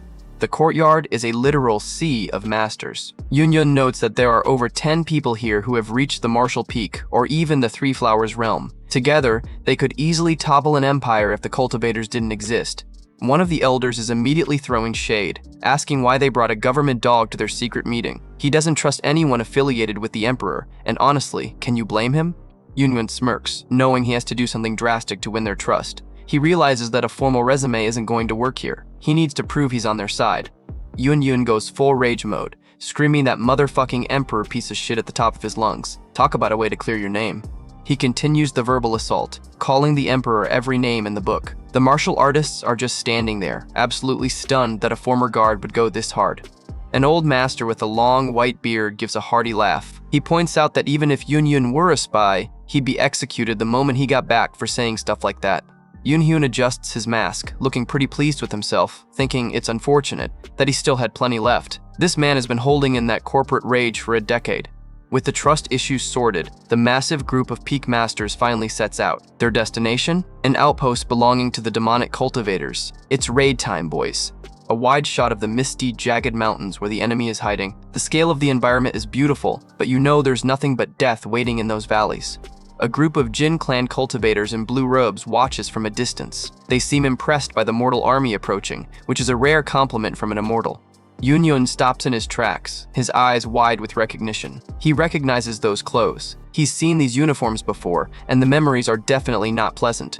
We get a shot of a Jin clan cultivator floating in the dark. This confirms the alliance. The martial artists are teaming up with one clan of gods to take down another. Young Hoon addresses the group, thanking the others who agreed to join his cause. They're all ready to slay some devious cultivators, which sounds like a solid weekend plan. Yoonhyun and Younghoon walk through the forest, the rest of the army following behind. Younghoon tells Yoonhyun to follow him because there's a specific place they need to visit first. Younghoon looks unusually grim as he leads the way. Yoonhyun asks where they're heading, but his friend just stays silent, focused on the path ahead. They reach a clearing filled with hundreds of rough, stone-covered mounds. Younghoon explains that these are the graves of those who died at the hands of the Mokli clan. It's a literal field of tragedy. Yoonhyun is genuinely shocked, asking if Younghoon buried all these thousands of people by himself. That is some serious dedication to the victims of the Emperor's medicine. Younghoon stands before the graves and starts channeling a soft green energy from his hands. He's not just mourning, he's about to perform some high-level soul work. He explains that these souls are filled with vengeance, and in order to let them depart, he learned a specific heaven-guiding spell from the Jin clan. The ground begins to glow as the spirits are released. Younghoon reminds Yoonhyun that not all spells of cultivators are disgusting things. It's all about how they are used. We get a beautiful vertical shot of the forest glowing with thousands of tiny lights. It's a moment of peace and closure before the inevitable storm of war. Younghoon looks at Yoonhyun with a serious expression, telling him to focus on keeping the heart of a human at all times. He knows that getting stronger is easy, but staying human is the real challenge. Yoonhyun just stares in silence, taking the advice to heart. He's seen enough lives to know how easily power can turn a man into a monster, and that is when everything changed. We jump to a view of a massive fortress nestled in the mountains. This is the domain of the Mokli clan, and it's time to knock on the front door. A Jin clan master clenches his fist, his eyes glowing with power. He says they will open the pathway. He's about to tear through the enemy's magical defenses. The red-haired master unleashes a massive surge of energy toward the hidden barrier. The air is vibrating with the sheer force of the magic being used. The hidden gate is revealed as the illusion shatters. The true face of the Mokli clan's fortress is finally exposed to the mortal world. Yoonhyun is stunned. He says the view completely changed. It's like a veil was lifted, revealing the dark architecture of the cultivator's outpost. He notes that the place reeks of blood and rotting corpses. It's a grim reminder of the harvesting that's been happening here for decades. The alarm bells start ringing inside the fortress. Mokli guards are screaming about intruders and Jin clan scoundrels. The surprise attack is officially over. The sky above the castle is swirling with blue and purple energy as the Mokli clan activates their secondary defenses. These guys aren't going down without a magical fight. The Jin masters look on, acknowledging that the Mokli barrier technique is excellent as always. High-level cultivator respect is a weird thing to witness during a siege. Younghoon starts walking toward the barrier with total confidence. He's not even drawing his sword yet, just exuding an aura of pure, calm power. One of the Jin elders is annoyed, asking who this mortal thinks he is to walk up to the front lines without permission. He clearly doesn't know who he's talking to. The red-haired elder shuts him up immediately, saying Younghoon is special. He admits that even though Younghoon is immortal, the two of them are on equal grounds in terms of prowess. The other Jin cultivators are losing it, shocked. They can't wrap their heads around a human rivaling an immortal elder. Younghoon holds up a hand, and a massive, swirling orb of blue chi starts forming. This isn't just martial arts. This is something way more advanced. He lets out a primal shout as he launches the energy. The ground beneath him is cracking from the sheer recoil of his own power. Yoonhyun is watching with his jaw on the floor. He realizes he's seeing a realm beyond the five energies converging to the origin. Younghoon has officially reached God tier. The blue energy orb slams into the fortress gate with a deafening flume. It's like a tactical nuke just went off in the courtyard. A massive vertical shockwave erupts, tearing the main gate to splinters. Younghoon didn't just open a path, he deleted the front door entirely. The Jin cultivators are absolutely speechless, their eyes wide with terror and respect. They just saw a mortal do something they didn't think was possible. The red-haired elder just gives a quiet fee. He's feeling the sting of being proven right about the human monster. The dust clears to reveal a literal army of Jiangxi zombies standing ready inside the castle. It's a wall of the undead, and they look hungry. The zombies let out a terrifying screech as they charge. It's total chaos as the undead flood out of the ruins of the gate. The Jin Elder roars an order to the mortal army. Break past the Jiangxi and enter the castle. The real battle has finally begun. Explosions and screams fill the air as the two armies collide. Martial arts meets necromancy in a brutal, high-stakes brawl for the ages. Yunhyun leaps into the fray, his blade a blur of motion as he carves through the zombie horde. He's moving with the precision of a master surgeon. The Mokli guards are panicking, calling for reinforcements. They realize these mortal brutes are top-grade martial artists who can actually kill their immortal soldiers. Yunhyun pauses for a second, looking at a specific zombie's clothes. He recognizes the style, and his blood starts to boil with a familiar hatred. We get a shot of a smug, smiling Mokli cultivator, the guy who's actually controlling this whole zombie puppet show. Yunhyun's focus has just found its target. The controller is standing behind a wall of particularly nasty-looking zombies. He looks like he's enjoying the chaos, which is a classic villain mistake. Close up on Yunhyun's eye as his vision activates. He's asking himself why he can see these specific red threads on the zombies. Something doesn't add up. He sees the red intent lines on a zombie's hand, realizing they are a visualization of the controller's intent. He's reading the puppeteer, not the puppet. He notes that the zombies can't use sword chi because they lack will. They only follow the orders of the cultivator. This is a huge tactical advantage if he can just reach the source. Yunhyun spots the cultivator standing inside a red protective dome, realizing he's the one controlling them. Target locked. Yunhyun charges forward, his boots thundering on the stone floor. He's scaling the enemy's power level and realizes this guy is only a first star of the chi refining stage. Easy pickings. Yunhyun delivers a massive lightning-infused strike that shatters the protective dome. The cultivator never even saw him coming. The Mokli goon is terrified, screaming for mercy. He's realizing that his immortal status doesn't mean anything when there's a sword at his throat. Yunhyun grabs him by the neck, demanding to know what this whole setup is about. He's done playing games and he wants answers now. The background is a disaster zone of fire and bodies. Yunhyun looms over the terrified cultivator like a shadow from his worst nightmares. The guy starts blabbing instantly, saying this is the first refinement process. He's ready to tell everything just to keep his head on his shoulders.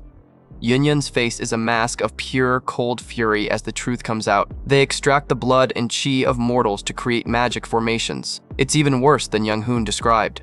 The cultivator explains that they deliver the origin blood to higher-ups who perform a secondary refinement. This whole castle is just one part of a giant factory.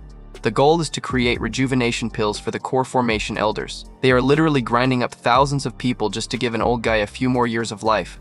The coward tries to bribe Yunhyun, offering him all the origin blood he's refined so far. He thinks Yunhyun wants the power too. Big mistake.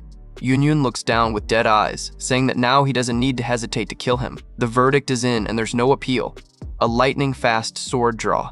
The blade moves in a blur of blue energy, slicing through the air with absolute precision. The cultivator is sent flying back by the impact, his world ending in a flash of blue light. Justice is served, but the war is far from over. Yunhyun stares at his blade, looking cold and detached. He hears a voice behind him calling him squad leader, and he slowly turns around. Close up on his old squad leader's face, looking furious. He shouts silence and draws his own weapon. It looks like a reunion with the former comrades is going to be bloody. A group of Imperial Shadow Guards appears through the magic barrier. They've been sent to clean up the traitors, and Yunhyun is top of the list. The squad leader stands firm, pointing his spear. He says he knows no traitors. It's the ultimate betrayal. The people he protected for a decade are now the ones sent to kill him. Final cliffhanger.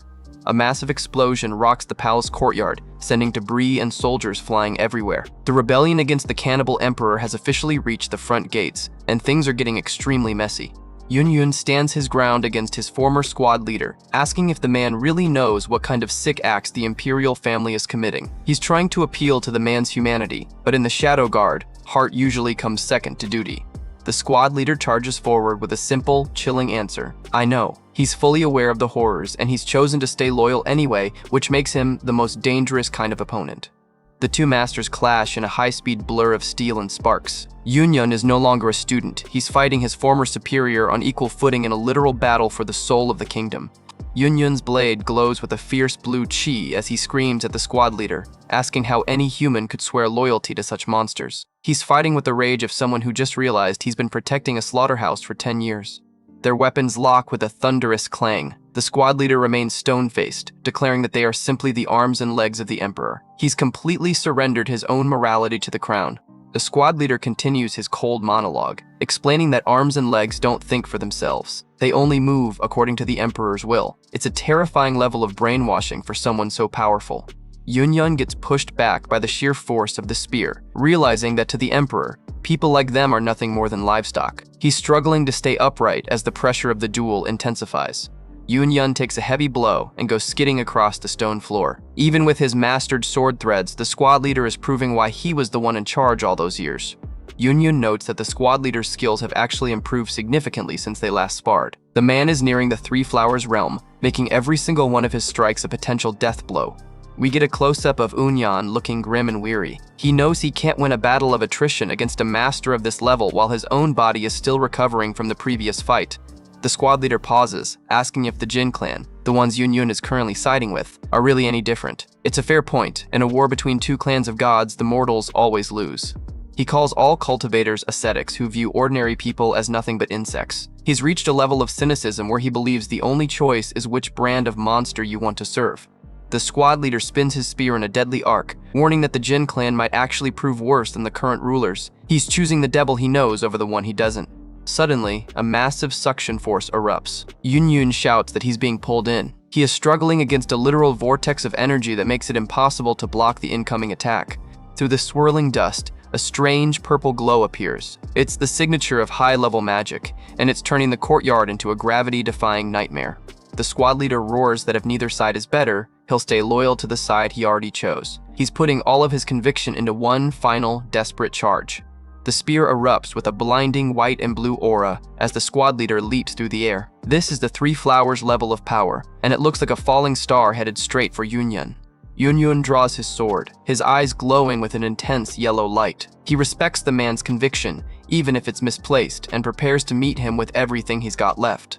Severing mountain sword, echoing valley. Yunyun unleashes a colossal blast of blue chi that completely engulfs the screen. This is the ultimate payoff of his decades of training.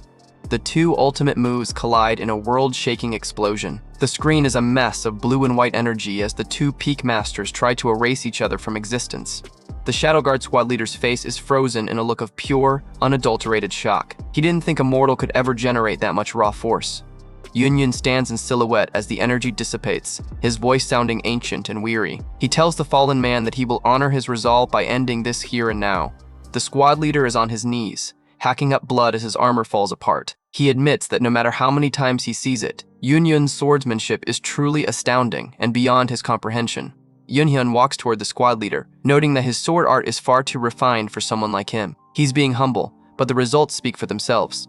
The squad leader collapses onto his back, staring up at the sky. He recognizes Yunyun's last move as the very enlightenment of the Three Flowers, calling it the most beautiful thing he's ever witnessed.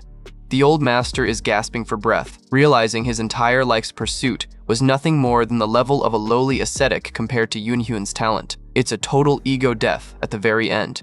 He laments that all the martial arts he devoted his life to meant nothing in the end. He spent his whole life searching for a meaning to justify his path, only to find it in the hands of the traitor he was sent to kill. Yunyun stands over him, looking down with a mix of respect and sadness. He acknowledges that it's a shame their wills were different, as they could have achieved greatness together. Yunyun looks back and asks why the other Shadow Guards didn't interfere in their duel. He's genuinely confused by their sudden display of honor in the middle of a war zone. We see two other guards lying dead or wounded in the background. It turns out Yunyun wasn't the only one doing work during that chaotic exchange. Yunyun realizes that if those guards had jumped in while he was busy with the squad leader, he'd probably be the one lying dead right now. He's lucky they decided to play fair for once. A Shadow Guard steps forward, revealing it was the squad leader's final request. They were told that if they intervened, Yunyun would surely have used his hidden weapons or poison to take them all out anyway. The guards still address Yunyun as vice squad leader, which clearly touches a nerve. They tell him that once a commander, always a commander, showing that the bond between soldiers is harder to break than their loyalty to the crown. But then they draw their weapons with a grim look. Once loyalty is sworn to His Majesty, it remains eternal. They're choosing to die for the cannibal emperor because that's the only life they know. Yunyun gives a heavy sigh, realizing there's no talking them out of it. They intend to keep their allegiance even knowing the emperor is a monster. Talk about a toxic workplace environment. Yunyun looks them in the eye and offers a soft, "I'm sorry." He knows what comes next, and he admits that he may have to kill every single one of his former friends today. A massive explosion of dust and rubble erupts nearby as a Mockley cultivator is sent flying. The main characters have officially arrived to help our boy out. The blue-robed cultivator is screaming in agony as he's tossed around like a ragdoll. It looks like Kim Young-hoon is finally having his fun on the other side of the wall. Kim Young-hoon roars for everyone to advance. He's leading the charge with one goal in mind: destroy the Mockley clan's refining furnace and stop the slaughter once and for all. The battle montage is peak hype. Martial artists are carving through the Mockley guards and Jiangxi, finally taking their revenge for years of being treated like livestock. A pillar of pure fire erupts into the sky as the Jin clan master watches from above. The cleaning process has officially begun, and the fortress is starting to look like a giant bonfire. A Mockley cultivator is panicking, asking where the hell his reinforcements are. He's realized too late that the Branch family assholes are actually putting up a real fight. A massive shockwave of dust and steel fills the air. It's hard to tell who's winning anymore. This is just pure, unadulterated combat chaos. Yun is back in the mix, clashing blades with another shadow guard. The sound of metal on metal is constant as he fights his way through his former squad. Yun gets tagged. He grunts in pain as a hidden weapon finds its mark. This is getting real dangerous, even for a regressor with a century of experience. Our boy is huffing and puffing, blood trickling from a wound near his eye. He's reaching his limit, both physically and mentally, after hours of non-stop high-level duels. A paralysis dart is stuck in Eunhyun's shoulder. He's asking why they chose such a difficult path as the toxins start to slow his heart rate and his movements. The remaining shadow guards surround him, pointing out that if he had stayed, he could have subdued them easily without taking any injuries. They're mocking his choice to go rogue. Yun just laughs it off through his heavy breathing. He points out that they still called him Vice Squad Leader just now, proving they still can't help but respect him. One of the younger guards looks genuinely conflicted, watching his hero stumble. It's a sad moment showing how this civil war is tearing everyone apart. The guard goes down. Yun used a hidden technique to take him out even while poisoned. The guard asks if Yun has finally reached the 3 flowers level, desperate for a reason why he lost. Yun sheaths his blade, admitting he hasn't reached that level yet. He's only starting to grasp the edges of it bit by bit, which is a terrifying thought for his enemies. Yun's eye is bleeding, and he mentions that he did see the 3rd color, but he can't maintain the vision consistently. He's right on the edge of godhood, but his body is holding him back. Suddenly, a new figure lands on the roof, saying that this is why Father sent him. Whoever this is, the power radiating from them is making the peak masters look like children. Yun stares up at the newcomer, identifying him as the Crown Prince. He's fuming, asking why the prince has been watching this whole time without intervening while his own guards died. The Crown Prince is just laughing, looking incredibly punchable. He asks if stepping in wouldn't make things less fun, showing he has zero empathy for the lives being lost below him. Yun is disgusted, asking if he thinks this is fun, while glaring at the royal. This confirms every single suspicion he had about the imperial family's total lack of humanity. The prince smirks and decides to drop a little backstory. He's about to explain exactly why he was the one chosen to be the next emperor. Zoom in on Yun's terrified eye. He sensed something through his vision that is completely off the charts. The Crown Prince erupts with a massive red aura. He reveals he reached the 4th star of the chi refining stage at a young age, just like his father. He's a literal prodigy of magic. He mocks Yun's energy bloom enlightenment, saying no matter how magnificent it is, it's only on par with a beginner cultivator. The power gap just became a literal ocean. The prince's eyes glow a terrifying red as he asks how a mortal could possibly defeat someone who has reached the 4th star. He's looking like the final boss of this regression. The prince leaps from the roof with a massive shockwave. Yun is thinking that even 3 Flowers martial masters would have to risk their lives to fight this monster. Yun is huffing, realizing he's only at the edge of the 3 Flowers realm. He's outclassed, outgunned, and poisoned. Not the best time for a boss fight. But then, a smile forms on Yun's bloody lips. He's asking himself why he's happy at a time like this. Ah, right. It's because he doesn't mind dying. He grips his sword tightly, realizing that if he can just grasp that thread of enlightenment, his life is a small price to pay. The screen goes black with a powerful quote. If one can attain enlightenment in the morning, it is fine to die in the evening. This man has officially achieved Zen mode combat. He remembers a time in a past life fighting 50 people at the chi building stage. He was taught this lesson back then, but he could never truly understand it until now. Yun charges forward with a roar. He's moving with a level of speed and grace that defies his injuries. He's finally ready to grasp that thread for real.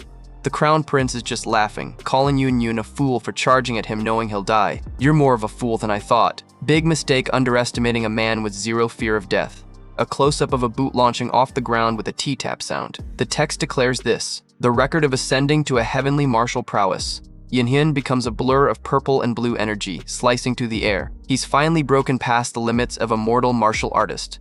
Yunhyun is airborne, leaping high into the sky like he's got wings. He's looking like a silhouette of justice against the cloudy backdrop. Suddenly, he's engulfed in a swirl of dark purple energy mid-jump. This isn't just a regular move, he's tapping into something much deeper than standard martial arts.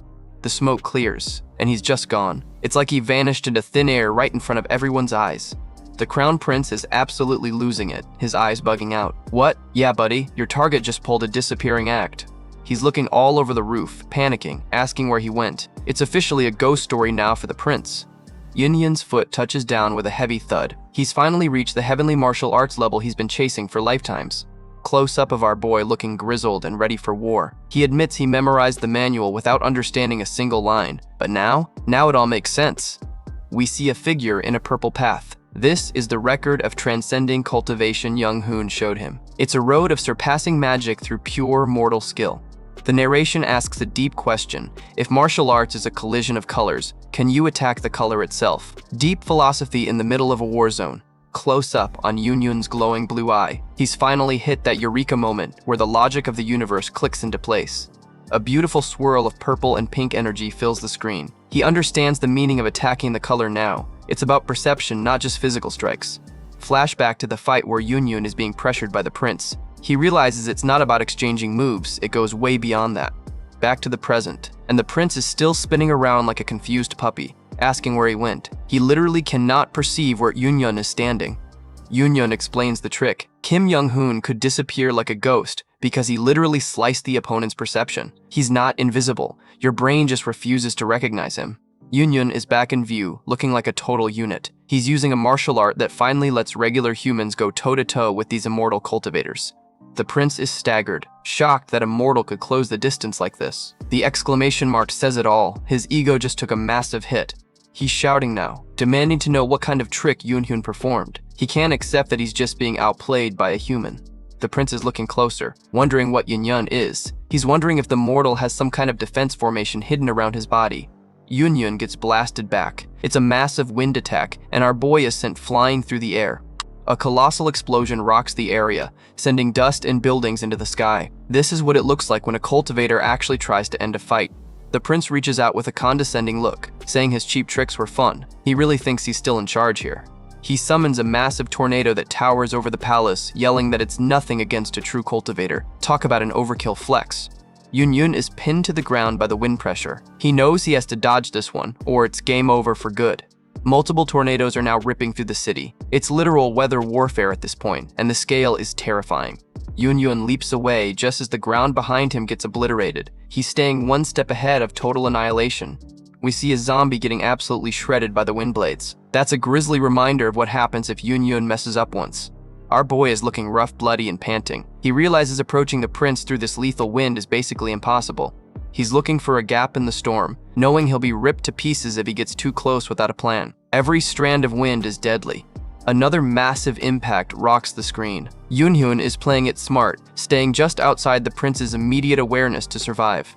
He notes that his chi is impure compared to a cultivator's spiritual power. He's on a ticking clock before he runs out of energy entirely. Close up on his focused eye. He can't delay any longer. He's decided to end this fight right now, no matter the cost. The prince is charging up his next spell, looking totally unbothered. He sees the mortal's desperation and finds it amusing. Yunhyun stands tall, blood dripping from his face, taunting him by asking if he's exhausted already. Talk about a legendary taunt in the middle of a boss fight. The prince launches another blast of wind energy. It's a wall of force coming straight for our protagonist. Yunhyun grips his sword hilt so hard his knuckles are white, severing mountain swordsmanship. Here comes the special move. Ascending Vein. He counters the wind with a massive blue shockwave. The clash is tearing the roof apart under their feet. The prince is actually shocked now. He can't believe a mortal sword strike can stop his magic dead in its tracks.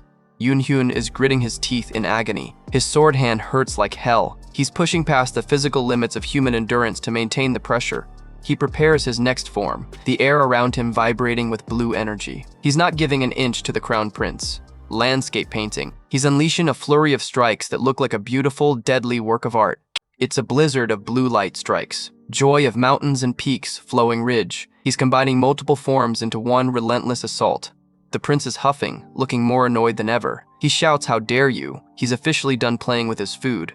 A massive wind dragon lunges out of the storm with a terrifying screech. This is the prince's ultimate finisher. He hovers inside the tornado, shouting for him to die now. This is looking like a final boss-level attack. Close-up of Yunyun's bloody eye as he realizes he can't block or dodge this. His instincts tell him he'll instantly die once that hits him.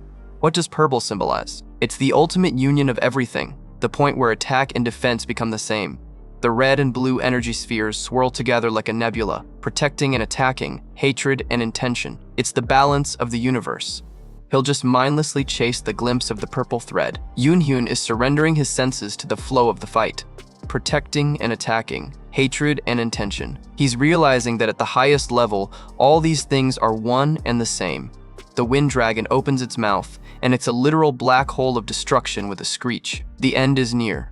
Yunyun realizes it's all a matter of perspective. One man's red is another man's blue. It's all just energy in the end. He stands ready, his sword hilt held tight. He's decided that colors don't matter anymore. Maybe they're all just the same color. He enters a realm where he can see himself mirrored in his opponent. He's reached a level of combat that transcends the mortal self. He's going to mirror his own arts in the prince's mind. He's hacking the prince's perception to understand exactly where he's wasting his power. Sword Gang. His blade erupts with a blinding blue and white light. This is the real deal, the ultimate evolution of his chi. He's glowing like a star now. He realizes martial arts are only completed when they combine with the perception of the opponent and the world itself. The opponent's perception and the world's perception are what truly complete martial arts. Yunyun has achieved total enlightenment. Severing mountain swordsmanship. Final technique. He launches his absolute best move. The final strike hits the wind dragon right in the face with a krakum. It's a direct hit on the prince's strongest spell. A massive vertical explosion of golden light clears the entire sky. The storm is officially over. The shadow guards are shown lying on the ground, watching the aftermath. They're paralyzed, but they just witnessed a literal miracle. The dust clears as the guards look on. They all knew the outcome of this battle, or so they thought. The prince is shown looking completely bewildered. He's lost his dragon and his arrogance in one single mortal swing. A massive foot lands on the ground with a crater-forming boom. Someone is making a very grand entrance through the smoke. The guard is screaming 3. He's seen something so impossible he can barely speak, and there he is. Yunyun stands in a pillar of fire, surrounded by 3 massive glowing golden lotus flowers. 3 flowers gather at the summit. The absolute pinnacle has been reached, and there he is. Yunyun stands in a pillar of fire, surrounded by 3 massive glowing golden lotus flowers. 3 flowers gather at the summit. The absolute pinnacle has been reached. Close up on Yunyun's face as steam or heat radiates from his mouth with a sharp hiss. He's burning through his limits, and his body is basically an engine running at 200%. The energy begins to swirl back toward him in a dark, intense vacuum. He thinks that all the wasted chi is coming back. He's no longer leaking power. He's a closed loop of destruction. The crown prince is visibly shaking, his eyes bugging out in total disbelief, asking what is happening. He's realizing the worm just evolved into a dragon. Yunyun's gaze is predatory and cold as he tells the royal to lock in. He's officially the one in charge of this fight now, and he's not going to make it quick. The prince tries to regain his composure, performing a rapid series of hand seals. He laughs, saying he got stubborn after breaking one formation and asks how about this one. He's throwing everything he has at the wall to see what sticks. A massive fire dragon lunges forward, its scales glowing with molten heat. The Cultivators' magic is still top tier, but the vibe has shifted. Yunhyun isn't just a target anymore.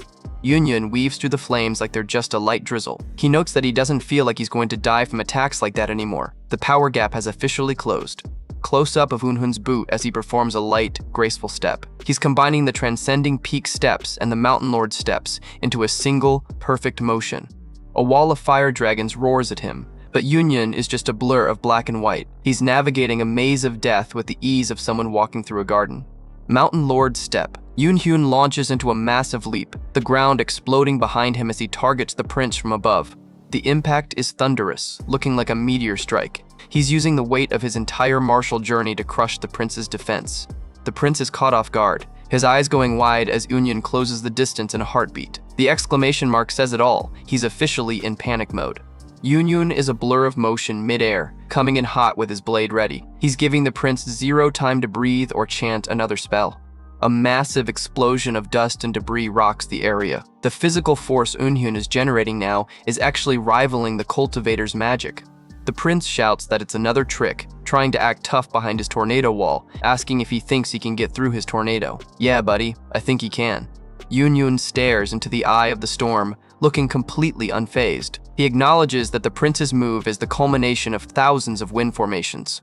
Close up on our boy's intense, bearded face. However, you just know a bud is coming that is going to hurt the prince's feelings. Severing Mountain Swordsmanship 9th Technique, Landscape Painting. Yun unleashes a flurry of blue strikes that cut through the wind like a hot knife through butter. The prince is shown hovering inside his storm, looking terrified as his invincible defense starts to get shredded. His face is a picture of absolute oh crap energy. Yun raises his sword, which is now glowing with a blinding white sword gang. He remembers failing to break this defense in the past, but things are different now. He brings the blade down with a massive clang. The impact is so hard it looks like a lightning strike hitting a mountain. The sword gang is doing its work, eating through the magical wind. Yun is putting every ounce of his resolve into this single, crushing strike. Blood sprays across the screen as Unhyun finally makes contact. The prince lets out a pathetic scream as he takes a direct hit to the shoulder. The prince retaliates with a desperate blast of magic, shouting for him to die. He's flailing now, his pride completely shattered. Yun stands in silhouette through the smoke, looking like a ghost coming for the prince's soul. He's relentless, closing the gap again before the dust even settles. The prince is clutching his bloody neck, looking absolutely horrified, stuttering for him not to come any closer. The god is officially begging for his life. Yun is a dark, looming figure in the smoke. He's not saying a word, which is honestly way scarier than any villain monologue. The prince is firing off random magic blasts in a total panic, screaming for Yun to stay away, to fuck off. It's a pathetic display from a royal. He tries to make a break for it, leaping away from the wreckage, letting out a scream. He's fully committed to the running away strategy now.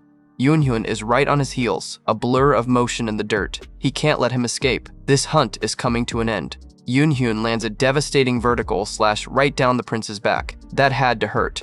The prince goes tumbling into the dirt, coughing up blood. Yun stands over him, sword ready to finish the job. The royal is on the ground, screaming as he claws at the floor. He can't believe a mere mortal has brought him this low. He shouts that he's only a martial artist, asking how this is possible. He's still trying to scale the power gap in his head even as he's bleeding out. Yun walks toward him with a glowing blue blade, looking completely detached. He doesn't care about the prince's questions. He only cares about justice. The prince tries one last desperate argument, asking if Yun thinks what he's doing is righteous. He claims Yun is no different from the Jin clan. Nice try, buddy. The prince is laughing maniacally now, asking if Yun really thinks the Jin clan got their power without consuming pills. He brings up a pill Yun received years ago as a gotcha moment. Yun holds up a small red pill. It's the Chukidan residue reward from the emperor. He looks at it with total disgust. Yun crushes the pill into dust with his bare hands. There isn't a chance in hell that I would take anything made by cultivators. Absolute Chad move. The prince's face just drops. He's officially run out of ways to bargain or distract his executioner. Yun raises his sword one last time. Farewell. The voice of a man who has finished his task. The blade descends in a clean, perfect arc of blue and white energy. We get the prince's POV as his head spins through the air, wondering why his body is upside down. Talk about a surreal final moment. The head hits the ground with a thud. He says, "Ah, I see, I've been beheaded." It's a very matter-of-fact ending for such a jerk. Yun stands in the rain, reflecting on the feat. Only a high-level cultivator or Kim Young-hoon should have been able to do this. He's finally joined their ranks. A ghostly image of a smiling cultivator appears in the background. It's a haunting reminder of the gods who still rule this world.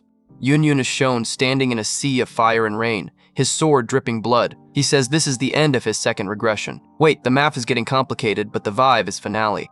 Yun raises his sword and shouts to the heavens. Finally, I killed a foundation-building cultivator. He's proven that mortals can actually fight back. Yun is shown lying down, but his eyes snap open. Not this time. He's sensing that something isn't right. Close up on his frantic eyes. He shouts that he has to cut him down. He's realized the prince might not be as dead as he looks. The prince is shown alive. He's gasping and stuttering that he's alive. His neck is glowing with a strange green energy from an artifact. A close-up of a glowing green jade artifact. It was a one-time use item from his father that can save the owner from a fatal blow. Talk about a get-out-of-jail-free card. The prince starts laughing again, a mix of relief and madness. He's back in the game and he thinks he's won the lottery. He stands triumphantly, declaring that cultivators always win in the end. He's mocking the mortal's efforts after coming so close to death. We see a vision of the cultivator army. He taunts the mortal, saying so. What if martial artists can now resist cultivators? He's pointing out that even if one died, there are thousands more. Yunyun is looking up at the sky, gasping 50. He's realizing the scale of the war ahead is just too much for one lifetime. A beautiful shot of the night sky. There are as many cultivators as stars in the night sky. It's a depressing realization of how small he really is.